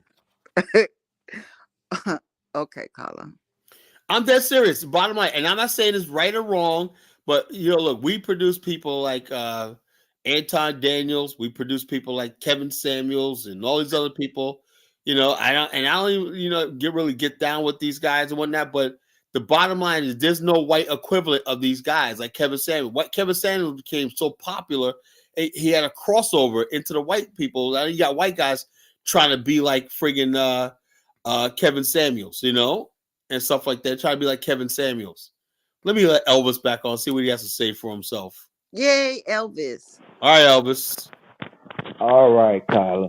You misrepresented what I said about Gaddafi. No. Okay. Well, I would say like this. We're talking about my father. That's why I kicked you off. About my father.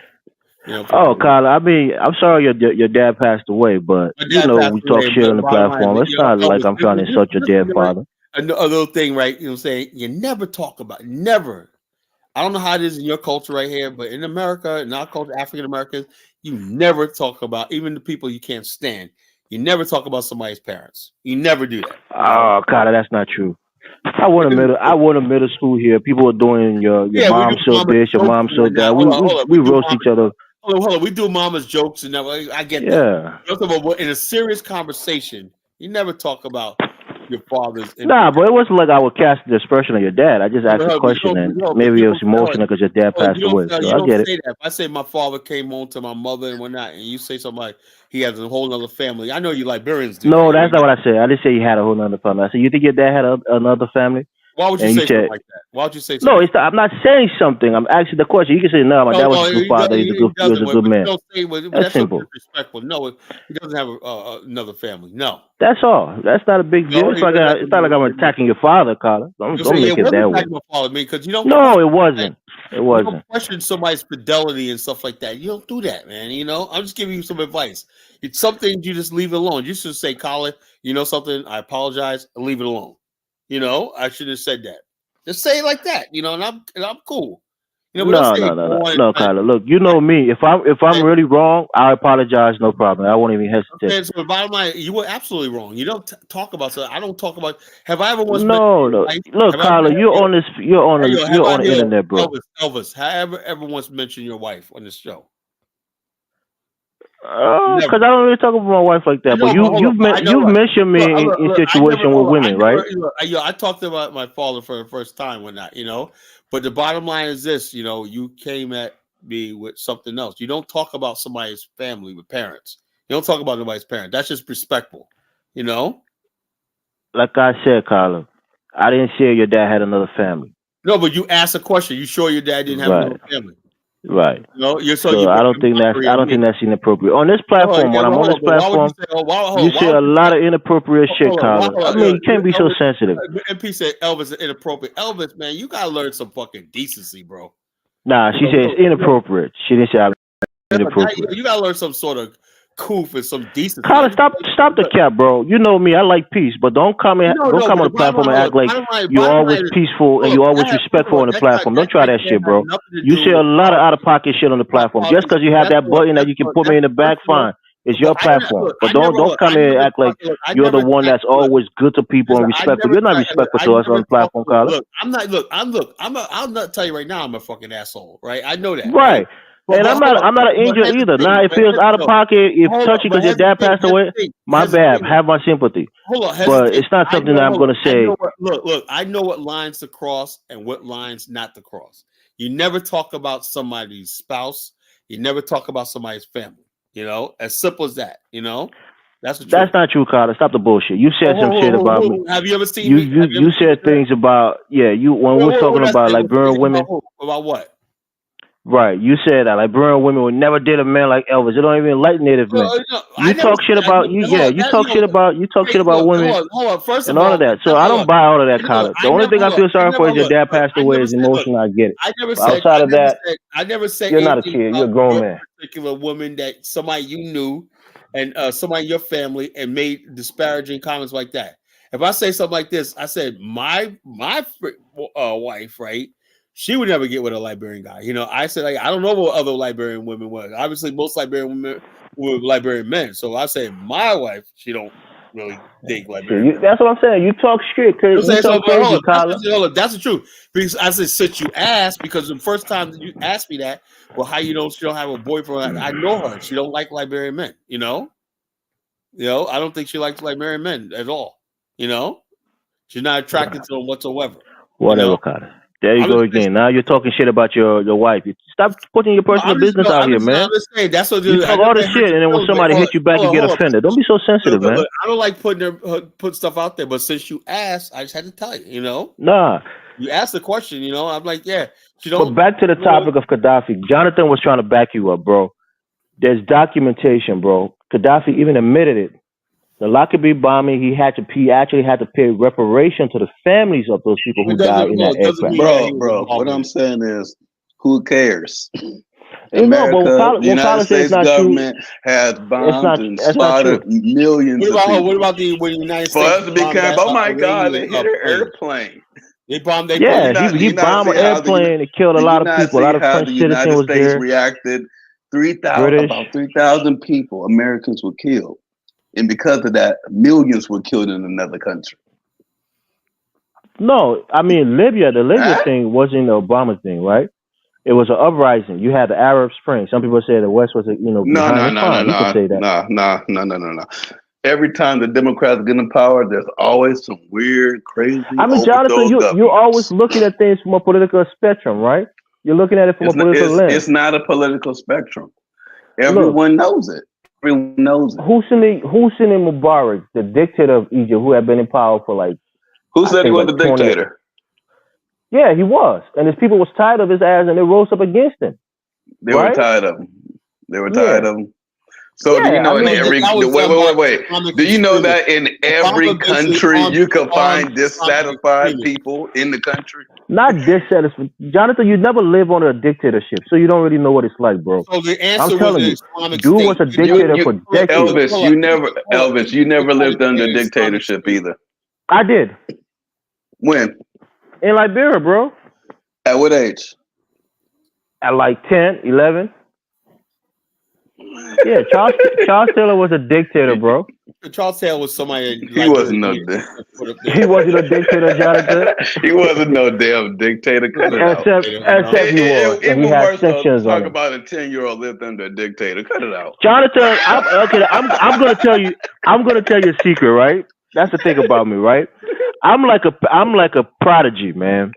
You know, the things that I knew at 10 years old, most people don't know at 30. You understand what I'm saying? The conversation I have with people in Liberia who are like 60 years old, we sit and conversate on a regular basis on shows that we host. I'm in my 30s and I'm conversating with these people and I hold my own. So I'm not just a regular person. That's the difference. But the things that I remember when I tell my mom what I remember when I was a kid, she's like, "How do you remember that? How do you remember that?" You know, so I'm telling you, I have a very good memory and I remember those things. What exactly do you remember? I remember, like, again, under Charles Taylor. Exactly what do you remember? Tell us. Right, I saw Charles Taylor twice in person, actually 3 times. One at church. You seen what? I seen Charles Taylor twice in person. Right. Okay. One at a birthday party at his cousin's house, which is like my, kind of like my uncle. Like we should play uncle. One time at a church in Congo Town where I live. He lived in that same community. And I think another time either at another program, but I was like right there. I went upstairs on the terrace where he was sitting with other people. So I knew Charles Taylor very well. My mom was friends with one of Charles Taylor's. I want to know your experience though. I understand you've seen the guy, but I want to know what was the dictatorship like? Explain. Okay. I mean, you probably won't know this. Maybe Colin knows this. I don't know if there's a lot of Liberians here who will know this, but this is a very big story that happened under Charles Taylor when he was president. Okay, there was a guy called Joseph Tate, or as they call him, Joe Tate. He was Charles Taylor's cousin from his mother's side. Because Charles Taylor, Joe Tate is like a family friend of ours. I used to spend a lot of nights to his house and whatnot. I was friends with the entire family. He was the police director of Liberia at the time. And I know the entire family, his son, Gata Tate, his nephew, his nieces. I know them. We all grew up together. Get to the point. Don't tell me the stories. My point here is, this guy was very popular in Liberia at the time. He was a guy that was kind of like a no-nonsense kind of person. He was, he was pretty arrogant. Let's just say he was arrogant. Since we knew him, we thought it was a good thing. But looking back on it, he was arrogant. He would beat people up in the street for not following the rules and shit like that. He would just be beating on people. So there was an issue in Maryland. He would beat them up for not following the rules. What rules? Like, people. When he's coming home, from work, from the police station, there's certain people that's not supposed to be selling on the side of the road. So when that siren is coming on his car and you're there, he's going to stop the car and get him and take his baton and start beating people. So he was really feared in the country. Like, people. Did they know that? Did they know that wasn't supposed to be happening? I mean, the guy was a warlord. He fought along with Charles Taylor when during the war when Charles Yeah, Taylor I'm was coming asking to you, but power. they know that wasn't supposed to be happening. Jonathan, let me just get to the point, right? I'm just telling you all the Okay, things I I'm remember. just saying now. You wanted me Your to definition of a recollect my dictator memory. is lawless So people getting their hold ass whooped. I on, don't hold know. on now, hold on. And then this is the third time I met Charles Taylor, and I remember, right? So there was a situation in Maryland County. Kyle, I don't think he's been there, but I think he knows Maryland County. He talks about it, where you had people who were killing people and using their body for for ritualistic purposes, taking their body parts and things like that. So there was an afternoon. This is the last time we saw him alive. I remember I saw him that night. He had on a black shirt and a gold bracelet, and his niece Cynthia Mamuna, little small Joe, as they call him, his nephew. We had to go to a place called Shocks. I think Kyla has been to Shocks. It's an ice cream spot. He sent us there that night. We all went to Shocks because he had to go on an emergency trip to Maryland County. He had to take a airplane to go there and try to handle that business in Maryland because it was really becoming unrest in the county. And he went on a trip to Maryland County, but since it's kind of like a fearful place, a lot of witchcraft and things are going on there. So after he settled the situation, he didn't want to spend the night there because there's no electricity. This was just not even after the war, because when Charles Taylor was in power, we didn't have electricity as we have it now, even though it's still terrible. But there was no electricity. He didn't want to stay there because he was not really liking that area since he came with Charles Taylor. This is the southeast area. So he wanted to come back to Monrovia that same night. And the pilot told him, no, you can't come back. We have to try to wait in the morning so we can refuel the plane. And that way we can get back into Monrovia safely. He said, no, he doesn't want to spend the night here. Get in the plane right now and take us back to Monrovia. Being a police director, a military man, the guy had to, agree to him. So they got in the plane. And right before they reached Monrovia, the plane ran out of fuel. So by that time, we came back to the house. So he called. He has a lot of bodyguards and off-duty police officer in his yard. So he called them, and because we live right next to the beach in Congartown, on the back road.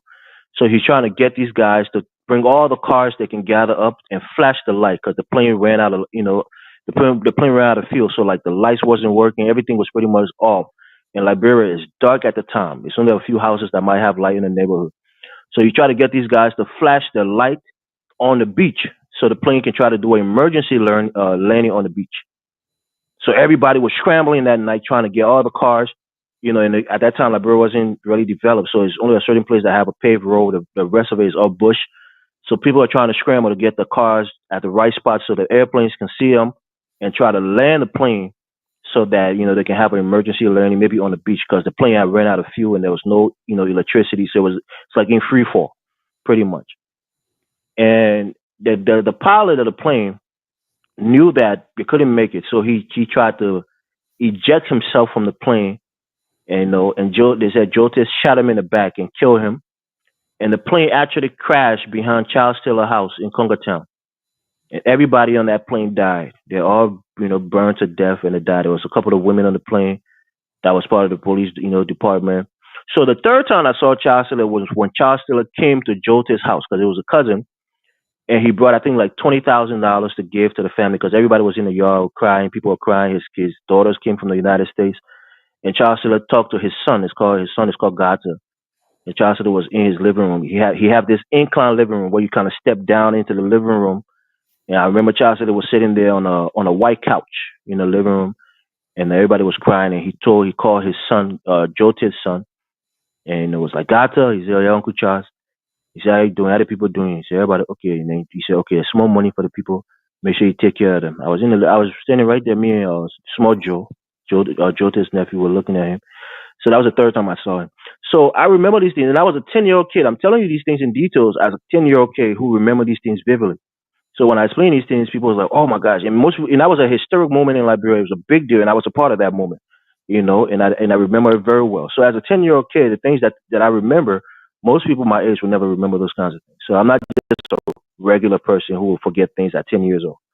So that's just a situation there. But Kyla, I don't know if Kyla knows that. Maybe people who are familiar with Liberian history, they've heard about Kyla, what, have you caught on to it? He ain't said nothing bad Oh, you said I didn't say nothing Charles bad. Taylor Okay, let gave me tell. out money to the victims. I Okay, mean, I'm giving you a damn, give personal us a story. dictator like that. Carla, I'm giving Jonathan. I'm We giving need you a one personal of story. them. Look, one second. Let me give you another story. Charles Taylor's son, Chucky Taylor. Chucky Taylor, whose mother is Haitian. Of course, his father is Liberian. Charles Taylor. Chucky Taylor came to Liberia when his father became president. There's a unit called the ATU, the Anti-Terrorist Unit, and it's usually again when Charles Taylor took power, a lot of the people that was in his government, his official government, was a part of the rebel group that fought with him while he was trying to take over power during the war. So Chucky Taylor, he lived in Congo Town too, but a ways back. You know, I think Carla talked about him maybe, but he lived around Edwin Snow house. He was married to this mixed, girl, kind of like Indian white. And Chucky Taylor was a terrorist. He killed people. And there was this guy who had his bike. He's like Lebanese and Liberian. He's mixed. He had his green bike, and I think Chucky had the same bike or a similar bike to that bike. And the guy used to come around the neighborhood, flashing his bike, running up, up and down the street. And Chucky Taylor actually killed that guy. And killed him because he was pretty much, I don't know, people say jealous or he felt like nobody should have anything that he had.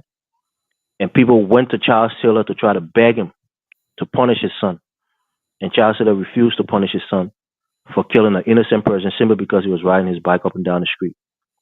There was a guy called Isaac Vey. Isaac Vey was a person who worked in Charles Taylor government. And Charles Taylor's vice president at the time, his name was Moses Bly. He's from Nema County.